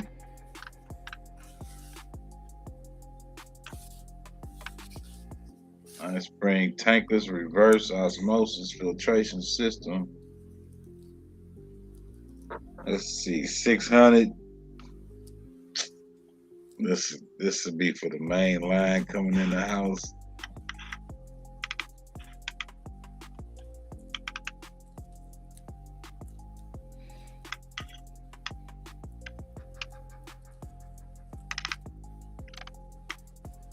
$400, $2,200, $2,300. That's more like it. Let's see, that's a big one. That's definitely for. Oh, that's a water softener bundle plus osmosis. Yeah, that's like something I need. That's like $2,300 at Home Depot. Let's see.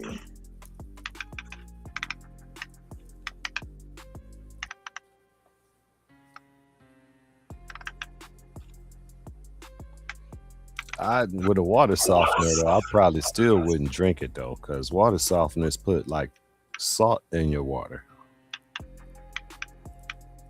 Yeah, I grew up with water softeners in the house. Don't that put salt in the water? They do use a salt tank.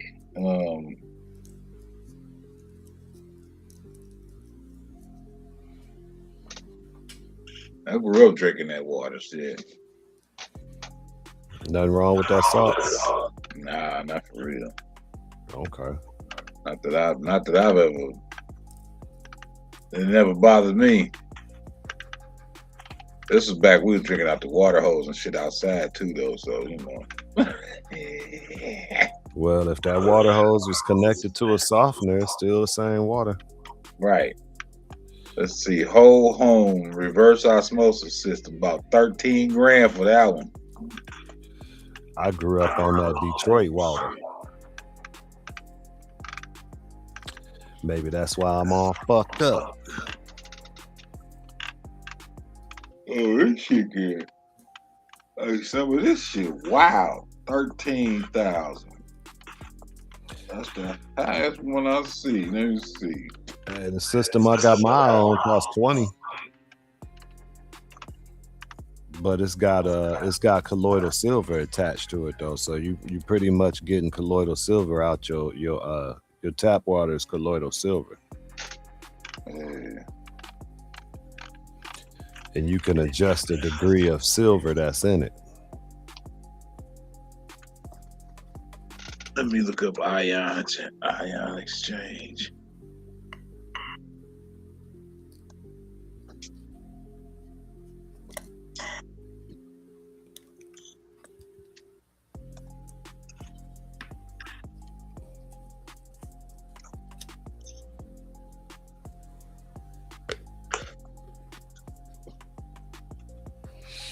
If I ever get a swimming pool, that's what I'm gonna have on it.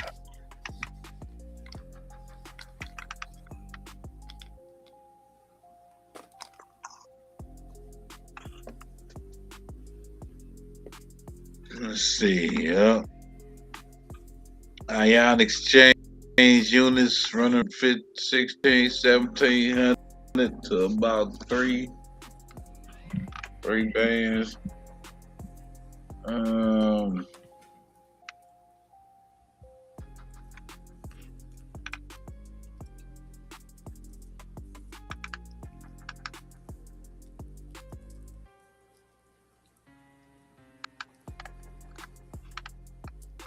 Is that what a water softener is? An ion exchange? Is that what the fuck that is? If it is, that's new to me.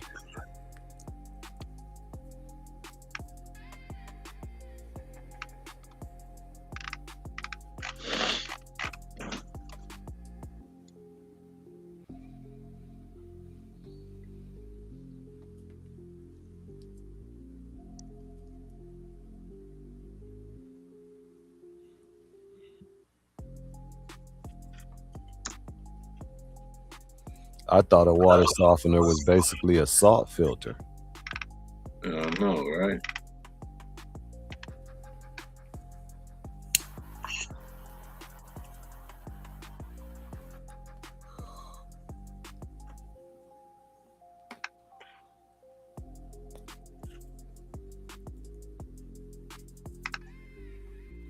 You know, I say I got some studying to do when it comes to this water. It never stopped. And it sure don't. I need to clean my water up. Oh, I don't feel like taking showers in this shit no more. That shit terrible. 13 contaminants.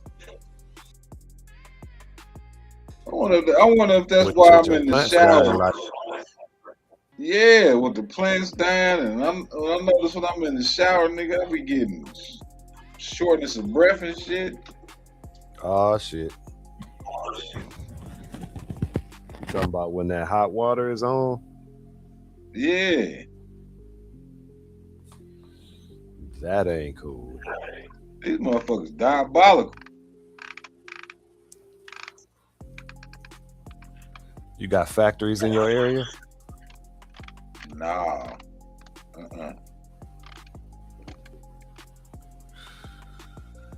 No, ain't no factories in St. Peter like that. Okay. Not nowhere close.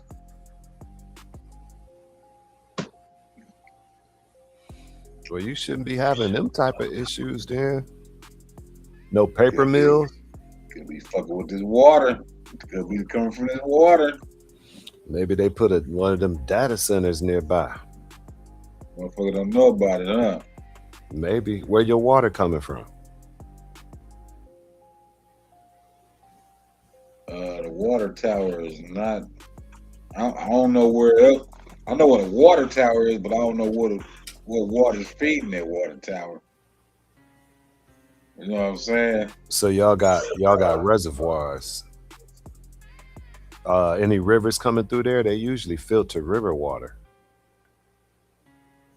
I know of a couple. I know there's one down, but that's way over there. But it's a filtration plant, so that's like sewage water being treated and cycled back.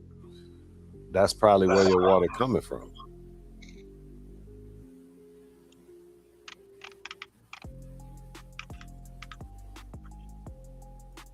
That's probably where it's coming from.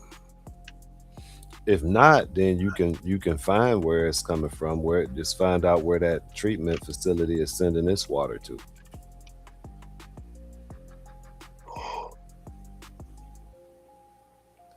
You know, they recycle that right back into the drinking water. Exactly. That's why I'll be drinking tap water.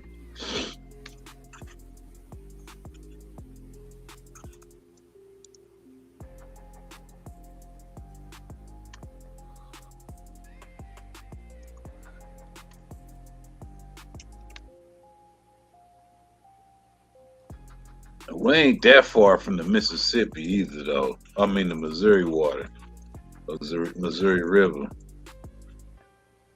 That's probably where it's coming from.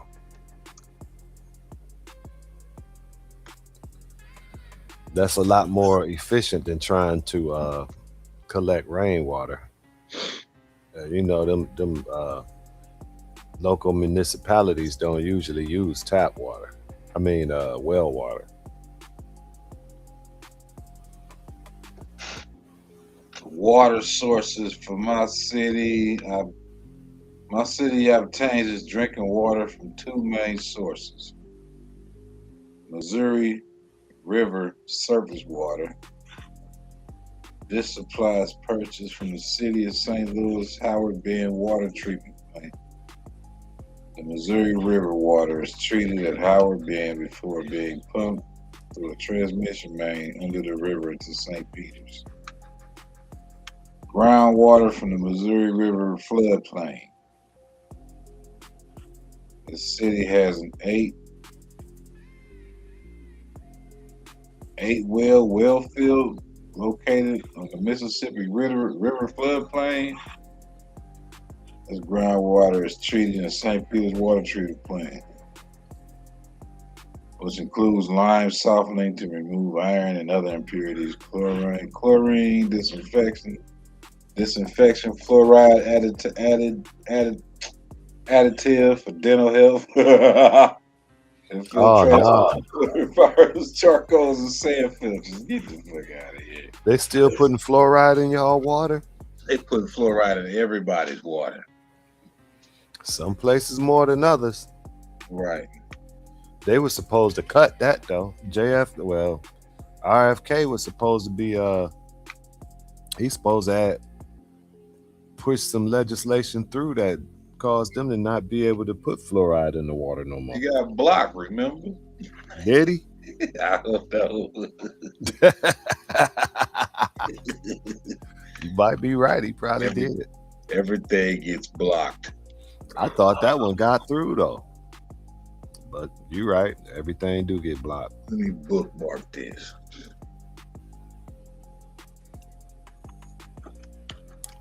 I'm finna Google that RFK Jr.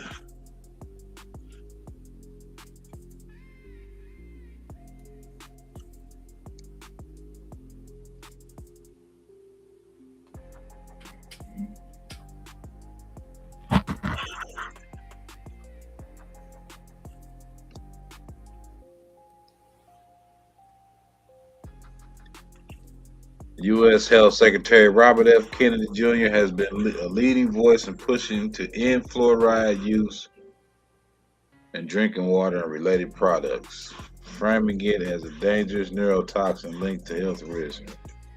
His actions are unfolding on multiple fronts, targeting CDC recommendations. He's announced plans to instruct the Centers for Disease Control and Prevention to stop recommended fluoridation nationwide. He is assembling a task force of health experts. This shit is like future shit. Blocked.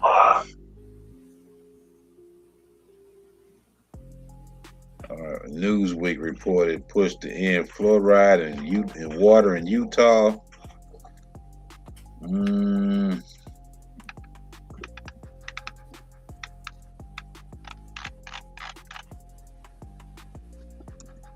Let's see. As RFK Jr. banned the fluoride.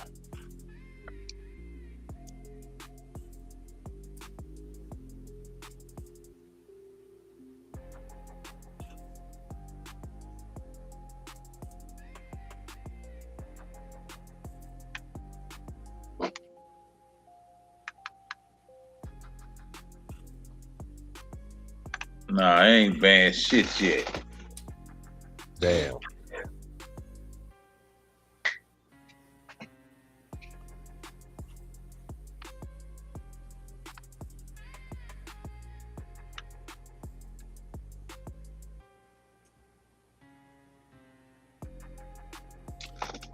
I see something from July of 2025. It says dentists are struggling to counter RFK Jr. on fluoride.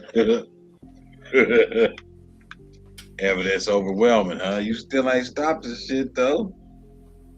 See, but in Florida, DeSantis signed some shit banning fluoridation in Florida's water. But as far as like federally across the land, RFK ain't did shit. Damn. You wanna go outside? Go outside?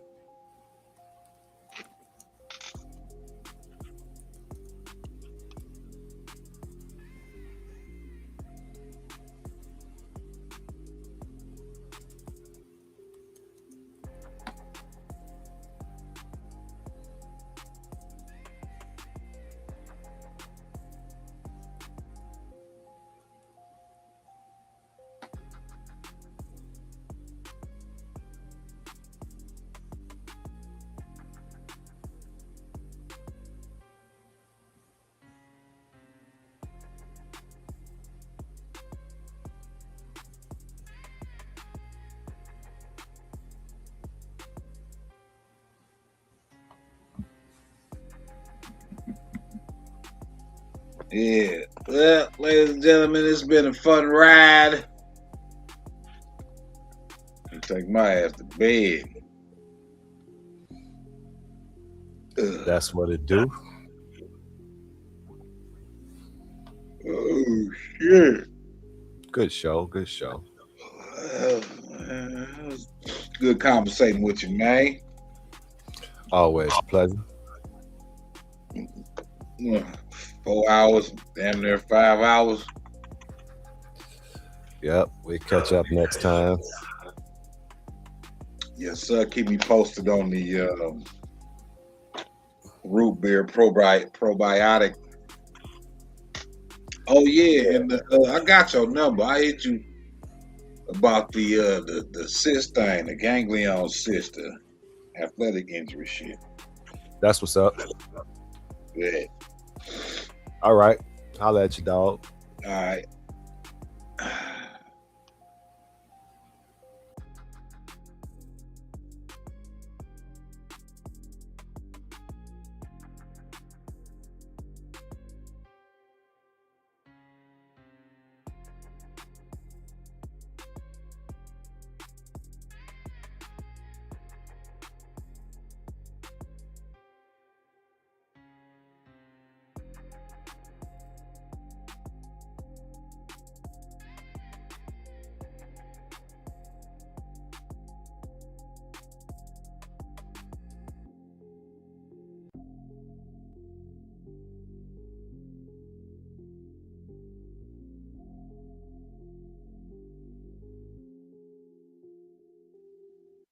know I'm finna rock out for a second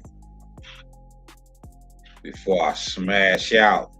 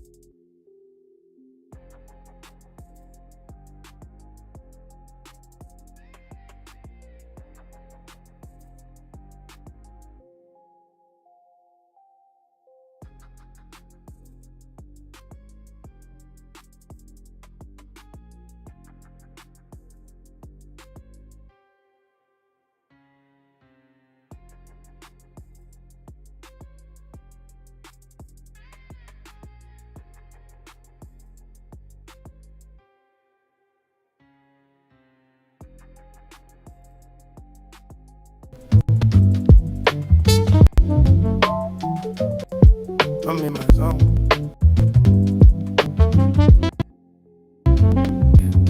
I'm in the club, rolling up, big backwood lit, drinking my cup. Good ass girl in my life. Straws and she turn. All my real niggas alert. All my bad bitches alert. And this motherfucker finna get burnt. Big bag, I'm on go. 2 women with me, I'm in player mode. Rolling on a wave and I'm sipping some shit. We fucking all night. Nigga, we ain't going home. These diamonds so cold, these diamonds so froze. Big ass AP, look like an ice cream cone. It's Friday night, finna get right, bitch.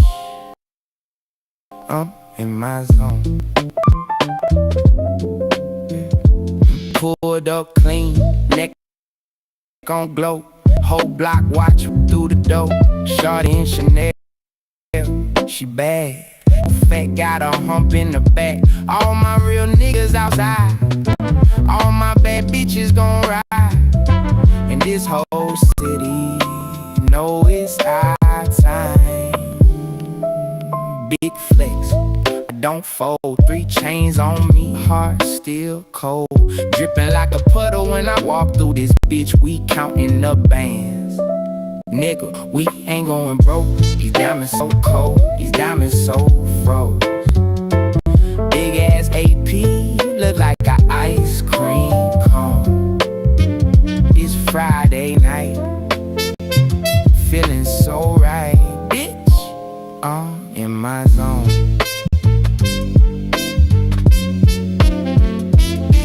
Big bag, I'm on go. 2 women with me, I'm in player mode. Rolling on a wave and I'm sipping some shit. We fucking all night. Nigga, we ain't going home. These diamonds so cold, these diamonds so froze. Big ass AP, look like an ice cream cone. Late night lights, city on glow, bitch. I'm in my zone.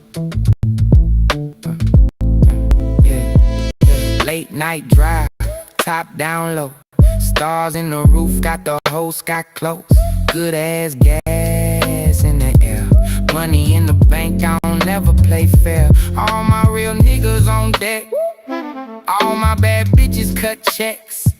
And we really living what we post on the net. Big talk, big throne, king in this bitch, I done took that road. Rolling on a wave while I'm counting up chips, we fucking up life. Nigga, we ain't going home. These diamonds so cold, these diamonds so froze. Big ass AP, look like an ice cream cone. It's Friday night, finna take flight, bitch. I'm in my zone. Big bag, I'm on go. Two women with me, I'm in player mode. Rolling on a wave and I'm sipping some shit. We fucking all night. We ain't going home. These diamonds so cold. These diamonds so froze. Big ass AP, look like an ice cream cone. Sun coming up, but we want more. Bitch, I'm in my zone.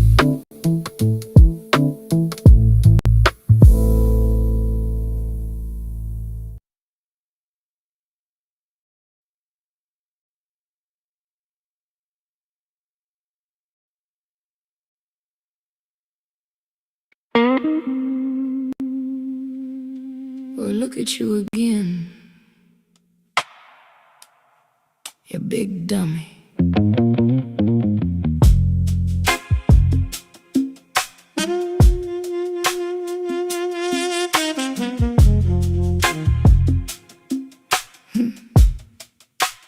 Here you go again, baby, opening up that big mouth, acting like you know what you're talking about, but I can tell your brain is south. You got a lot of confidence and not much else to show. Talking real loud with nothing on your side, boy.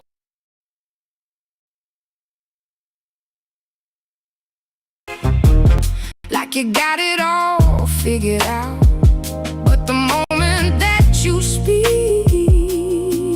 well, there ain't no doubt. You're stupid is showing, you big dummy.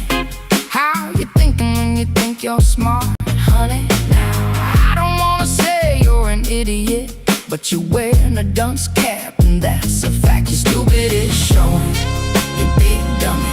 You keep on going, but you don't know where you are, honey. You're stupid pretty hard. Hey. Cover that up, yeah, cover that up. Well, I bet you think I'm dumb, honey. I think the same thing about you. How could you think you're right when you sound like that? Doing things I would never do. You trip over your own logic, then you call it being bold. Talking like a genius in a bargain bin super. That story's getting old. You keep on smiling like there ain't no crack in your plan, but I can see the mess before it hits the fan. You're stupid is showing, you big dummy. How you thinking when you think you're smart, honey? Now, I don't wanna say you're an idiot, but you're wearing a dunce cap, and that's a fact. You're stupid is showing, you big dummy. You keep on going,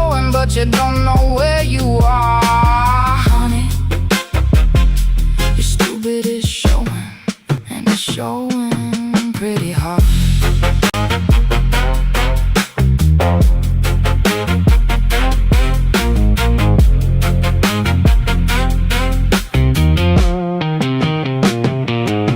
Oh, you can dress it up, you can spin it round, you can talk real slick, but I can hear that sound. It's you're stupid coming out the seams. You ain't fooling anybody except maybe your dreams. Oh, you can clap real loud, you can point that finger too, but every little move you make just comes right back on you. Oh, you're stupid is showing, you big dummy. How you thinking when you think you're smart, honey? Now, I don't wanna say you're an idiot, but you're wearing a dunce cap, and that's a fact. You're stupid is showing, you big dummy. You keep on going, but you don't know where you are, honey. You're stupid is showing, and it's showing pretty hard. Yeah, you're stupid is showing. Everybody knows. Hey, don't let it show.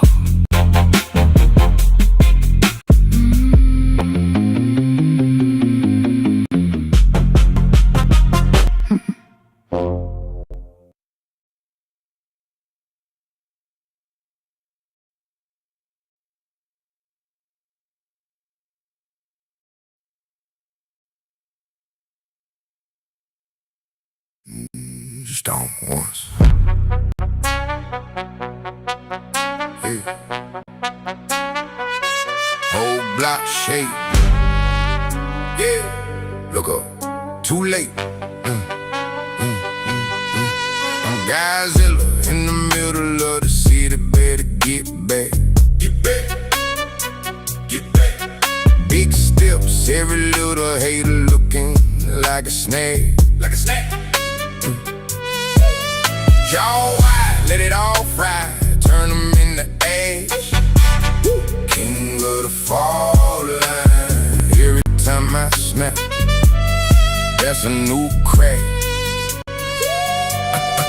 I'm Godzilla when I breathe, that's a siren in the sky. Whole crowd freeze when they look into my eyes. You can't build walls, I'ma treat them like glass. King of the fault line. Every time I move, that's a world map. Crawled out the trench, skin still drips out. Scars on my scales, whole life my fault now.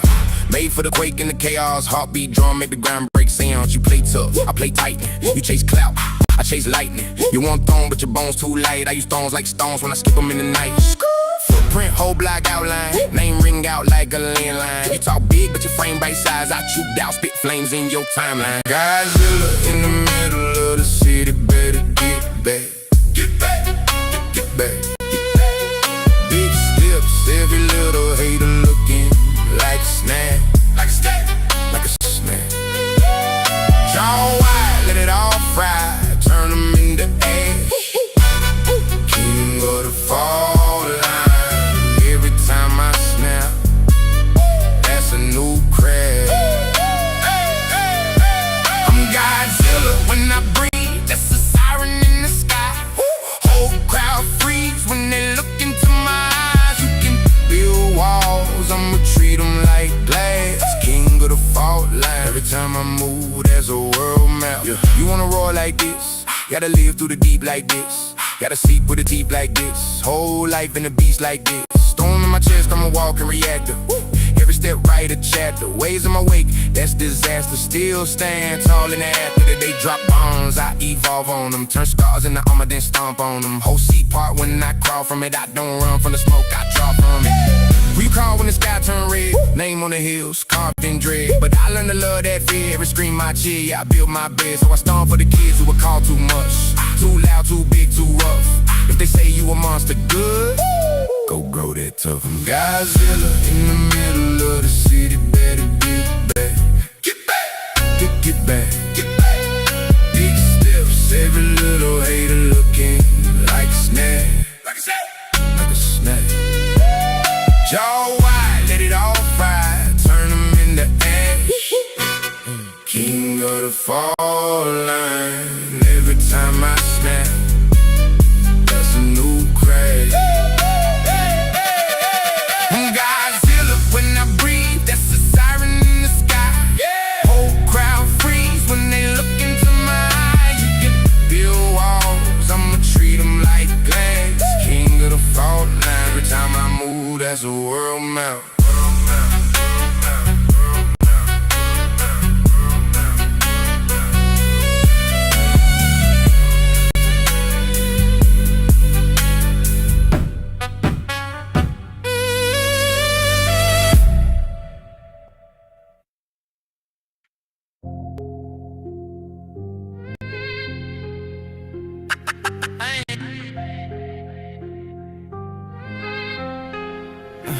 I ain't beefing with the demon, I confront the bitch. Every scar on my soul, yeah, I done it. Devil banging bass drum, working the drum kit. Mama praying in the pew, saying son quit. But I'm stitched from the cloth where you stand on shit. If I did dirt, then my word got my hands on the devil in my ear, selling dreams on a payment plan. Told me I could fly, but he hit the facts quicksand. Whole block worship what they can't own. Flexing face stones, renting fake thrones. I seen killers turn clown when the case closed. Talking about guys playing, they just hate growth. I wouldn't need deep gun tuck, heart froze. Spirit whisper, tell the truth for your soul. So had to kill the lie, living in my own head. For the lie, put a mark on my forehead. The devil is a lie, I don't buy that. He talk big but he high, I don't like that. Put my life on the line for the right facts, rather down the truth than down the rat track. Devil is a lie, I won't side up. If it ain't real, then the deal getting dry. I still be straight in my eyes, I don't write cap. If my tongue saved, then my backbone back there. I done broke bread with the crooked and the holy. Pistol in the trunk, speaking scripture through the song. Gas to shaking hands, but his eyes looking phony. Devil wear cologne, smell rich, call your homie. Offer me a bag for my silence and my honor, trying to make me lie to my seed. But I'ma tell him about his mama, told him I'm a man. Not a product, not a comma, you can keep the chaos. I ain't chasing your drama, homie took a shortcut, now he short-lived. Told the lie so long that it walked him. Trying to paint his past like a portrait, but the blood on his hands wrote the forfeit. I see snitches throw dirt on the dead name, crying in front of a headstone bearing his name. Talk loud, but they souls speak the dead slang. Got you let the truth walk, he don't need game. The devil is a lie, I don't buy that. He talk big, but he high, I don't like that. Put my life on the line for the right facts, rather down the truth than down the rat track. The devil is a lie, I won't side. If it ain't real, then the deal getting dry. Still be straight in my eyes, I don't write cap. If my tongue say it, then my backbone back there. And tell me play along, you can shine more. Kept a little one, the body count crime law.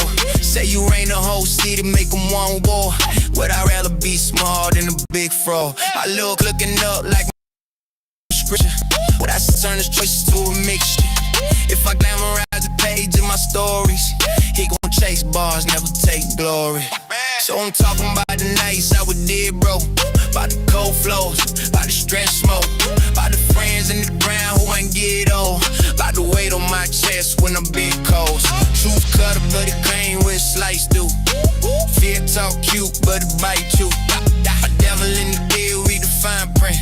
I just sound with the light, let my life in. The devil is a lie, I don't buy that. He's so big, but he high, I don't like that. Put my life on the line for the right facts, rather down the truth than down the rat track. The devil is a lie, I won't side up. If it ain't real, then the bill getting dry. Still be straight in my eyes, I don't write cat. If my tongue say it, then my backbone back there.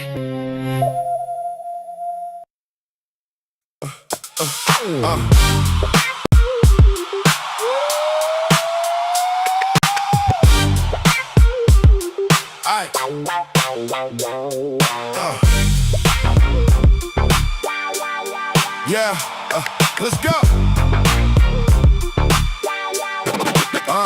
Anybody who will lie to you will sell you a smile for the truth.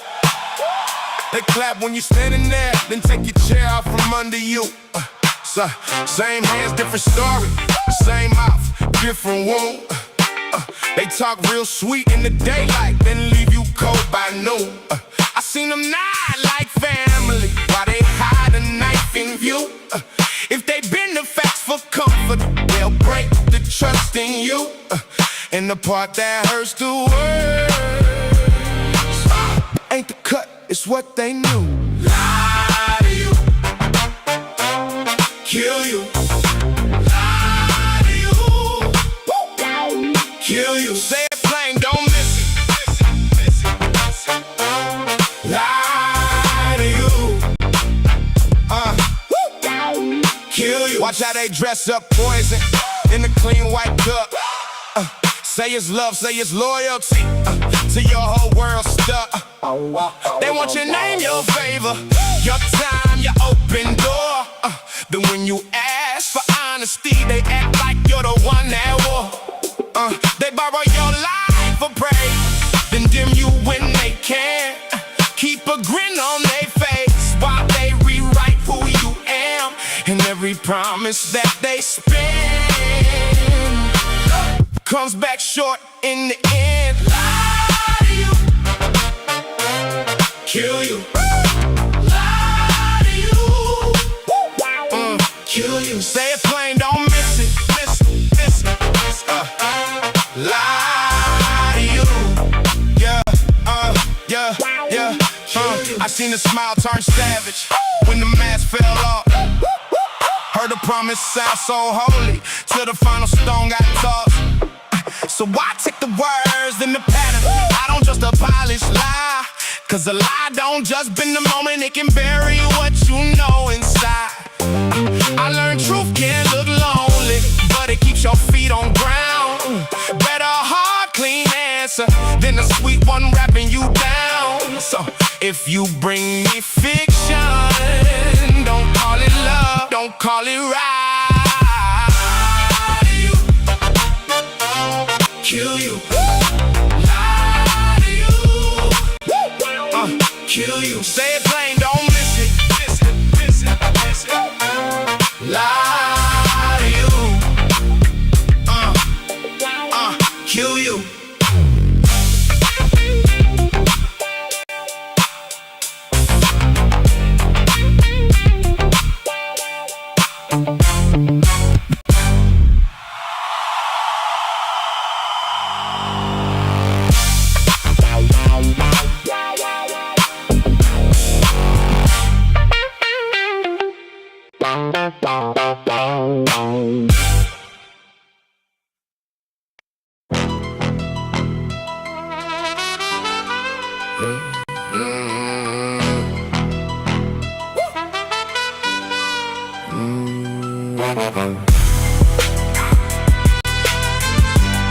The nation may survive its fools,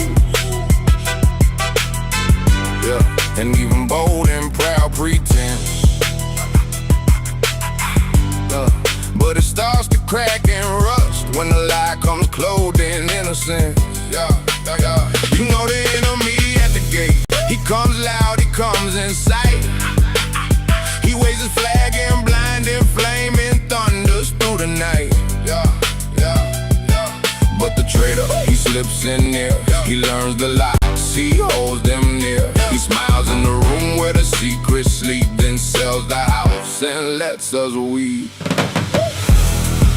A nation may survive its fools, a nation may survive its pride, but not the hand inside. Tread careful where you trust, tread careful where you trust. The knife can wear a smile, it moves among us free, through the halls where power grows.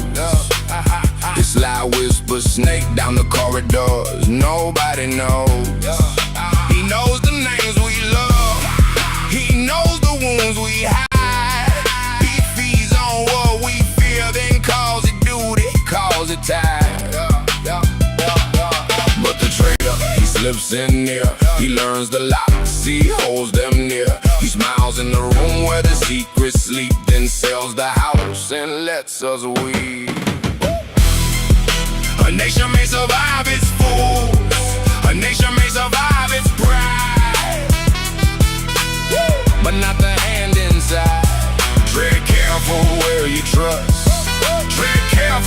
where you trust. The knife can wear a smile. Look to the gate, then look again. The danger is not just outside. It sits at the table, it signs its name and leaves the door ajar inside.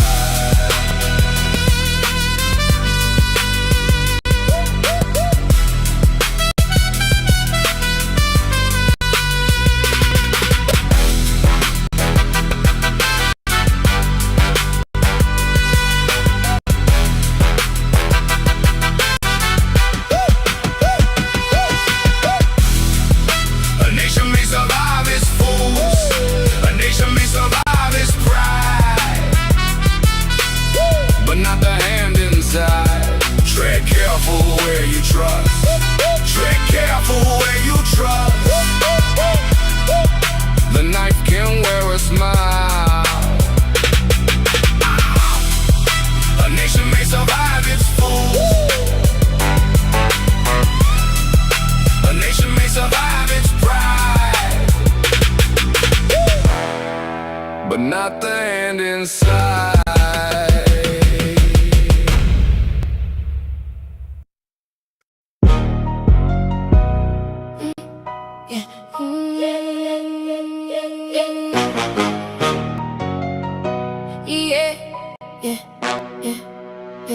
You came in with tired eyes, so shaking your hand. Said the week was a knife and you needed a plan. You grabbed every loose end like you could outpace pain. And you smiled so hard it almost looked the same. But the cracks don't vanish when you cover them fast. You can run from the feeling, still it follows you back. You were bleeding in silence, acting all brand new, trying to build a bridge out of broken glue. Cause you took all your problems and tried to fix them in a day. Tried to lock every door down, tried to make the hurt obey. Cause you took all your problems and tried to fix them in a day. But some storms need a minute. Ooh, baby, let it rain. You kept calling it fine with a laugh too bright. 3 coffees in the sink and a load on your mind. You patched up the first wound and you hunted the next. Like if you stay busy enough, you'd escape the wreck. But the cracks don't vanish when you cover them fast. You can run from the feeling, still it follows you back. You were carrying thunder in a too small room, trying to plan a sprint in the middle of June. Cause you took all your problems and tried to fix them in a day. Tried to lock every door down, tried to make the hurt obey. Cause you took all your problems and tried to fix them in a day. But some storms need a minute. Ooh, baby, let it rain. Breathe out, let the hard things sit. You don't have to win the night, just don't quit. One heart, one step, that's how healing starts. Even the shadow window still lets in the stars.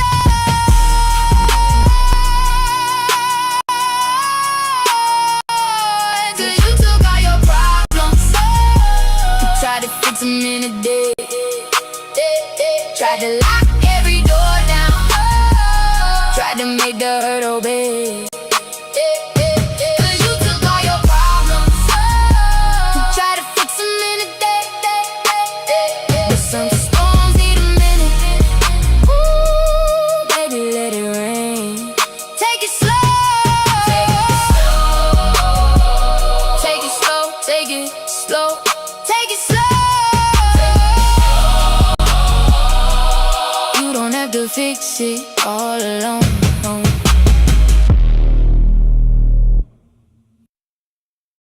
Scales on my skin, gold grin, I'm awake.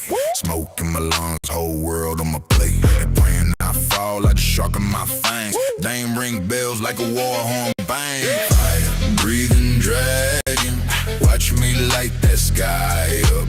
Legend in the canyon, every step that ground erupt. They talk big, they vanish on the myth they can't touch. say my name, that's bad luck. Blood on my claw, I don't beg, I claim. Walk through a storm, got a trail of flame. Castle on the cliff with my mark in stone. Every king in the book, just a stepping stone. Ash on my wings, still I rise, still I glide. They hide in the crowd, I ride mountain sides. Hold map mind, see the edges curve. Took one deep breath, change the world. Fire, breathing dragon, watch me light that sky up. Legend in the canyon, every step they ground erupt. They talk big, they vanish. I'm the myth they can't touch. Fire, breathing dragon, say my name, that's bad luck. Play full of trophies and metal and heaps. Didn't buy one, every one I keep. Came from the dark with a break, don't go. Turn that fear to a burning glow. They write my story, can't spell my rage. Every bar carved like a claw through a page. You chase trends, I chase horizons. You see smoke, I see my island. Ooh, I'm war with a living quake. Heart too hot, make the rivers bake. You hear that roar when the cloud bank shakes. That's my hunger, that's your mistake. Fire, breathing dragon, watch me light that sky up. Legend in the canyon, every step that ground erupt. They talk big, they vanish. I'm the made for they can't touch.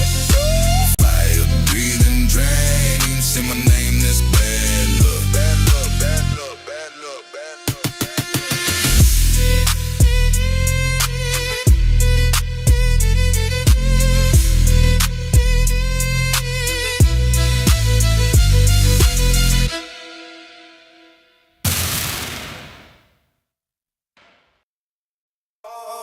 Oh, dude.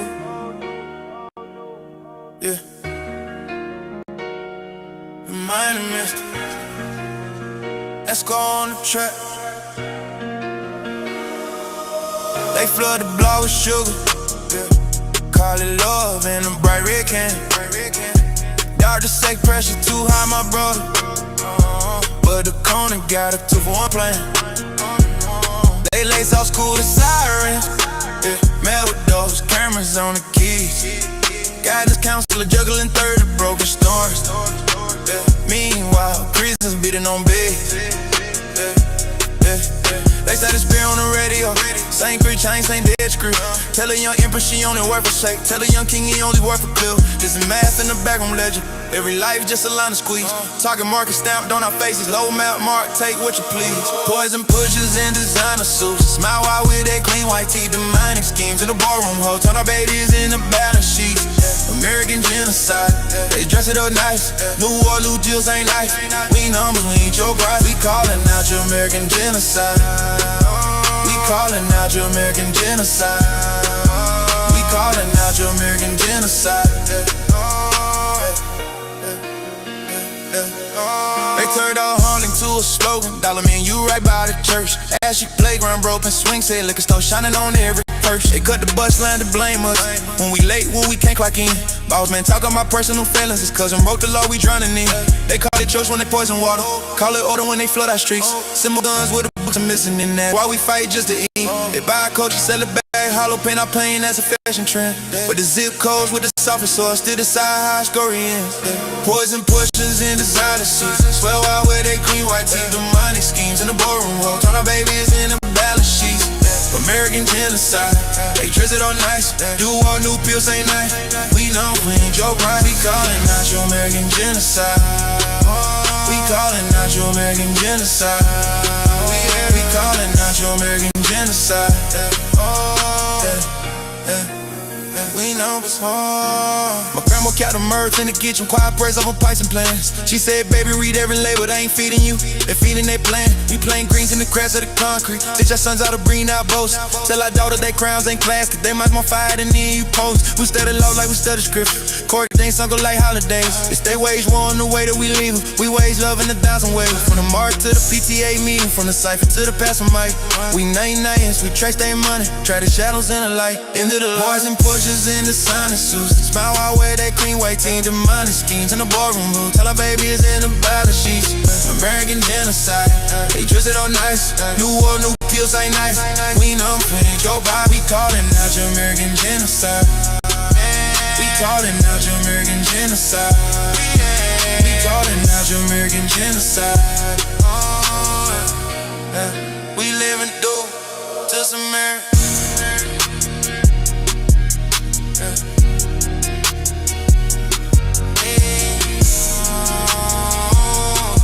We live and do this American genocide.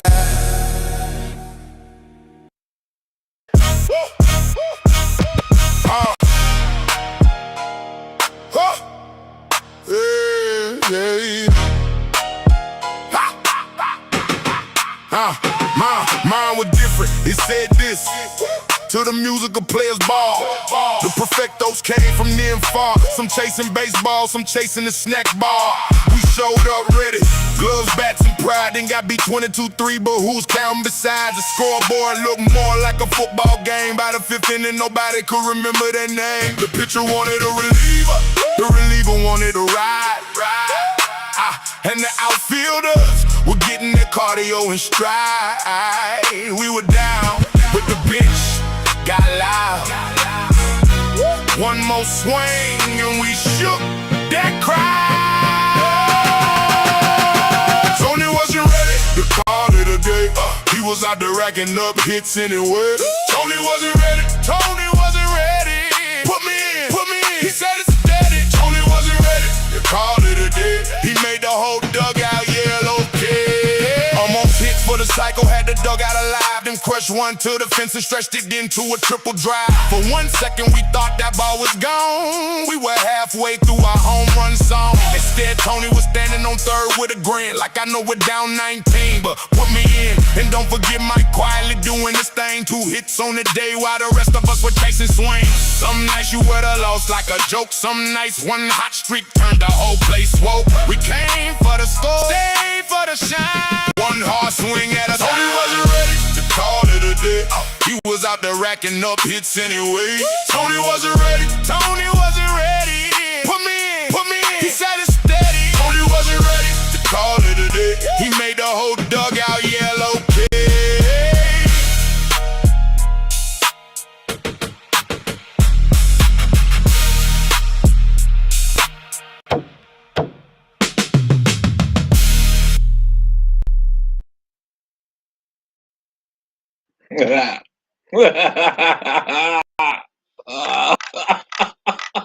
Oh. All right, y'all. Peace.